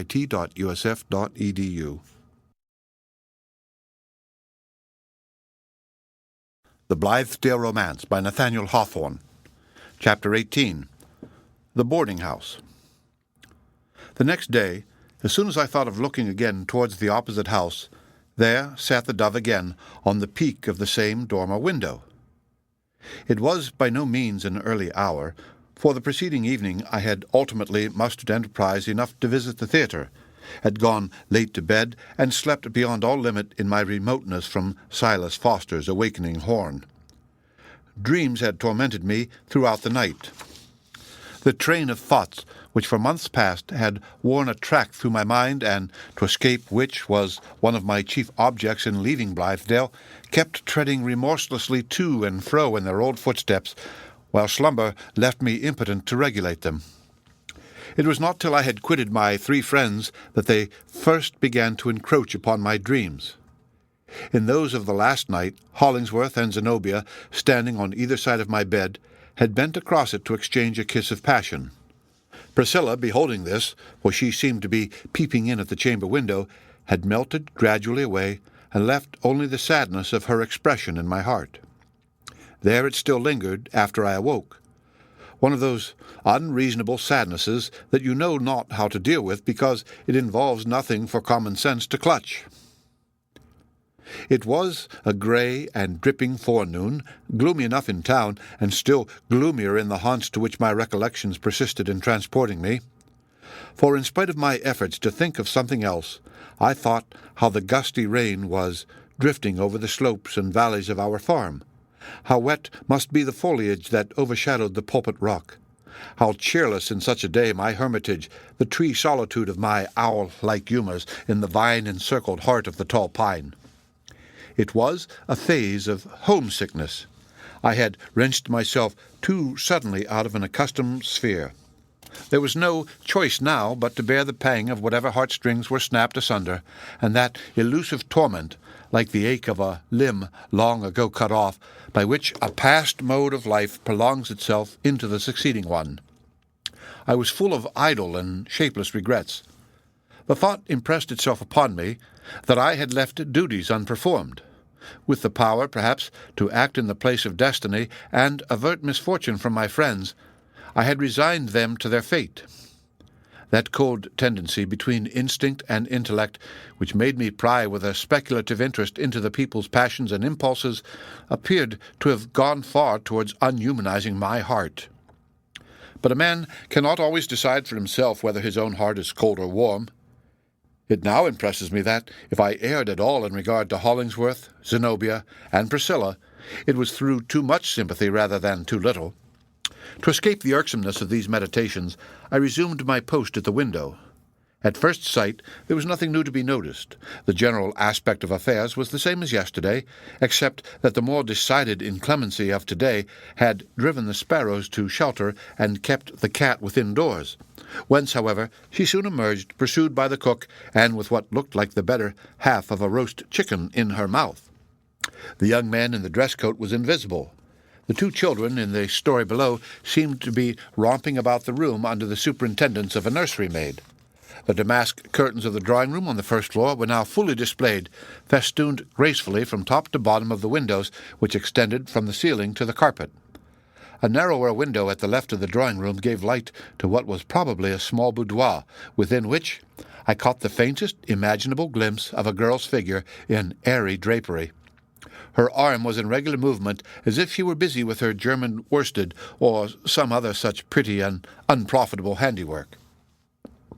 While intent upon making out this girlish shape, I became sensible that a figure had appeared at one of the windows of the drawing-room.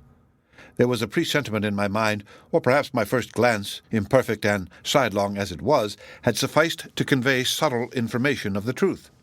At any rate, it was with no positive surprise, but as if I had all along expected the incident that, directing my eyes thitherward, I beheld, like a full-length picture in the space between the heavy festoons of the window curtains, no other than Zenobia. At the same instant, my thoughts made sure of the identity of the figure in the boudoir. It could only be Priscilla. Zenobia was attired not in the almost rustic costume which she had heretofore worn, but in a fashionable morning dress. There was nevertheless one familiar point. She had, as usual, a flower in her hair, brilliant, and of a rare variety, else it had not been Zenobia. After a brief pause at the window, she turned away, exemplifying, in the few steps that removed her out of sight, that noble and beautiful motion which characterized her as much as any other personal charm. Not one woman in 1,000 could move so admirably as Zenobia. Many women can sit gracefully, some can stand gracefully, and a few perhaps can assume a series of graceful positions. But natural movement is the result and expression of the whole being, and cannot be well and nobly performed unless responsive to something in the character. I often used to think that music, light and airy, wild and passionate, or the full harmony of stately marches in accordance with her varying mood, should have attended Zenobia's footsteps. I waited for her reappearance. It was one peculiarity, distinguishing Zenobia from most of her sex, that she needed for her moral well-being, and never would forego, a large amount of physical exercise. At Blithedale, no inclemency of sky or muddiness of earth had ever impeded her daily walks. Here in town, she probably preferred to tread the extent of the 2 drawing-rooms and measure out the miles by spaces of 40 feet, rather than bedraggle her skirts over the sloppy pavements. Accordingly, in about the time requisite to pass through the arch of the sliding doors to the front window and to return upon her steps, there she stood again between the festoons of the crimson curtains. But another personage was now added to the scene. Behind Zenobia appeared that face which I had first encountered in the wood-path. The man who had passed side by side with her in such mysterious familiarity and estrangement beneath my vine-curtained hermitage in the tall pine-tree. It was Westervelt, and though he was looking closely over her shoulder, it still seemed to me, as on the former occasion, that Zenobia repelled him, that, perchance, they mutually repelled each other by some incompatibility of their spheres. This impression, however, might have been altogether the result of fancy and prejudice in me. The distance was so great as to obliterate any play of feature by which I might otherwise have been made a partaker of their counsels. There now needed only Hollingsworth and old Moody to complete the knot of characters whom a real intricacy of events, greatly assisted by my method of insulating them from other relations, had kept so long upon my mental stage as actors in a drama. In itself, perhaps, it was no very remarkable event that they should thus come across me at the moment when I imagined myself free. Zenobia, as I well knew, had retained an establishment in town, and had not unfrequently withdrawn herself from Blithedale during brief intervals, on one of which occasion she had taken Priscilla along with her. Nevertheless, there seemed something fatal in the coincidence that had borne me to this one spot of all others in a great city, and transfixed me there, and compelled me again to waste my already wearied sympathies on affairs which were none of mine, and persons who cared little for me. It irritated my nerves. It affected me with a kind of heart-sickness. After the effort which it cost me to fling them off, after consummating my escape, as I thought, from these goblins of flesh and blood, and pausing to revive myself with a breath or two of an atmosphere in which they should have no share, it was a positive despair to find the same figures arraying themselves before me and presenting their old problem in a shape that made it more insoluble than ever. I began to long for a catastrophe. If the noble temper of Hollingsworth's soul were doomed to be utterly corrupted by the too powerful purpose which had grown out of what was noblest in him, if the rich and generous qualities of Zenobia's womanhood might not save her, if Priscilla must perish by her tenderness and faith so simple and so devout, then be it so. Let it all come. As for me, I would look on, as it seemed my part to do, understandingly, if my intellect could fathom the meaning and the moral, and at all events reverently and sadly. The curtain fallen, I would pass onward with my poor individual life, which was now attenuated of much of its proper substance and diffused among many alien interests. Meanwhile, Zenobia and her companion had retreated from the window. Then followed an interval during which I directed my eyes towards the figure in the boudoir. Most certainly it was Priscilla, although dressed with a novel and fanciful elegance. The vague perception of it, as viewed so far off, impressed me as if she had suddenly passed out of a chrysalis state and put forth wings. Her hands were not now in mutton. She had dropped her work, and sat with her head thrown back in the same attitude that I had seen several times before, when she seemed to be listening to an imperfectly distinguished sound. Again, the two figures in the drawing-room became visible. They were now a little withdrawn from the window, face to face, and, as I could see by Zenobia's emphatic gestures, were discussing some subject in which she, at least, felt a passionate concern. By and by, she broke away and vanished beyond my ken.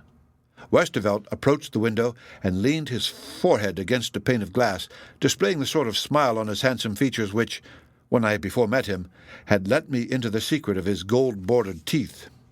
Every human being, when given over to the devil, is sure to have the wizard mark upon him in one form or another. I fancied that this smile, with its peculiar revelation, was the devil's signet on the professor.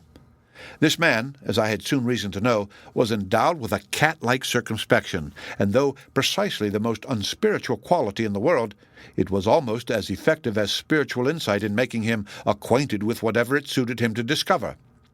He now proved it, considerably to my discomfiture, by detecting and recognizing me at my post of observation.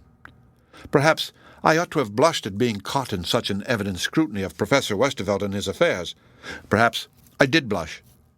Be that as it might, I retained presence of mind enough not to make my position yet more irksome by the poltroonery of drawing back. Westervelt looked into the depths of the drawing-room and beckoned. Immediately afterwards, Zenobia appeared at the window with colour much heightened, and eyes which, as my conscience whispered me, were shooting bright arrows, barbed with scorn, across the intervening space, directed full at my sensibilities as a gentleman. If the truth must be told, far as her flight shot was, those arrows hit the mark. She signified her recognition of me by a gesture with her head and hand, comprising at once a salutation and dismissal. The next moment she administered one of those pitiless rebukes which a woman always has at hand, ready for an offence, and which she so seldom spares on due occasion, by letting down a white linen curtain between the festoons of the damask ones. It felt like the drop curtain of a theatre in the interval between the acts. Priscilla had disappeared from the boudoir, but the dove still kept her desolate perch on the peak of the attic window. The end of Chapter 18. Read by Rick Kishner for Lit2Go on the web at fcit.usf.edu.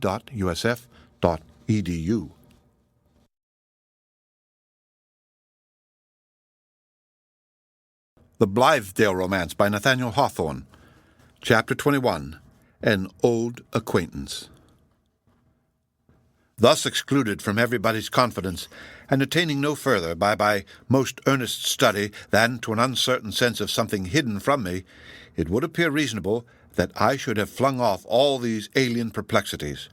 Obviously, my best course was to betake myself to new scenes. Here I was only an intruder. Elsewhere, there might be circumstances in which I could establish a personal interest, and people who would respond with a portion of their sympathies for so much as I should bestow of mine. Nevertheless, there occurred to me one other thing to be done. Remembering old Moody and his relationship with Priscilla, I determined to seek an interview for the purpose of ascertaining whether the knot of affairs was as inextricable on that side as I found it on all others. Being tolerably well acquainted with the old man's haunts, I went the next day to the saloon of a certain establishment about which he often lurked. It was a reputable place enough, affording good entertainment in the way of meat, drink, and fumigation, and there in my young and idle days and nights, when I was neither nice nor wise, I had often amused myself with watching the staid humours and sober jollities of the thirsty souls around me. At my first entrance, old Moody was not there. The more patiently to await him, I lighted a cigar, and, establishing myself in a corner, took a quiet and, by sympathy, boozy kind of pleasure in the customary life that was going forward. Human nature, in my opinion, has a naughty instinct that approves of wine at least, if not of stronger liquor. The temperance men may preach till doomsday, and still this cold and barren world will look warmer, kindlier, mellower, through the medium of a toper's glass. Nor can they, with all their efforts, really spill his draught upon the floor until some hitherto unthought-of discovery shall supply him with a truer element of joy. The general atmosphere of life must first be rendered so inspiriting that he will not need his delirious solace. The custom of tippling has its defensible side as well as any other question, but these good people snatch at the old time-honored demijohn and offer nothing, either sensual or moral, nothing whatever to supply its place. And human life, as it goes with a multitude of men, will not endure so great a vacuum as would be left by the withdrawal of that big-bellied convexity. The space which it now occupies must somehow or other be filled up. As for the rich, it would be little matter if a blight fell upon their vineyards, but the poor man, whose only glimpse of a better state is through the muddy medium of his liquor, what is to be done for him? The reformers should make their efforts positive instead of negative. They must do away with evil by substituting good. The saloon was fitted up with a good deal of taste. There were pictures on the walls, and among them an oil painting of a beefsteak with such an admirable show of juicy tenderness that the beholder sighed to think it merely visionary and incapable of ever being put upon a gridiron. Another work of high art was the lifelike representation of a noble sirloin, another the hindquarters of a deer retaining the hoofs and tawny fur, another the head and shoulders of a salmon, and still more exquisitely finished, a brace of canvas-backed ducks in which the mottled feathers were depicted with the accuracy of a daguerreotype. Some very hungry painter, I suppose, had wrought these subjects of still life, heightening his imagination with his appetite, and earning, it is to be hoped, the privilege of a daily dinner off whichever of his pictorial viands he liked best. Then there was a fine old cheese in which you could almost discern the mites, and some sardines on a small plate, very richly done, and looking as if oozy with the oil in which they had been smothered. All these things were so perfectly imitated that you seemed to have the genuine article before you, and yet, with an indescribable ideal charm, it took away the grossness from what was fleshiest and fattest, and thus helped the life of man, even in its earthliest relations, to appear rich and noble, as well as warm, cheerful, and substantial. There were pictures, too, of gallant revellers, those of the old time, Flemish apparently, with doublets and slashed sleeves, drinking their wine out of fantastic long-stemmed glasses, quaffing joyously, quaffing forever, with inaudible laughter and song, while the champagne bubbled immortally against their mustaches, or the purple tide of Burgundy ran inexhaustibly down their throats. But in an obscure corner of the saloon there was a little picture, excellently done, moreover, of a ragged, bloated New England toper stretched out on a bench in the heavy, apoplectic sleep of drunkenness. The death in life was too well portrayed. You felt the fumy liquor that had brought on this syncope. Your only comfort lay in the forced reflection that, real as he looked, the poor caitiff was but imaginary, a bit of painted canvas whom no delirium tremens nor so much as a retributive headache awaited on the morrow. By this time, it being past 11 o'clock, the two barkeepers of the saloon were in pretty constant activity. One of these young men had a rare faculty in the concoction of gin cocktails. It was a spectacle to behold how, with a tumbler in each hand, he tossed the contents from one to the other, never conveying it awry nor spilling the least drop. He compelled the frothy liquor, as it seemed to me, to spout forth from one glass and descend into the other in a green parabolic curve as well defined and calculable as a planet's orbit. He had a good forehead, with a particularly large development just above the eyebrows. Fine intellectual gifts, no doubt, which he had educated to this profitable end, being famous for nothing but gin cocktails and commanding a fair salary by his one accomplishment. These cocktails, and other artificial combinations of liquor, of which there were at least a score, though mostly, I suspect, fantastic in their differences, were much in favor with the younger class of customers who, at farthest, had only reached the second stage of potatory life. The staunch old soakers, on the other hand, men who, if put on tap, would have yielded a red alcoholic liquor by way of blood, usually confined themselves to plain brandy and water, gin, or West India rum, and oftentimes they preceded their dram with some medicinal remark as to the wholesomeness and stomachic qualities of that particular drink. Two or three appeared to have bottles of their own behind the counter, and, winking one red eye to the barkeeper, he produced forthwith these choicest and peculiar cordials, which it was a matter of great interest and favour among their acquaintances to obtain a sip of. Agreeably to the Yankee habit under whatever circumstances, the deportment of all these good fellows, old or young, was decorous and thoroughly correct. They grew only the more sober in their cups. There was no confused babble, nor boisterous laughter. They sucked in the joyous fire of the decanters, and kept it smouldering in their inmost recesses with a bliss known only to the heart which it warmed and comforted. Their eyes twinkled a little, to be sure. They hemmed vigorously after each glass, and laid a hand upon the pit of the stomach, as if the pleasant titillation there was what constituted the tangible part of their enjoyment. In that spot, unquestionably, and not in the brain, was the acme of the whole affair. But the true purpose of their drinking, and one that will induce men to drink, or do something equivalent, as long as this weary world shall endure, was the renewed youth and vigour, the brisk, cheerful sense of things present and to come, with which, for about a quarter of an hour, the dram permeated their systems. And when such quarters of an hour can be obtained in some mode less baneful to the great sum of a man's life, but, nevertheless, with a little spice of impropriety to give it a wild flavour, we temperance people may ring out our bells for victory. The prettiest object in the saloon was a tiny fountain, which threw up its feathery jet through the counter and sparkled down again into an oval basin or lakelet containing several gold fishes. There was a bed of bright sand at the bottom, strewn with coral and rockwork, and the fishes went gleaming about, now turning up the sheen of a golden side, and now vanishing into the shadows of the water, like the fanciful thoughts that coquette with a poet in his dream. Never before, I imagine, did a company of water-drinkers remain so entirely uncontaminated by the bad example around them, nor could I help wondering that it had not occurred to any freakish inebriate to empty a glass of liquor into their lakelet. What a delightful idea! Who would not be a fish if he could inhale jollity with the essential element of his existence?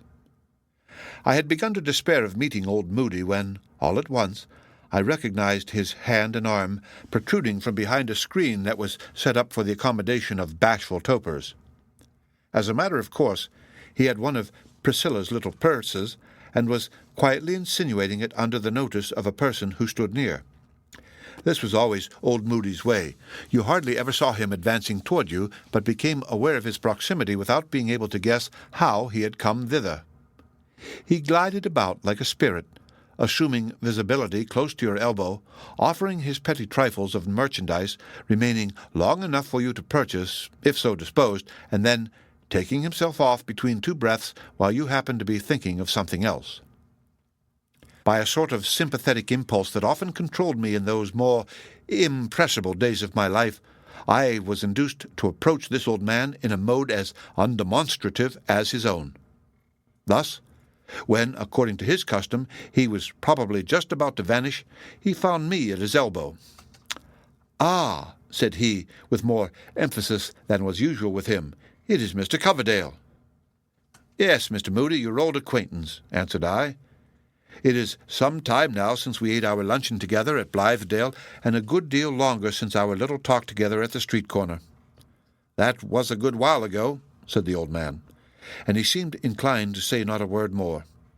His existence looked so colourless and torpid, so very faintly shadowed on the canvas of reality, that I was half afraid lest he should altogether disappear, even while my eyes were fixed full upon his figure.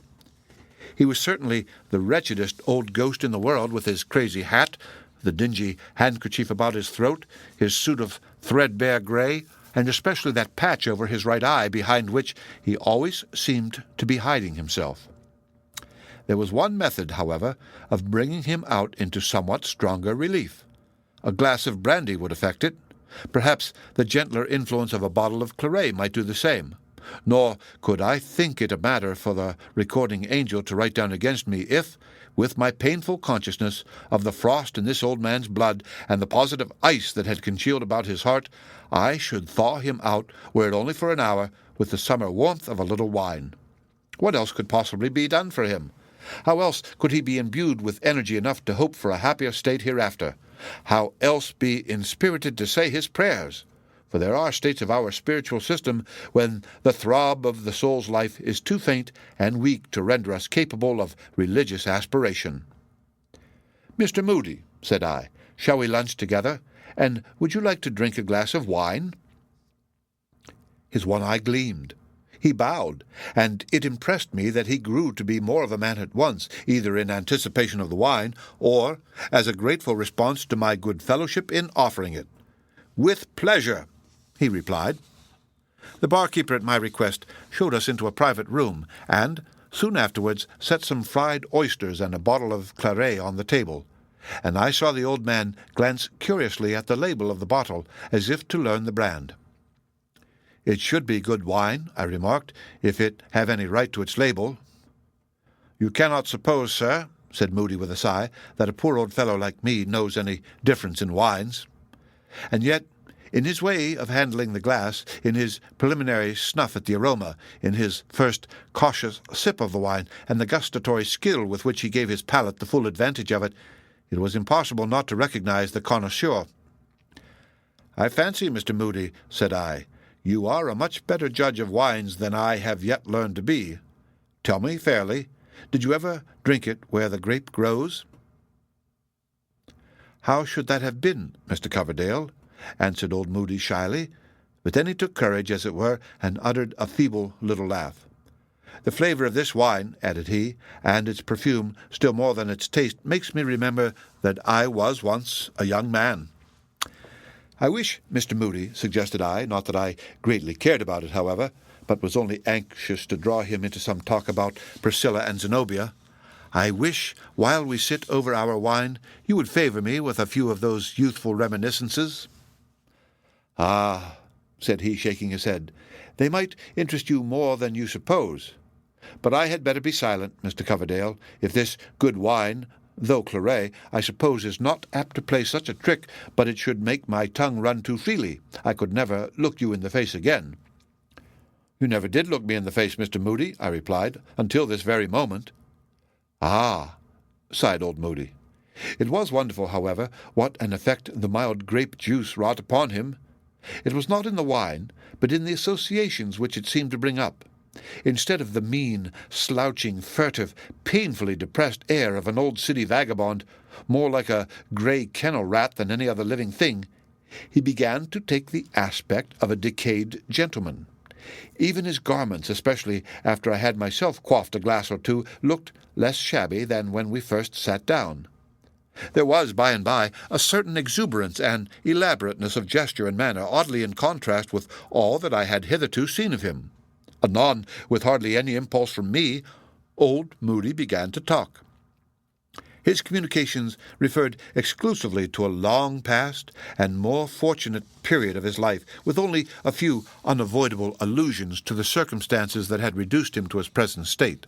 But, having once got the clue, my subsequent researches acquainted me with the main facts of the following narrative, although, in writing it out, my pen has perhaps allowed itself a trifle of romantic and legendary license worthier of a small poet than of a grave biographer.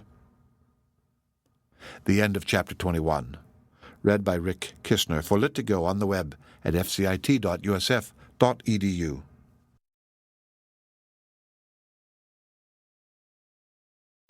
The Blitheale Romance by Nathaniel Hawthorne. Chapter 20. They Vanish. Priscilla immediately answered the summons and made her appearance through the door of the boudoir.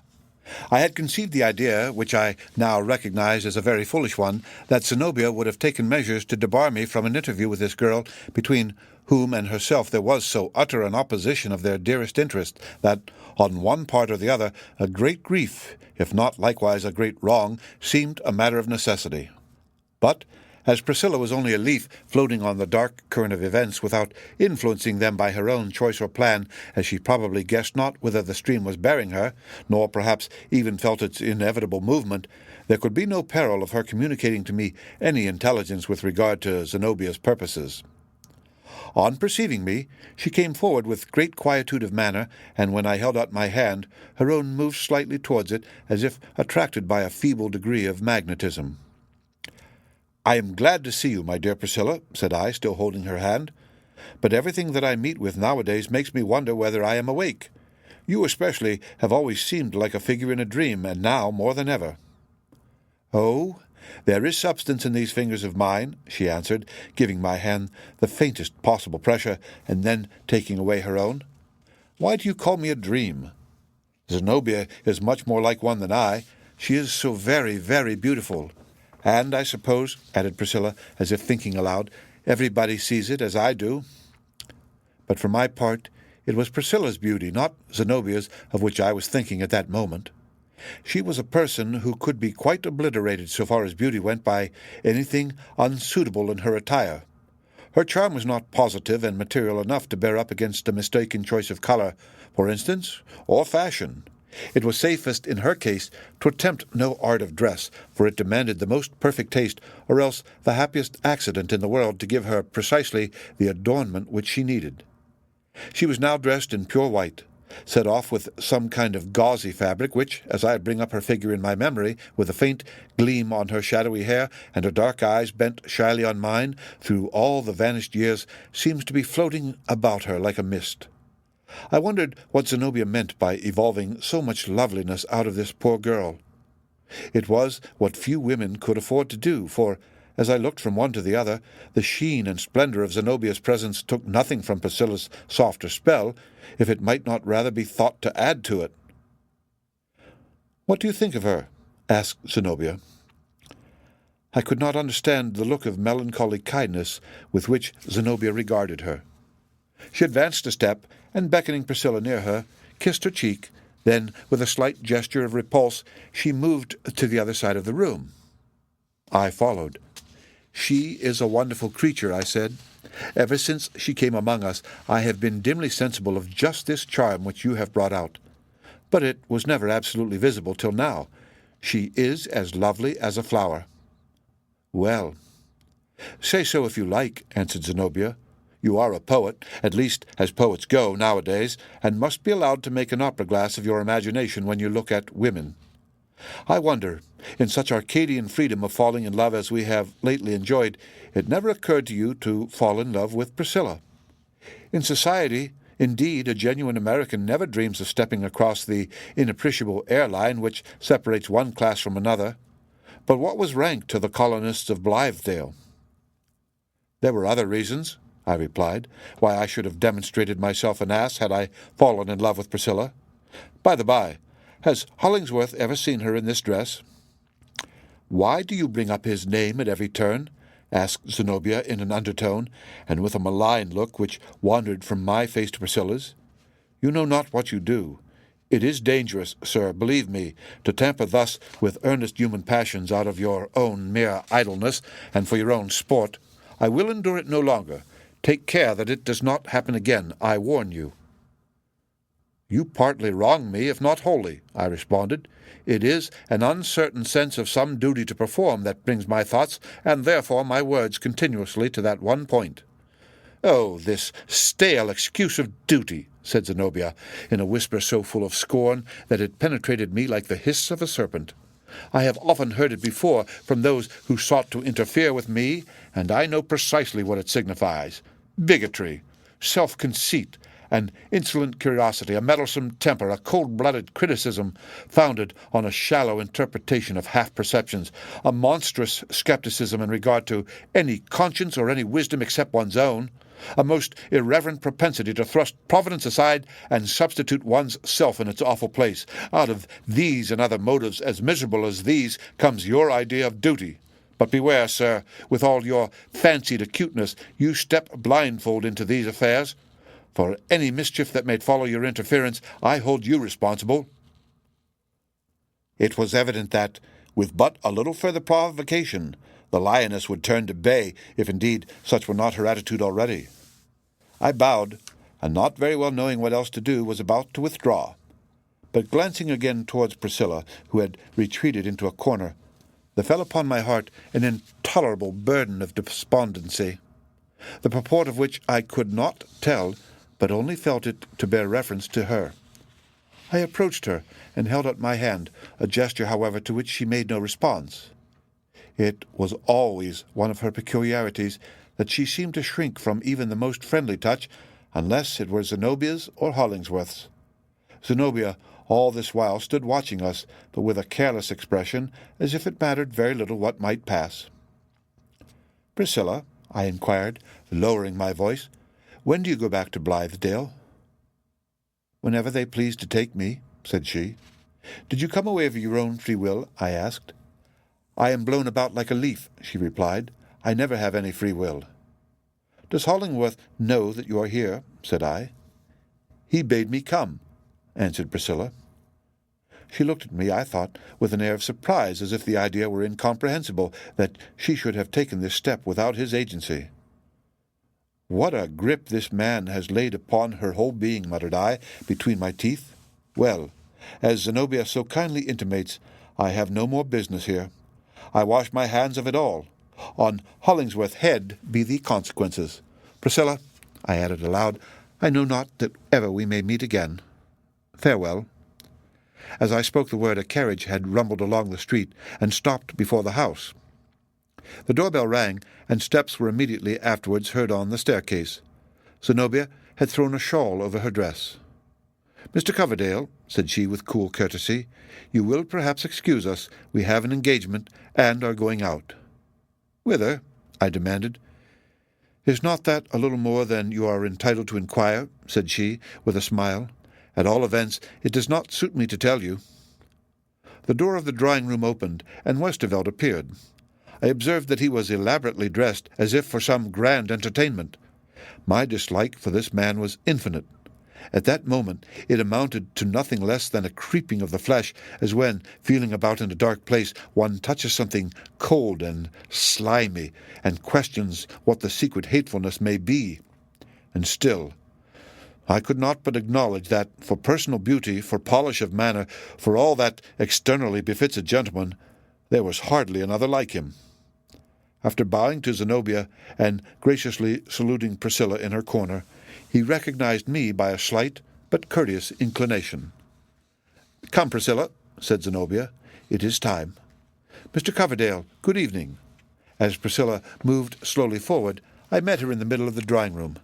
"Priscilla," said I, in the hearing of them all, "do you know whither you are going?" "I do not know," she answered. "Is it wise to go, and is it your choice to go?" I asked. "If not, I am your friend, and Hollingsworth's friend. Tell me so at once." "Possibly," observed Westervelt, smiling, "Priscilla sees in me an older friend than either Mr. Coverdale or Mr. Hollingsworth. I shall willingly leave the matter at her option." While thus speaking, he made a gesture of kindly invitation, and Priscilla passed me with the gliding movement of a sprite and took his offered arm. He offered the other to Zenobia, but she turned her proud and beautiful face upon him with a look which, judging from what I caught of it in profile, would undoubtedly have smitten the man dead had he possessed any heart, or had this glance attained to it. It seemed to rebound, however, from his courteous visage like an arrow from polished steel. They all three descended the stairs, and when I likewise reached the street door, the carriage was already rolling away. The end of Chapter 20. Read by Rick Kistner for Lit2Go on the web at fcit.usf.edu.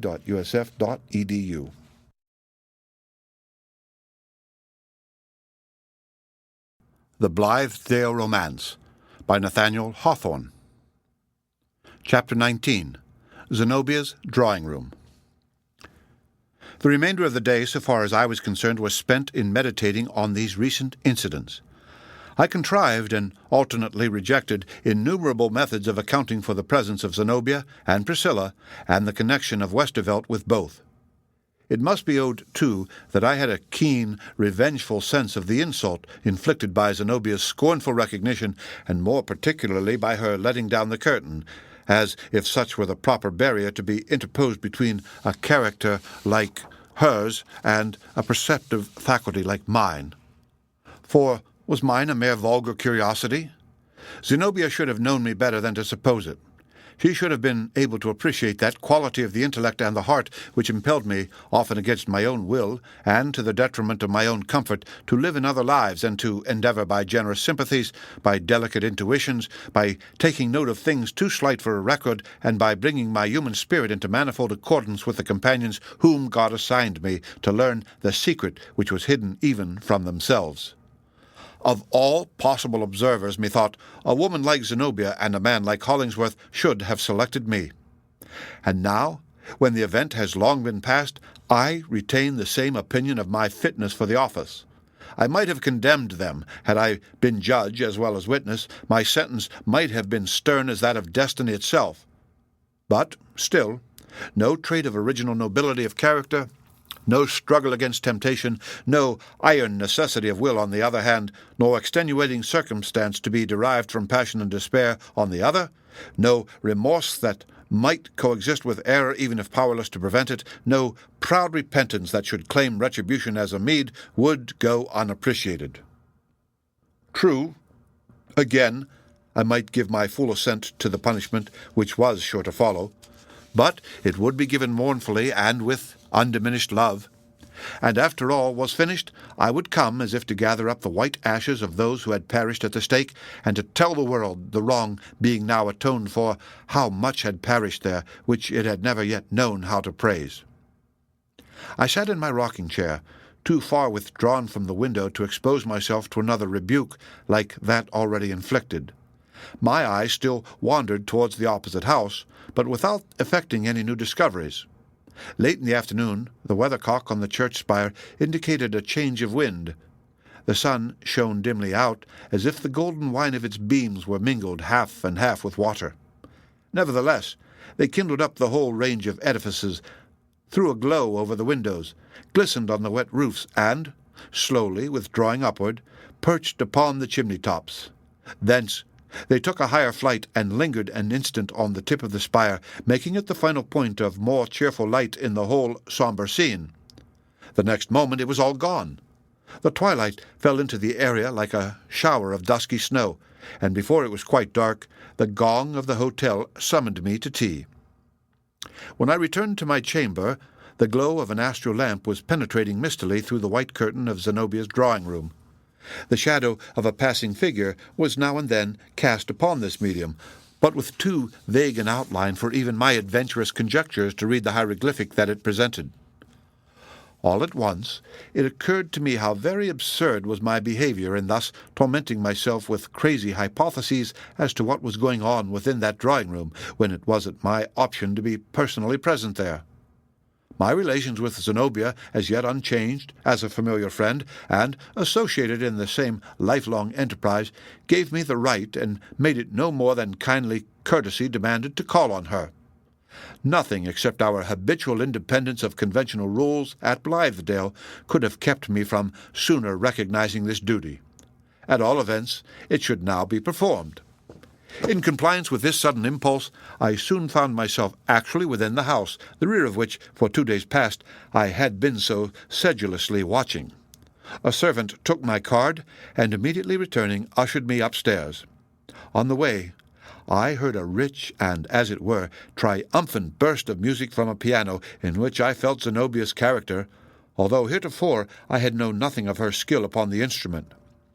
2 or 3 canary birds, excited by this gush of sound, sang piercingly and did their utmost to produce a kindred melody.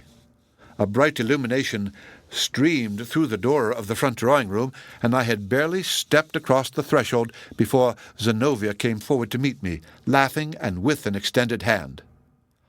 "Ah, Mr. Coverdale," said she, still smiling, but, as I thought, with a good deal of scornful anger underneath. "It has gratified me to see the interest which you continue to take in my affairs. I have long recognized you as a sort of transcendental Yankee, with all the native propensity of your countrymen to investigate matters that come within their range, but rendered almost poetical in your case by the refined methods which you adopt for its gratification. After all, it was an unjustifiable stroke on my part, was it not, to let down the window curtain?" "I cannot call it a very wise one," returned I, with a secret bitterness which, no doubt, Zenobia appreciated. "It is really impossible to hide anything in this world, to say nothing of the next. All that we ought to ask, therefore, is that the witness of our conduct and the speculators on our motives should be capable of taking the highest view which the circumstances of the case may admit. So much being secured, I, for one, would be most happy in feeling myself followed everywhere by an indefatigable human sympathy." "We must trust for intelligent sympathy to our guardian angels, if any there be," said Zenobia. "As long as the only spectator of my poor tragedy is a young man at the window of his hotel, I must still claim the liberty to drop the curtain." While this passed, as Zenobia's hand was extended, I had applied the very slightest touch of my fingers to her own. In spite of an external freedom, her manner made me sensible that we stood upon no real terms of confidence. The thought came sadly across me how great was the contrast betwixt this interview and our first meeting. Then, in the warm light of the country fireside, Zenobia had greeted me cheerily and hopefully, with a full sisterly grasp of the hand, conveying as much kindness in it as other women could have evinced by the pressure of both arms around my neck, or by yielding a cheek to the brotherly salute. The difference was as complete as between her appearance at that time, so simply attired, and with only the one superb flower in her hair, and now when her beauty was set off by all that dress and ornament could do for it. And they did much. Not indeed that they created or added anything to what nature had lavishly done for Zenobia, but these costly robes which she had on, these flaming jewels on her neck, served as lamps to display the personal advantages which require nothing less than such an illumination to be fully seen. Even her characteristic flower, though it seemed to be still there, had undergone a cold and bright transfiguration. It was a flower exquisitely imitated in jeweller's work, and imparting the last touch that transformed Zenobia into a work of art. "I scarcely feel," I could not forbear saying, "as if we had ever met before. How many years ago it seems since we last sat beneath Eliot's pulpit, with Hollingsworth extended on the fallen leaves and Priscilla at his feet. Can it be, Zenobia, that you ever really numbered yourself with our little band of earnest, thoughtful, philanthropic laborers?" "Those ideas have their time and place," she answered coldly, "but I fancy it must be a very circumscribed mind that can find room for no others." Her manner bewildered me. Literally, moreover, I was dazzled by the brilliancy of the room. A chandelier hung down in the center, glowing with I know not how many lights. There were separate lamps also on 2 or 3 tables, and on marble brackets, adding their white radiance to that of the chandelier. The furniture was exceedingly rich. Fresh from our old farmhouse, with its homely board and benches in the dining-room and a few wicker chairs in the best parlor, it struck me that here was the fulfillment of every fantasy of an imagination reveling in various methods of costly self-indulgence and splendid ease. Pictures, marbles, vases, in brief, more shapes of luxury than there could be any object in enumerating except for an auctioneer's advertisement, and the whole repeated and doubled by the reflection of a great mirror which showed me Zenobia's proud figure likewise, and my own. It cost me, I acknowledge, a bitter sense of shame to perceive in myself a positive effort to bear up against the effect which Zenobia sought to impose on me. I reasoned against her in my secret mind, and strove so to keep my footing. In the gorgeousness with which she had surrounded herself, in the redundance of personal ornament which the largeness of her physical nature and the rich type of her beauty caused to seem so suitable, I malevolently beheld the true character of the woman, passionate, luxurious, lacking simplicity, not deeply refined, incapable of pure and perfect taste. But the next instant she was too powerful for all my opposing struggles. I saw how fit it was that she should make herself as gorgeous as she pleased, and should do 1,000 things that would have been ridiculous in the poor, thin, weakly characters of other women. To this day, however, I hardly know whether I then beheld Zenobia in her truest attitude, or whether that were the truer one in which she had presented herself at Blithedale. In both there was something like the illusion which a great actress flings around her. "Have you given up Blithedale forever?" I inquired. "Why should you think so?" asked she. "I cannot tell," answered I, "except that it appears all like a dream that we were ever there together." "It is not so to me," said Zenobia. "I should think it a poor and meagre nature that is capable of but one set of forms, and must convert all the past into a dream merely because the present happens to be unlike it. Why should we be content with our homely life of a few months past to the exclusion of all other modes? It was good, but there are other lives as good or better. Not, you will understand, that I condemn those who give themselves up to it more entirely than I, for myself, should deem it wise to do." It irritated me, this self-complacent, condescending, qualified approval and criticism of a system to which many individuals, perhaps as highly endowed as our gorgeous Zenobia, had contributed their all of earthly endeavor and their loftiest aspirations.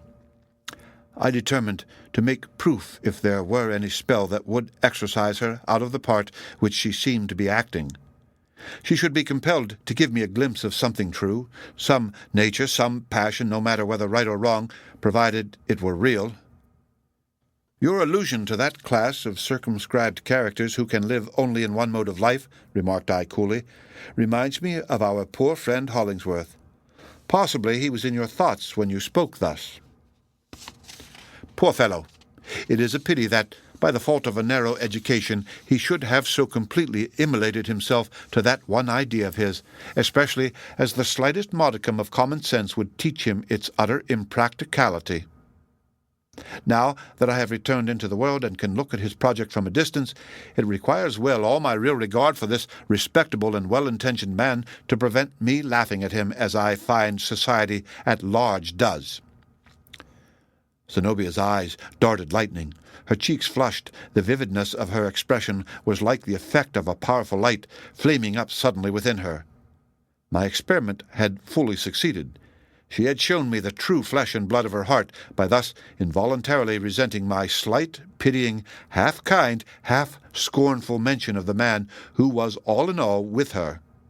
She herself probably felt this, for it was hardly a moment before she tranquilized her uneven breath and seemed as proud and self-possessed as ever. "I rather imagine," said she quietly, "that your appreciation falls short of Mr. Hollingworth's just claims. Blind enthusiasm, absorption in one idea, I grant, is generally ridiculous, and must be fatal to the respectability of an ordinary man. It requires a very high and powerful character to make it otherwise. But a great man, as perhaps you do not know, attains his normal condition only through the inspiration of one great idea. As a friend of Mr. Hollingsworth, and at the same time a calm observer, I must tell you that he seems to me such a man. But you are very pardonable for fancying him ridiculous. Doubtless he is so, to you. There can be no truer test of the noble and heroic in any individual than the degree in which he possesses the faculty of distinguishing heroism from absurdity." I dared make no retort to Zenobia's concluding apothegm. In truth, I admired her fidelity. It gave me a new sense of Hollingsworth's native power to discover that his influence was no less potent with this beautiful woman here in the midst of artificial life than it had been at the foot of the grey rock and among the wild birch trees of the wood-path when she so passionately pressed his hand against her heart. The great, rude, shaggy, swarthy man, and Zenobia loved him. "Did you bring Priscilla with you?" I resumed. "Do you know, I have sometimes fancied it not quite safe, considering the susceptibility of her temperament, that she should be so constantly within the sphere of a man like Hollingsworth. Such tender and delicate natures among your sex have often, I believe, a very adequate appreciation of the heroic elements in men. But then again, I should suppose them as likely as any other woman to make a reciprocal impression. Hollingsworth could hardly give his affections to a person capable of taking an independent stand, but only to one whom he might absorb into himself. He has certainly shown great tenderness for Priscilla." Zenobia had turned aside, but I caught the reflection of her face in the mirror and saw that it was very pale, as pale in her rich attire as if a shroud were round her. "Priscilla is here," said she, her voice a little lower than usual. "Have not you learnt as much from your chamber window? Would you like to see her?" She made a step or two into the back drawing-room and called, "Priscilla! Dear Priscilla!" The end of Chapter 19. Read by Rick Kistner for Lit2Go on the web at fcit.usf.edu.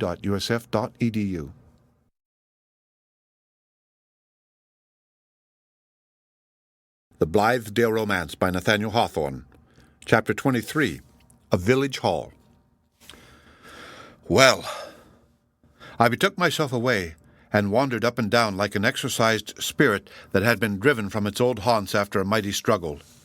It takes down the solitary pride of man beyond most other things to find the impracticability of flinging aside affections that have grown irksome. The bands that were silken once are apt to become iron fetters when we desire to shake them off. Our souls, after all, are not our own. We convey a property in them to those with whom we associate, but to what extent can never be known until we feel the tug, the agony of our abortive effort to resume an exclusive sway over ourselves. Thus, in all the weeks of my absence, my thoughts continually reverted back, brooding over the bygone months, and bringing up incidents that seemed hardly to have left a trace of themselves in their passage. I spent painful hours in recalling these trifles and rendering them more misty and unsubstantial than at first by the quantity of speculative musing thus needed in with them. Hollingsworth, Zenobia, Priscilla. These three had absorbed my life into themselves. Together with an inexpressible longing to know their fortunes, there was likewise a morbid resentment of my own pain, and a stubborn reluctance to come again within their sphere. All that I learned of them, therefore, was comprised in a few brief and pungent squibs, such as the newspapers were then in the habit of bestowing on our socialist enterprise. There was one paragraph which, if I rightly guessed its purport, bore reference to Zenobia, but was too darkly hinted to convey even thus much of certainty. Hollingsworth, too, with his philanthropic project, afforded the penny-a-liners a theme for some savage and bloody-minded jokes, and considerably to my surprise, they affected me with as much indignation as if we had still been friends. Thus passed several weeks, time long enough for my brown and toil-hardened hands to reaccustom themselves to gloves. Old habits, such as were merely external, returned upon me with wonderful promptitude. My superficial talk, too, assumed altogether a worldly tone. Meeting former acquaintances who showed themselves inclined to ridicule my heroic devotion to the cause of human welfare, I spoke of the recent phase of my life as indeed fair matter for a jest. But I also gave them to understand that it was at most only an experiment on which I had staked no valuable amount of hope or fear. It had enabled me to pass the summer in a novel and agreeable way, had afforded me some grotesque specimens of artificial simplicity, and could not, therefore, so far as I was concerned, be reckoned a failure.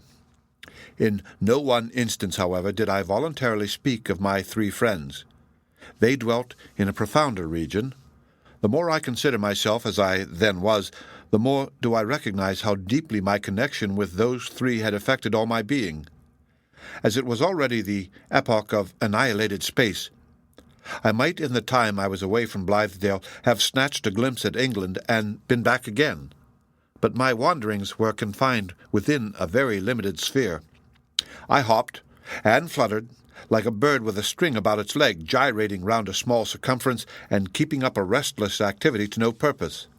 Thus, it was still in our familiar Massachusetts, in one of its white country villages, that I must next particularize an incident. The scene was one of those lyceum halls of which almost every village has now its own, dedicated to that sober and pallid, or rather drab-colored mode of winter evening entertainment, the lecture. Of late years, this has come strangely into vogue when the natural tendency of things would seem to be to substitute lettered for oral methods of addressing the public. But in halls like this, besides the winter course of lectures, there is a rich and varied series of other exhibitions. Hither comes the ventriloquist with all his mysterious tongues, the thaumaturgist, too, with his miraculous transformation of plates, doves, and rings, his pancakes smoking in your hat, and his cellar of choice liquors represented in one small bottle. Here also, the itinerant professor instructs separate classes of ladies and gentlemen in physiology, and demonstrates his lessons by the aid of real skeletons and mannequins in wax from Paris. Here is to be heard the choir of Ethiopian melodists, and to be seen the diorama of Moscow or Bunker Hill, or the moving panorama of the Chinese Wall. Here is displayed the museum of wax figures illustrating the wide Catholicism of earthly renown by mixing up heroes and statesmen, the Pope and the Mormon prophet, kings, queens, murderers, and beautiful ladies, every sort of person, in short, except authors, of whom I never beheld even the most famous done in wax. And here, in this many-purposed hall, unless the selectmen of the village chance to have more than their share of the Puritanism which, however diversified with later patchwork, still gives its prevailing tint to New England character. Here, the company of strolling players sets up its little stage and claims patronage for the legitimate drama. But on the autumnal evening which I speak of, a number of printed handbills stuck up in the bar-room and on the signpost of the hotel and on the meeting-house porch and distributed largely through the village had promised the inhabitants an interview with that celebrated and hitherto inexplicable phenomenon, the Veiled Lady. The hall was fitted up with an amphitheatrical descent of seats towards a platform on which stood a desk, 2 lights, a stool, and a capacious antique chair. The audience was of a generally decent and respectable character, old farmers in their Sunday black coats with shrewd, hard, sun-dried faces and a cynical humor, oftener than any other expression, in their eyes, pretty girls in many-colored attire, pretty young men, the schoolmaster, the lawyer or student at law, the shopkeeper, all looking rather suburban than rural. In these days there is absolutely no rusticity except when the actual labor of the soil leaves its earth mold on the person. There was likewise a considerable proportion of young and middle-aged women, many of them stern in feature, with marked foreheads and a very definite line of eyebrow, a type of womanhood in which a bold intellectual development seems to be keeping pace with the progressive delicacy of the physical constitution. Of all these people I took note, at first according to my custom, but I ceased to do so the moment that my eyes fell on an individual who sat 2 or 3 seats below me, immovable, apparently deep in thought, with his back, of course, towards me, and his face turned steadfastly upon the platform. After sitting a while in contemplation of this person's familiar contour, I was irresistibly moved to step over the intervening benches, lay my hand on his shoulder, put my mouth close to his ear, and address him in a sepulchral, melodramatic whisper. "Hollingsworth, where have you left Zenobia?" His nerves, however, were proof against my attack.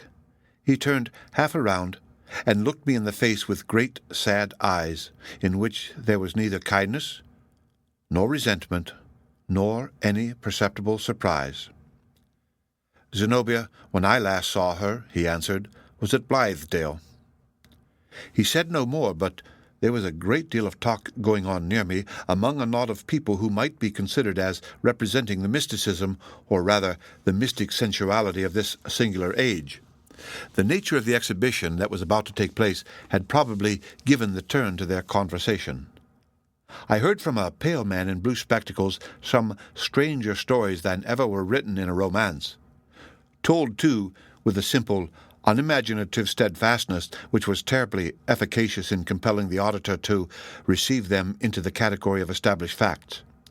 He cited instances of the miraculous power of one human being over the will and passions of another, insomuch that settled grief was but a shadow beneath the influence of a man possessing this potency, and the strong love of years melted away like a vapor. At the bidding of one of these wizards, the maiden, with her lover's kiss still burning on her lips, would turn from him with icy indifference. The newly made widow would dig up her buried heart out of her young husband's grave before the sods had taken root upon it. A mother, with her babe's milk in her bosom, would thrust away her child. Human character was but soft wax in his hands, and guilt or virtue only the forms into which he should see fit to mold it. The religious sentiment was a flame which he could blow up with his breath, or a spark that he could utterly extinguish.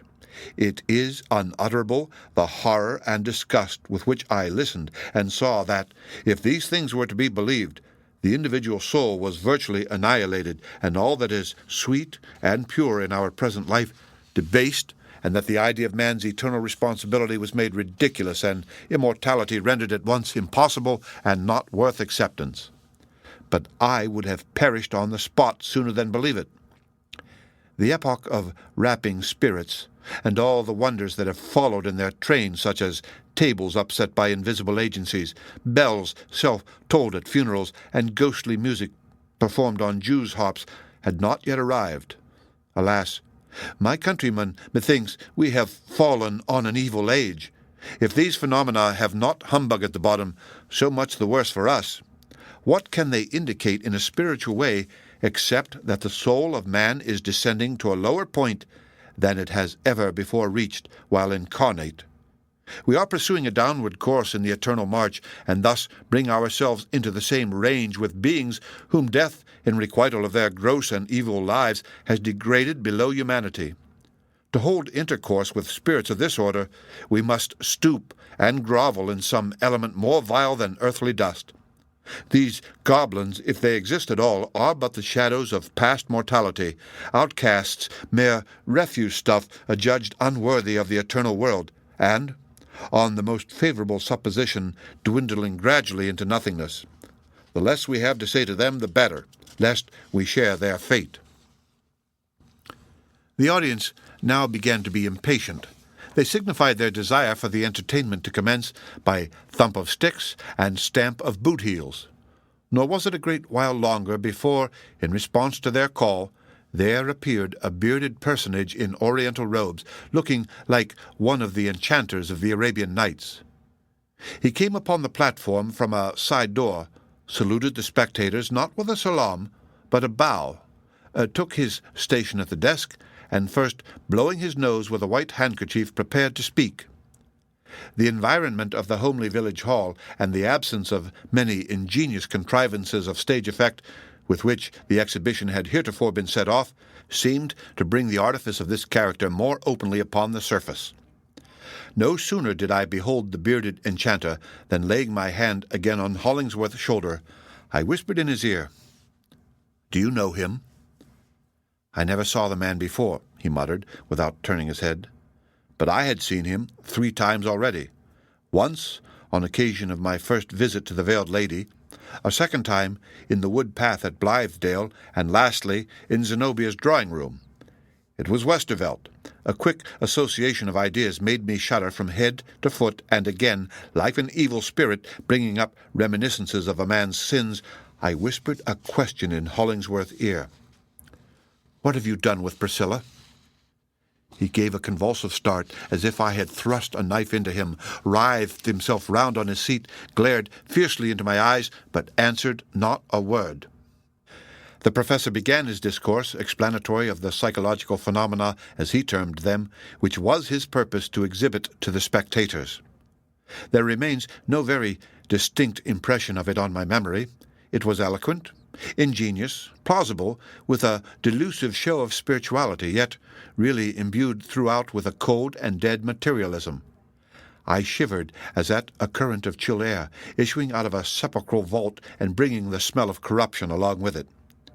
He spoke of a new era that was dawning upon the world, an era that would link soul to soul and the present life to what we call futurity with a closeness that should finally convert both worlds into one great, mutually conscious brotherhood. He described, in a strange philosophical guise with terms of art, as if it were a matter of chemical discovery, the agency by which this mighty result was to be effected. Nor would it have surprised me had he pretended to hold up a portion of his universally pervasive fluid, as he affirmed it to be, in a glass vial. At the close of his exordium, the professor beckoned with his hand, 1, twice, thrice, and a figure came gliding upon the platform, enveloped in a long veil of silvery whiteness. It fell about her like the texture of a summer cloud, with a kind of vagueness, so that the outline of the form beneath it could not be accurately discerned. But the movement of the veiled lady was graceful, free, and unembarrassed, like that of a person accustomed to be the spectacle of thousands, or possibly a blindfold prisoner within the sphere with which this dark earthly magician had surrounded her. She was wholly unconscious of being the central object to all those straining eyes.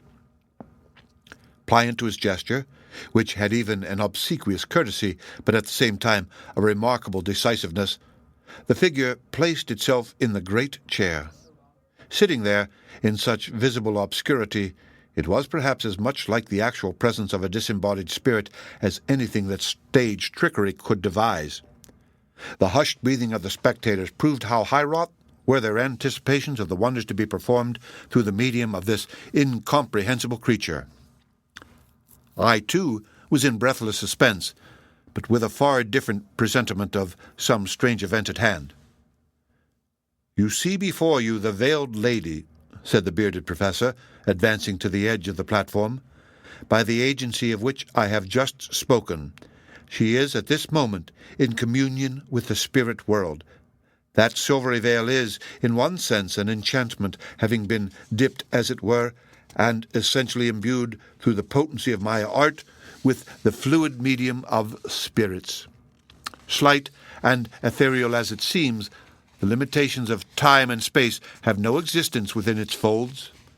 This hall, these hundreds of faces encompassing her within so narrow an amphitheatre, are of thinner substance in her view than the airiest vapour that the clouds are made of. She beholds the Absolute." As preliminary to other and far more wonderful psychological experiments, the exhibitor suggested that some of his auditors should endeavour to make the veiled lady sensible of their presence by such methods, provided only no touch were laid upon her person, as they might deem best adapted to that end. Accordingly, several deep-lunged country fellows, who looked as if they might have blown the apparition away with a breath, ascended the platform. Mutually encouraging one another, they shouted so close to her ear that the veil stirred like a wreath of vanishing mist. They smote upon the floor with bludgeons. They perpetrated so hideous a clamour that, methought, it might have reached at least a little way into the eternal sphere. Finally, with the assent of the professor, they laid hold of the great chair, and were startled, apparently, to find it soar upward as if lighter than the air through which it rose.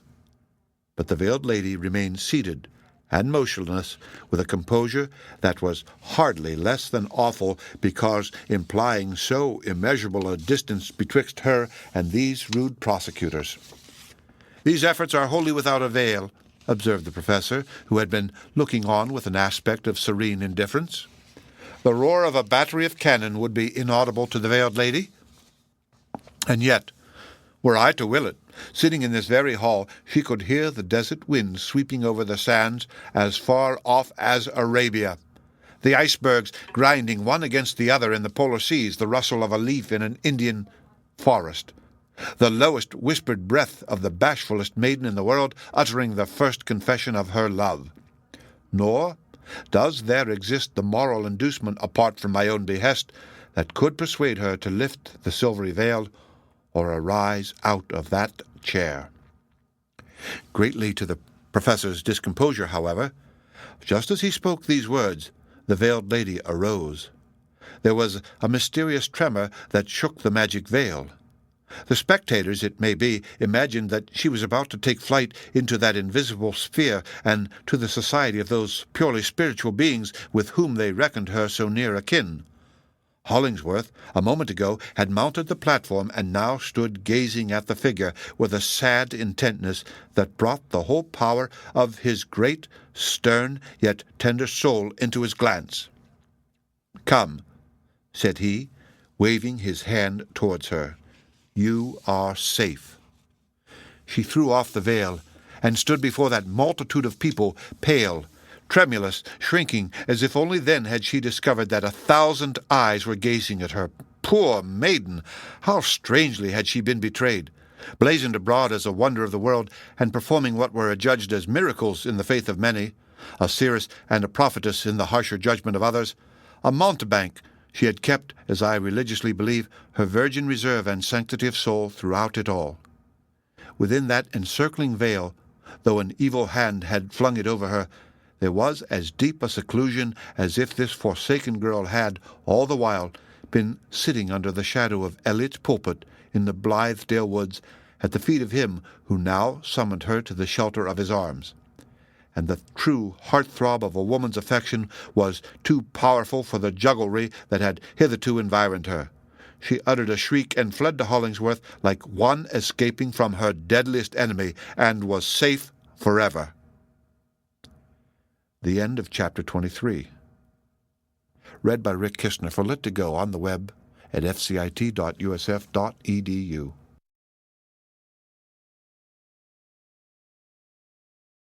The Blithedale Romance by Nathaniel Hawthorne, Chapter 25. The Three Together. Hollingsworth was in his ordinary working dress. Priscilla wore a pretty and simple gown with a kerchief about her neck and a calash which she had flung back from her head, leaving it suspended by the strings. But Zenobia, whose part among the maskers, as may be supposed, was no inferior one, appeared in a costume of fanciful magnificence, with her jeweled flower as the central ornament of what resembled a leafy crown or coronet. She represented the Oriental princess by whose name we were accustomed to know her. Her attitude was free and noble, yet, if a queen's, it was not that of a queen triumphant, but dethroned, on trial for her life, or perchance condemned already. The spirit of the conflict seemed nevertheless to be alive in her. Her eyes were on fire. Her cheeks had each a crimson spot, so exceedingly vivid and marked with so definite an outline that I at first doubted whether it were not artificial. In a very brief space, however, this idea was shamed by the paleness that ensued as the blood sank suddenly away. Zenobia now looked like marble. One always feels the fact in an instant when he has intruded on those who love or those who hate at some acme of their passion that puts them into a sphere of their own when no other spirit can pretend to stand on equal ground with them. I was confused, affected even with a species of terror, and wished myself away. The intentness of their feelings gave them the exclusive property of the soil and atmosphere, and left me no right to be or breathe there. "Hollingsworth! Zenobia, I have just returned to Blithedale," said I, "and had no thought of finding you here. We shall meet again at the house. I will retire." "This place is free to you," answered Hollingsworth. "As free as to ourselves," added Zenobia. "This long while past you have been following up your game, groping for human emotions in the dark corners of the heart. Had you been here a little sooner, you might have seen them dragged into the daylight. I could even wish to have my trial over again with you standing by to see fair play. Do you know, Mr. Coverdale, I have been on trial for my life?" She laughed while speaking thus, but, in truth, as my eyes wandered from one of the group to another, I saw in Hollingsworth all that an artist could desire for the grim portrait of a Puritan magistrate, holding request of life and death in a case of witchcraft. In Zenobia, the sorceress herself, not aged, wrinkled, and decrepit, but fair enough to tempt Satan with a force reciprocal to his own, and in Priscilla, the pale victim, whose soul and body had been wasted by her spells. Had a pile of faggots been heaped against the rock, this hint of impending doom would have completed the suggestive picture. "It was too hard upon me," continued Zenobia, addressing Hollingsworth, "that judge, jury, and accuser should all be comprehended in one man. I demur, as I think the lawyers say, to the jurisdiction. But let the learned Judge Coverdale seat himself on top of the rock, and you and me stand at its base side by side, pleading our cause before him. There might at least be 2 criminals instead of 1. "You forced this on me," replied Hollingsworth, looking her sternly in the face. "Did I call you hither from among the masqueraders yonder? Do I assume to be your judge? No, except so far as I have an unquestionable right of judgment in order to settle my own line of behavior towards those with whom the events of life bring me in contact. True, I have already judged you, but not on the world's part. Neither do I pretend to pass a sentence." "Ah, this is very good," said Zenobia with a smile. "What strange things you men are, Mr. Coverdale, is it not so? It is the simplest thing in the world with you to bring a woman before your secret tribunals and judge and condemn her unheard, and then tell her to go free without a sentence. The misfortune is that this same secret tribunal chances to be the only judgment seat that a true woman stands in awe of, and that any verdict short of acquittal is equivalent to a death sentence." The more I looked at them, and the more I heard, the stronger grew my impression that a crisis had just come and gone. On Hollingsworth's brow it had left a stamp like that of irrevocable doom, of which his own will was the instrument. In Zenobia's whole person, beholding her more closely, I saw a riotous agitation, the almost delirious disquietude of a great struggle at the close of which the vanquished one felt her strength and courage still mighty within her, and longed to renew the contest. My sensations were as if I had come upon a battlefield before the smoke was as yet cleared away. And what subjects had been discussed here? All, no doubt, that for so many months past had kept my heart and my imagination idly feverish. Zenobia's whole character and history, the true nature of her mysterious connection with Westervelt, her later purposes towards Hollingsworth and reciprocally his in reference to her, and finally, the degree in which Zenobia had been cognizant of the plot against Priscilla, and what at last had been the real object of that scheme. On these points, as before, I was left to my own conjectures. One thing only was certain. Zenobia and Hollingsworth were friends no longer. If their heartstrings were ever intertwined, the knot had been adjudged an entanglement, and was now violently broken. But Zenobia seemed unable to rest content with the matter in the posture which it had assumed.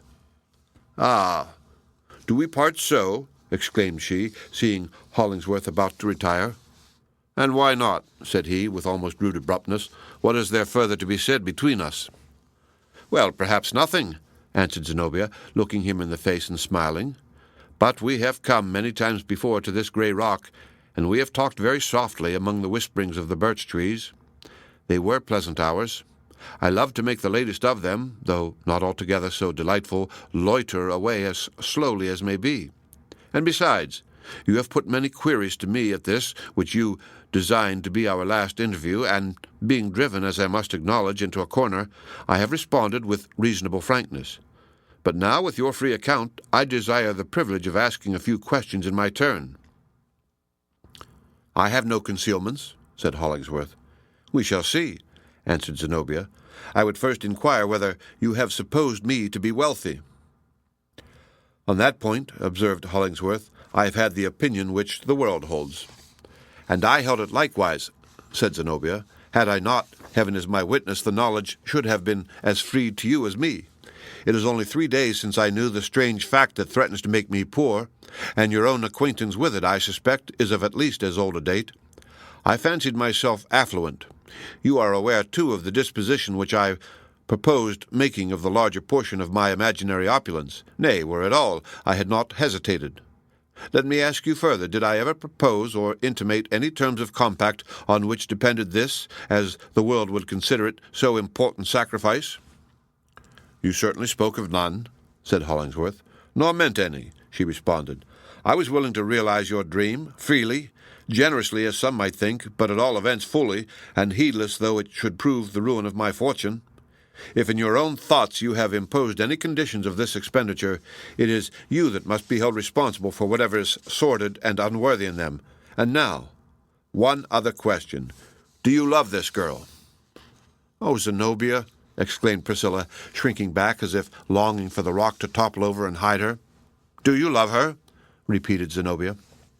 "Had you asked me that question a short time since," replied Hollingsworth after a pause during which, it seemed to me, even the birch trees held their whispering breath, "I should have told you no.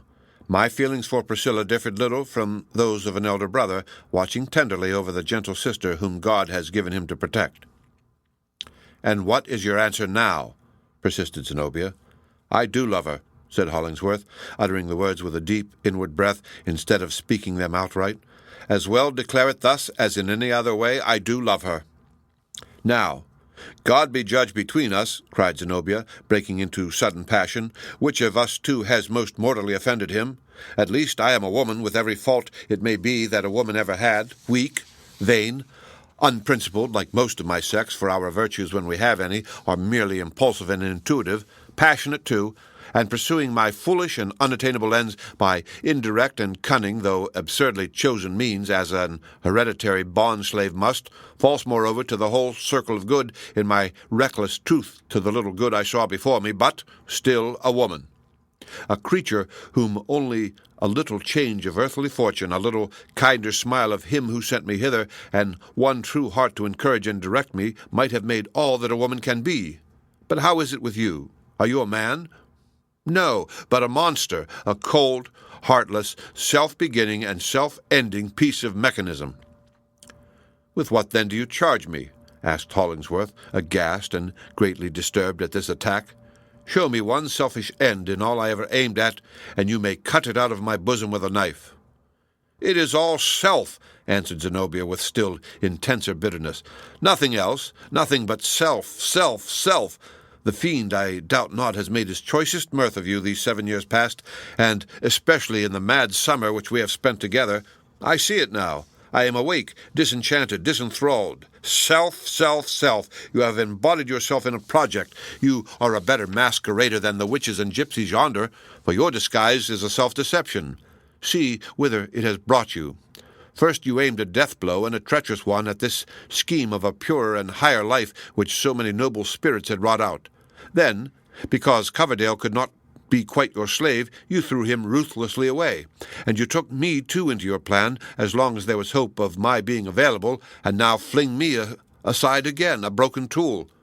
But foremost, and blackest of your sins, you stilled down your inmost consciousness. You did a deadly wrong to your own heart. You were ready to sacrifice this girl whom, if God ever visibly showed a purpose, he put into your charge, and through whom he was striving to redeem you." "This is a woman's view," said Hollingsworth, growing deadly pale, "a woman's whose whole sphere of action is in the heart, and who can conceive of no higher nor wider one."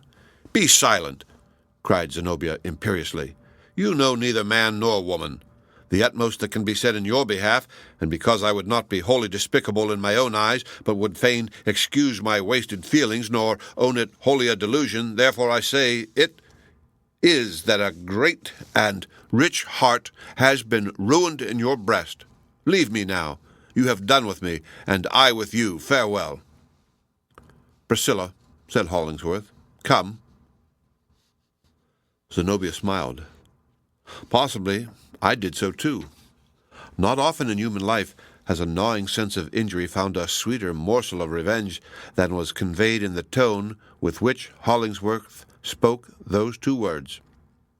It was the abased and tremulous tone of a man whose faith in himself was shaken, and who sought at last to lean on an affection. Yes, the strong man bowed himself and rested on this poor Priscilla. Oh, could she have failed him, what a triumph for the lookers-on! And at first I half imagined that she was about to fail him. She rose up, stood shivering like the birch leaves that trembled over her head, and then slowly tottered rather than walked towards Zenobia. Arriving at her feet, she sank down there in the very same attitude which she had assumed on their first meeting in the kitchen of the old farmhouse. Zenobia remembered it. "Ah, Priscilla," said she, shaking her head, "how much is changed since then? You kneel to a dethroned princess, you, the victorious one. But he is waiting for you. Say what you wish, and leave me." "We are sisters," gasped Priscilla. I fancied that I understood the word and action. It meant the offering of herself and all she had to be at Zenobia's disposal, but the latter would not take it thus. "True, we are sisters," she replied, and moved by the sweet word, she stooped down and kissed Priscilla, but not lovingly, for a sense of fatal harm received through her seemed to be lurking in Zenobia's heart. "We had one father. You knew it from the first, I but a little while, else some things that have chanced might have been spared you. But I never wished you harm. You stood between me and an end which I desired. I wanted a clear path, no matter what I meant. It is over now. Do you forgive me?" "Oh, Zenobia," sobbed Priscilla, "it is I that feels like the guilty one." "No, no, poor little thing," said Zenobia with a sort of contempt. "You have been my evil fate, but there never was a babe with less strength or will to do an injury. Poor child! Methinks you have but a melancholy lot before you, sitting all alone in that wide, cheerless heart, where, for aught you know, and as I, alas, believe, the fire which you have kindled may soon go out. Oh, the thought makes me shiver for you. What will you do, Priscilla, when you find no spark among the ashes?" "Die," she answered. "That was well said," responded Zenobia with an approving smile. "There is all a woman in your little compass, my poor sister. Meanwhile, go with him and live." She waved her away with a queenly gesture and turned her own face to the rock. I watched Priscilla, wondering what judgment she would pass between Zenobia and Hollingsworth, how interpret his behavior so as to reconcile it with true faith both towards her sister and herself, how compel her love for him to keep any terms whatever with her sisterly affection. But in truth, there was no such difficulty as I imagined. Her engrossing love made it all clear. Hollingsworth could have no fault. That was the one principle at the center of the universe, and the doubtless guilt or possible integrity of other people, appearances, self-evident facts, the testimony of her own senses, even Hollingsworth's self-accusation, had he volunteered it, would have weighed not the value of a mote of thistledown on the other side. So secure was she of his right that she never thought of comparing it with another's wrong, but left the latter to itself. Hollingsworth drew her arm within his, and soon disappeared with her among the trees. I cannot imagine how Zenobia knew when they were out of sight. She never glanced again toward them, but retaining a proud attitude so long as they might have thrown back a retiring look, they were no sooner departed, utterly departed, than she began slowly to sink down. It was as if a great, invisible, irresistible weight were pressing her to the earth. Settling upon her knees, she leaned her forehead against the rock and sobbed convulsively. Dry sobs they seemed to be, such as have nothing to do with tears. The end of Chapter 25. Read by Rick Kistner for Lit2Go, on the web at fcit.usf.edu.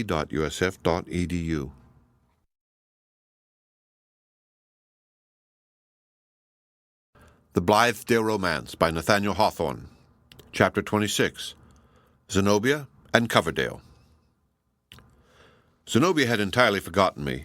She fancied herself alone with her great grief, and had it been only a common pity that I felt for her, the pity that her proud nature would have repelled as the one worst wrong with the world yet held in reserve, the sacredness and awfulness of the crisis might have impelled me to steal away silently, so that not a dry leaf should rustle under my feet. I would have left her to struggle in that solitude with only the eye of God upon her. But so it happened. I never once dreamed of questioning my right to be there now, as I had questioned it just before, when I came so suddenly upon Hollingsworth and herself in the passion of their recent debate. It suits me not to explain what was the analogy that I saw, or imagined, between Zenobia's situation and mine, nor, I believe, will the reader detect this one secret hidden beneath many a revelation which perhaps concerned me less. In simple truth, however, as Zenobia leaned her forehead against the rock, shaken with that tearless agony, it seemed to me that the same self-pang, with hardly mitigated torment, leaped thrilling from her heartstrings to my own. Was it wrong, therefore, if I felt myself consecrated to the priesthood by sympathy like this, and called upon to minister to this woman's affliction so far as mortal could? But indeed, what could mortal do for her? Nothing. The attempt would be a mockery and an anguish. Time, it is true, would steal away her grief and bury it, and the best of her heart in the same grave. But destiny itself, methought in its kindliest mood, could do no better for Zenobia in the way of quick relief than to cause the impending rock to impend a little further and fall upon her head. So I leaned against a tree and listened to her sobs in unbroken silence. She was half prostrate, half kneeling with her forehead still pressed against the rock. Her sobs were the only sound. She did not groan nor give any other utterance to her distress. It was all involuntary. At length she sat up, put back her hair, and stared about her with a bewildered aspect, as if not distinctly recollecting the scene through which she had passed, nor cognizant of the situation in which it left her. Her face and brow were almost purple with the rush of blood. They whitened, however, by and by, and for some time retained this death-like hue. She put her hand to her forehead with a gesture that made me forcibly conscious of an intense and living pain there. Her glance, wandering wildly to and fro, passed over me several times without appearing to inform her of my presence. But finally, a look of recognition gleamed from her eyes into mine. "Is it you, Miles Coverdale?" said she, smiling. "Ah, I perceive what you are about. You are turning this whole affair into a ballad. Pray, let me hear as many stanzas as you happen to have already." "Oh, hush, Zenobia," I answered. "Heaven knows what an ache is in my soul." "It is a genuine tragedy, is it not?" rejoined Zenobia with a sharp, light laugh. "And you are willing to allow, perhaps, that I have had hard measure. But it is a woman's doom, and I have deserved it like a woman, so let there be no pity, as on my part there shall be no complaint. It is all right now, or will shortly be so. But, Mr. Coverdale, by all means, write this ballad, and put your soul's ache into it, and turn your sympathy to good account, as other poets do, and as poets must, unless they choose to give us glittering icicles instead of lines of fire. As for the moral, it shall be distilled into the final stanza in a drop of bitter honey." "What shall it be, Zenobia?" I inquired, endeavoring to fall in with her mood. "Oh, a very old one will serve the purpose," she replied. "There are no new truths, much as we have prided ourselves on finding some. A moral? Why this, that in the battlefield of life, the downright stroke that would fall only on a man's steel headpiece is sure to light on a woman's heart over which she wears no breastplate, and whose wisdom it is, therefore, to keep out of the conflict. Or this, that the whole universe, her own sex and yours, and Providence or destiny to boot, make common cause against the woman who swerves one hair's breadth out of the beaten track. Yes, and add, for I may as well own it now, that with that one hair's breadth she goes all astray, and never sees the world in its true aspect afterwards." "This last is too stern a moral," I observed. "Cannot we soften it a little?" "Do it if you like, at your own peril, not on my responsibility," she answered. Then, with a sudden change of subject, she went on. "After all, he has flung away what would have served him better than the poor pale flower he kept. What can Priscilla do for him? Put passionate warmth into his heart when it shall be chilled with frozen hopes? Strengthen his hands when they are weary with much doing and no performance? No, but only tend towards him with a blind, instinctive love, and hang her little puny weakness for a clog upon his arm. She cannot even give him such sympathy as is worth the name, for will he never, in many an hour of darkness, need that proud intellectual sympathy which he might have had from me? The sympathy that would flash light along his course and guide as well as cheer him? Poor Hollingsworth! Where will he find it now?" "Hollingsworth has a heart of ice," said I bitterly. "He is a wretch."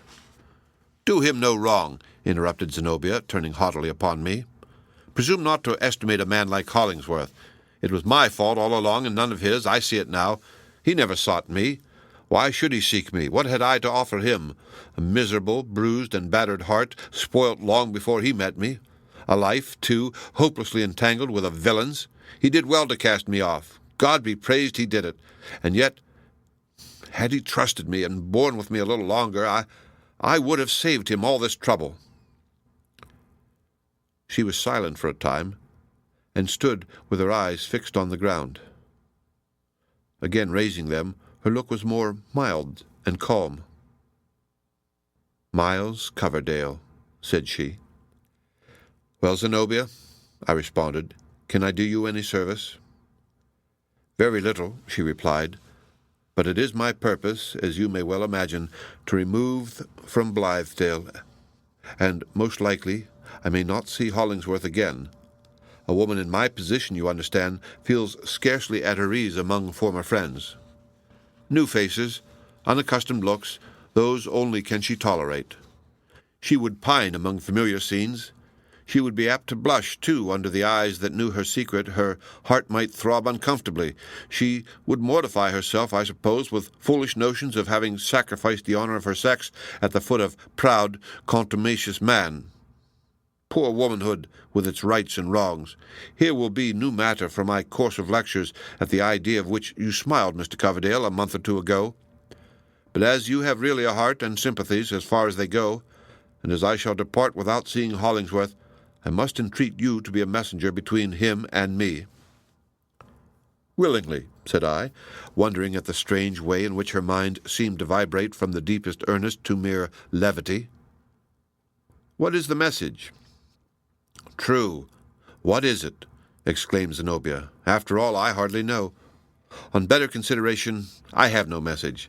Tell him something pretty and pathetic that will come nicely and sweetly into your ballad. Anything you please, so it be tender and submissive enough. Tell him he has murdered me. Tell him that I'll haunt him." She spoke these words with the wildest energy. "And give Priscilla this." Thus saying, she took the jeweled flower out of her hair, and it struck me as the act of a queen when worsted in a combat, discrowning herself, as if she found a sort of relief in abasing all her pride. "Bid her wear this for Zenobia's sake," she continued. "She is a pretty little creature, and will make as soft and gentle a wife as the veriest Bluebeard could desire. Pity that she must fade so soon. These delicate and puny maidens always do. 10 years hence, let Hollingsworth look at my face and Priscilla's, and then choose betwixt them. Or, if he pleases, let him do it now." How magnificently Zenobia looked as she said this! The effect of her beauty was even heightened by the over-consciousness and self-recognition of it, into which, I suppose, Hollingsworth's scorn had driven her. She understood the look of admiration in my face, and Zenobia, to the last, it gave her pleasure.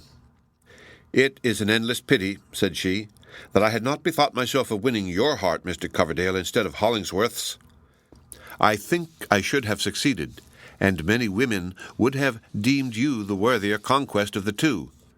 You are certainly much the handsomest man, but there is a fate in these things, and beauty in a man has been of little account with me since my earliest girlhood, when for once it turned to my head. Now, farewell." "Zenobia, whither are you going?" I asked. "No matter where," said she, "but I am weary of this place, and sick to death of playing at philanthropy and progress. Of all varieties of mock life, we have surely blundered into the very emptiest mockery in our effort to establish the one true system. I have done with it, and Blitheale must find another woman to superintend the laundry, and you, Mr. Coverdale, another nurse to make your gruel the next time you fall ill. It was indeed a foolish dream. Yet it gave us some pleasant summer days and bright hopes while they lasted. It can do no more, nor will it avail us to shed tears over a broken bubble. Here is my hand. Adieu." She gave me her hand with the same free, whole-souled gesture as on the first afternoon of our acquaintance, and being greatly moved, I bethought me of no better method of expressing my deep sympathy than to carry it to my lips. In so doing, I perceived that this white hand, so hospitably warm when I first touched it 5 months since, was now cold as a veritable piece of snow. "How very cold!" I exclaimed, holding it between both my own with the vain idea of warming it. "What can be the reason? It is really death-like." "The extremities die first, they say," answered Zenobia, laughing. "And so you kiss this poor, despised, rejected hand. Well, My dear friend, I thank you. You have reserved your homage for the fallen. Lip of man will never touch my hand again. I intend to become a Catholic for the sake of going into a nunnery. When you next hear of Zenobia, her face will be behind the black veil, so look your last at it. No, for all is over. Once more, farewell." She withdrew her hand, yet left a lingering pressure which I felt long afterwards. So intimately connected as I had been with perhaps the only man in whom she was ever truly interested, Zenobia looked on me as the representative of all the past, and was conscious that, in bidding me adieu, she likewise took final leave of Hollingsworth and of this whole epoch of her life. Never did her beauty shine out more lustrously than in the last glimpse that I had of her. She departed, and was soon hidden among the trees.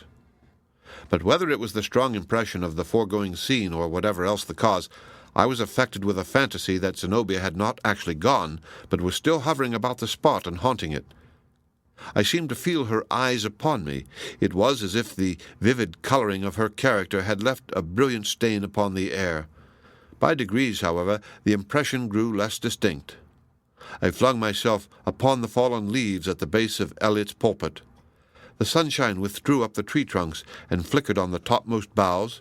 Grey twilight made the wood obscure, the stars brightened out, the pendant boughs became wet with chill autumnal dews.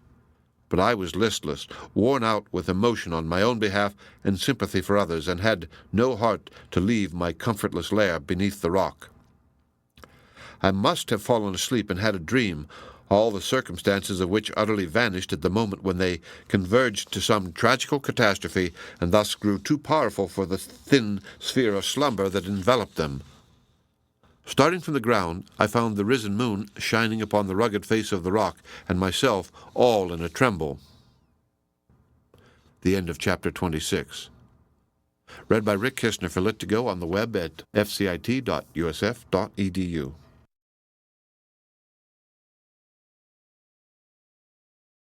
The Blithedale Romance by Nathaniel Hawthorne.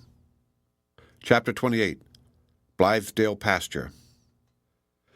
Blithedale, thus far in its progress, had never found the necessity of a burial ground.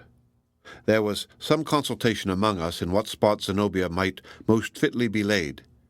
It was my own wish that she should sleep at the base of Eliot's pulpit, and that, on the rugged front of the rock, the name by which we familiarly knew her, Zenobia, and not another word, should be deeply cut and left for the moss and lichens to fill up at their long leisure. But Hollingsworth, to whose ideas on this point great deference was due, made it his request that her grave might be dug on the gently sloping hillside in the wide pasture where, as we once supposed, Zenobia and he had planned to build their cottage. And thus it was done accordingly. She was buried very much as other people have been for hundreds of years gone by. In anticipation of a death, we Blithedale colonists had sometimes set our fancies at work to arrange a funereal ceremony which should be the proper symbolic expression of our spiritual faith and eternal hopes.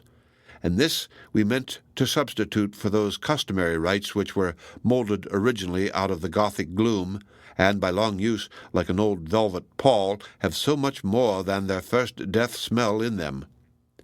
But when the occasion came, we found it the simplest and truest thing, after all, to content ourselves with the old-fashioned, taking away what we could, but interpolating no novelties, and particularly avoiding all frippery of flowers and cheerful emblems.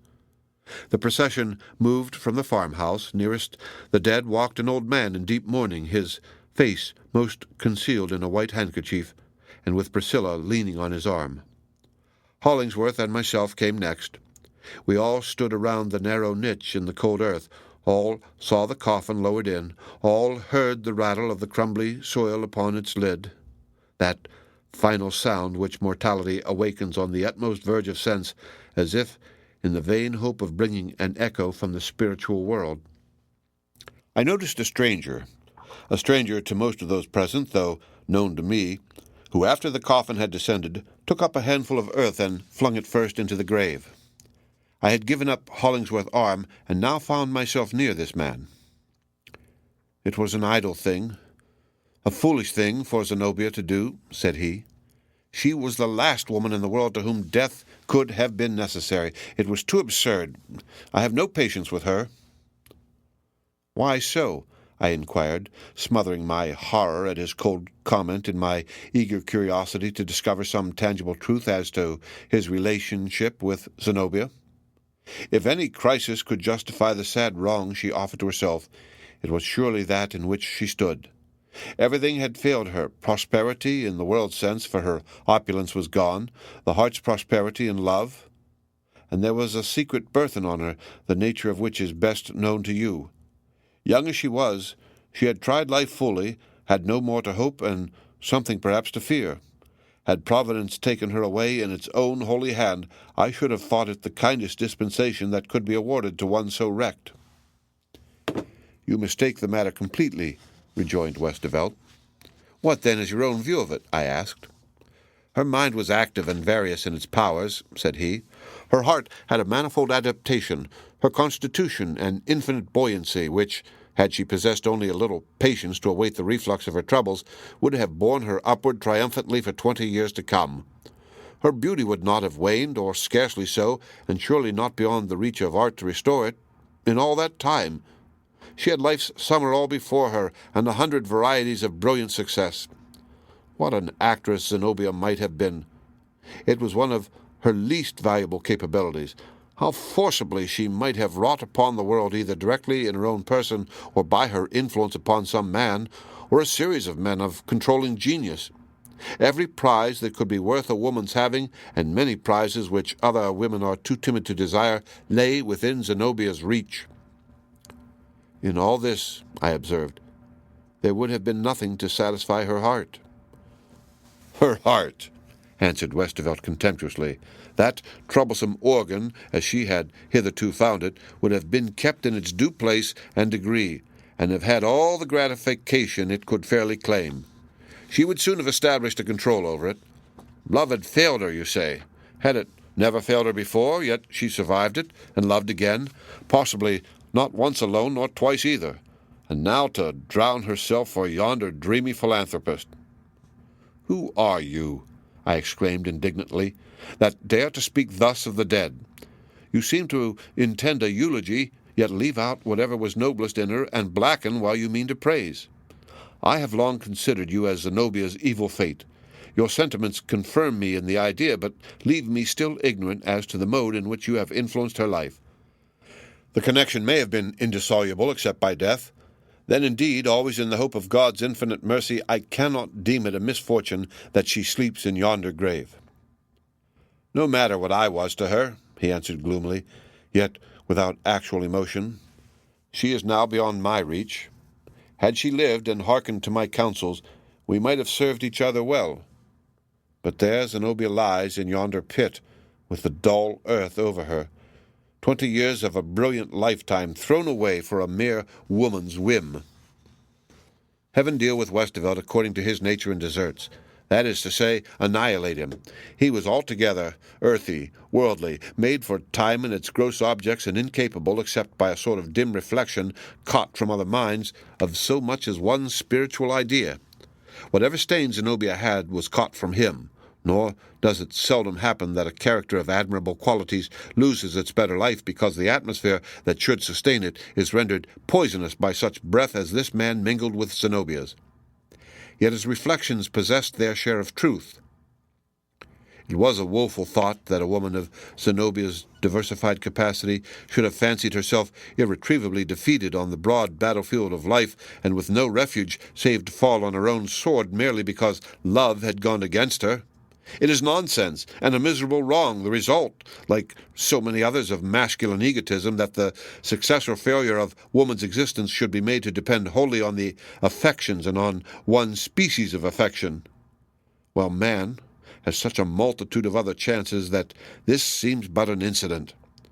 For its own sake, if it will do no more, the world should throw open all its avenues to the passport of a woman's bleeding heart." As we stood around the grave, I looked often towards Priscilla, dreading to see her wholly overcome with grief. And deeply grieved, in truth, she was. But A character so simply constituted as hers has room only for a single predominant affection. No other feeling can touch the heart's inmost core, nor do it any deadly mischief. Thus, while we see that such a being responds to every breeze with tremulous vibration, and imagine that she must be shattered by the first rude blast, we find her retaining her equilibrium amid shocks that might have overthrown many a sturdier frame. So with Priscilla. Her one possible misfortune was Hollingsworth's unkindness, and that was destined never to befall her. Never yet, at least, for Priscilla has not died. But Hollingsworth, after all the evil that he did, are we to leave him thus, blessed with the entire devotion of this one true heart, and with wealth at his disposal to execute the long-contemplated project that had led him so far astray? What retribution is there here? My mind being vexed with precisely this query, I made a journey some years since for the sole purpose of catching a last glimpse at Hollingsworth and judging for myself whether he were a happy man or no. I learned that he inhabited a small cottage, that his way of life was exceedingly retired, and that my only chance of encountering him or Priscilla was to meet them in a secluded lane where, in the latter part of the afternoon, they were accustomed to walk. I did meet them, accordingly. As they approached me, I observed in Hollingsworth's face a depressed and melancholy look that seemed habitual. The powerfully built man showed a self-distrustful weakness and a childlike or childish tendency to press close and closer still to the side of the slender woman whose arm was within his. In Priscilla's manner there was a protective and watchful quality, as if she felt herself the guardian of her companion, but likewise a deep, submissive, unquestioning reverence, and also a veiled happiness in her fair and quiet countenance. Drawing nearer, Priscilla recognized me, and gave me a kind and friendly smile, but with a slight gesture which I could not help interpreting as an entreaty not to make myself known to Hollingsworth. Nevertheless, an impulse took possession of me and compelled me to address him. "I have come, Hollingsworth," said I, "to view your grand edifice for the reformation of criminals. Is it finished yet?" "No, nor begun," answered he, without raising his eyes. "A very small one answers all my purposes." Priscilla threw me an upbraiding glance, but I spoke again with a bitter and revengeful emotion, as if flinging a poisoned arrow at Hollingsworth's heart. "Up to this moment," I inquired, "how many criminals have you reformed?" "Not one," said Hollingsworth, with his eyes still fixed on the ground. "Ever since we parted, I have been busy with a single murderer." Then the tears gushed into my eyes, and I forgave him, for I remembered the wild energy, the passionate shriek with which Zenobia had spoken those words. "Tell him he has murdered me. Tell him that I'll haunt him."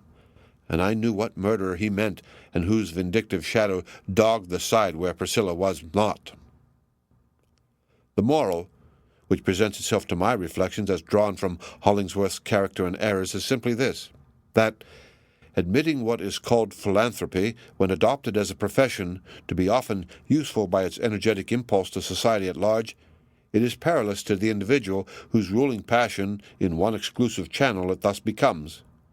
It ruins, or is fearfully apt to ruin, the heart, the rich juices of which God never meant should be pressed violently out and distilled into alcoholic liquor by an unnatural process, but should render life sweet, bland, and gently beneficent, and insensibly influence other hearts and other lives to the same blessed end.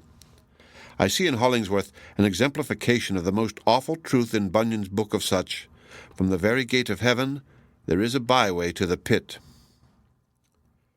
But all this while we have been standing by Zenobia's grave. I have never since beheld it, but make no question that the grass grew all the better on that little parallelogram of pasture land for the decay of the beautiful woman who slept beneath. How much nature seems to love us, and how readily, nevertheless, without a sigh or a complaint, she converts us to a meaner purpose when her highest one, that of conscious intellectual life and sensibility, has been untimely balked. While Zenobia lived, nature was proud of her, and directed all eyes upon that radiant presence as her fairest handiwork. Zenobia perished. Will not nature shed a tear? Ah, no.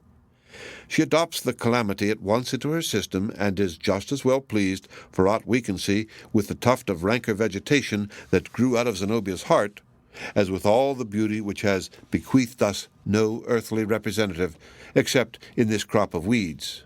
It is because the spirit is inestimable that the lifeless body is so little valued. The end of chapter 28. Read by Rick Kistner for Lit2Go on the web at fcit.usf.edu.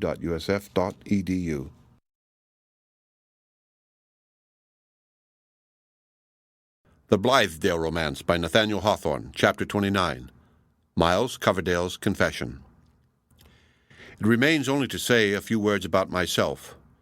Not improbably, the reader might be willing to spare me the trouble, for I have made but a poor and dim figure in my own narrative, establishing no separate interest, and suffering my colorless life to take its hue from other lives. But one still retains some little consideration for oneself, so I keep these last 2 or 3 pages for my individual and sole behoof. But what, after all, have I to tell? Nothing, nothing, nothing. I left Blithedale within the week after Zenobia's death, and went back thither no more. The whole soil of our farm for a long time afterwards seemed but the sodded earth over her grave. I could not toil there, nor live upon its products. Often, however, in these years that are darkening around me, I remember our beautiful scheme of a noble and unselfish life, and how fair in that first summer appeared the prospect that it might endure for generations, and be perfected as the ages rolled away into the system of a people and a world. Were my former associates now there? Were there only 3 or 4 of those true-hearted men still laboring in the sun? I sometimes fancy that I should direct my world-weary footsteps thitherward, and entreat them to receive me for old friendship's sake. More and more I feel that we had struck upon what ought to be a truth. Posterity may dig it up and profit by it. The experiment, so far as its original projectors were concerned, proved long ago a failure, first lapsing into Fourierism, and dying as it well deserved for this infidelity to its own higher spirit. Where once we toiled with our whole hopeful hearts, the town paupers, aged, nerveless, and disconsolate, creep sluggishly afield. Alas, what faith is requisite to bear up against such results of generous effort! My subsequent life has passed, I was going to say happily, but at all events tolerably enough. I am now at middle age, well, a step or 2 beyond the midmost point, and I care not a fig who knows it. A bachelor with no very decided purpose of ever being otherwise. I have been twice to Europe, and spent a year or 2 rather agreeably at each visit. Being well-to-do in the world, and having nobody but myself to care for, I live very much at my ease, and fare sumptuously every day. As for poetry, I have given it up, notwithstanding that Dr. Griswold, as the reader of course knows, has placed me at a fair elevation among our minor minstrelsy, on the strength of my pretty little volume published 10 years ago. As regards human progress, in spite of my irrepressible yearnings over the Blithedale reminiscences, let them believe in it who can, and aid in it who choose. If I could earnestly do either, it might be all the better for my comfort. As Hollingsworth once told me, I lack a purpose. How strange! He was ruined morally by an overplus of the very same ingredient, the want of which I occasionally suspect has rendered my own life all an emptiness. I by no means wish to die. Yet, were there any cause in this whole chaos of human struggle worth a sane man's dying for, and which my death would benefit, then, provided, however, the effort did not involve an unreasonable amount of trouble, methinks I might be bold to offer up my life. If Kossuth, for example, would pitch the battlefield of Hungarian rights within an easy ride of my abode, and choose a mild sunny morning after breakfast for the conflict, Miles Coverdale would gladly be his man for one brave rush upon the levelled bayonets. Farther than that, I should be loath to pledge myself. I exaggerate my own defects. The reader must not take my own word for it, nor believe me altogether changed from the young man who once hoped strenuously, and struggled not so much amiss. Frostier heads than mine have gained honor in the world. Frostier hearts have imbibed new warmth and been newly happy. Life, however, it must be owned, has come to rather an idle pass with me. Would my friends like to know what brought it thither? There is one secret, I have concealed it all along, and never meant to let the least whisper of it escape, one foolish little secret which possibly may have had something to do with these inactive years of meridian manhood, with my bachelorship, with the unsatisfied retrospect that I fling back on life, and my listless glance towards the future. Shall I reveal it? It is an absurd thing for a man in his afternoon, a man of the world, moreover, with these 3 white hairs in his brown mustache, and that deepening track of a crow's foot on each temple, an absurd thing ever to have happened, and quite the absurdest for an old bachelor like me to talk about it. But it rises in my throat, so let it come.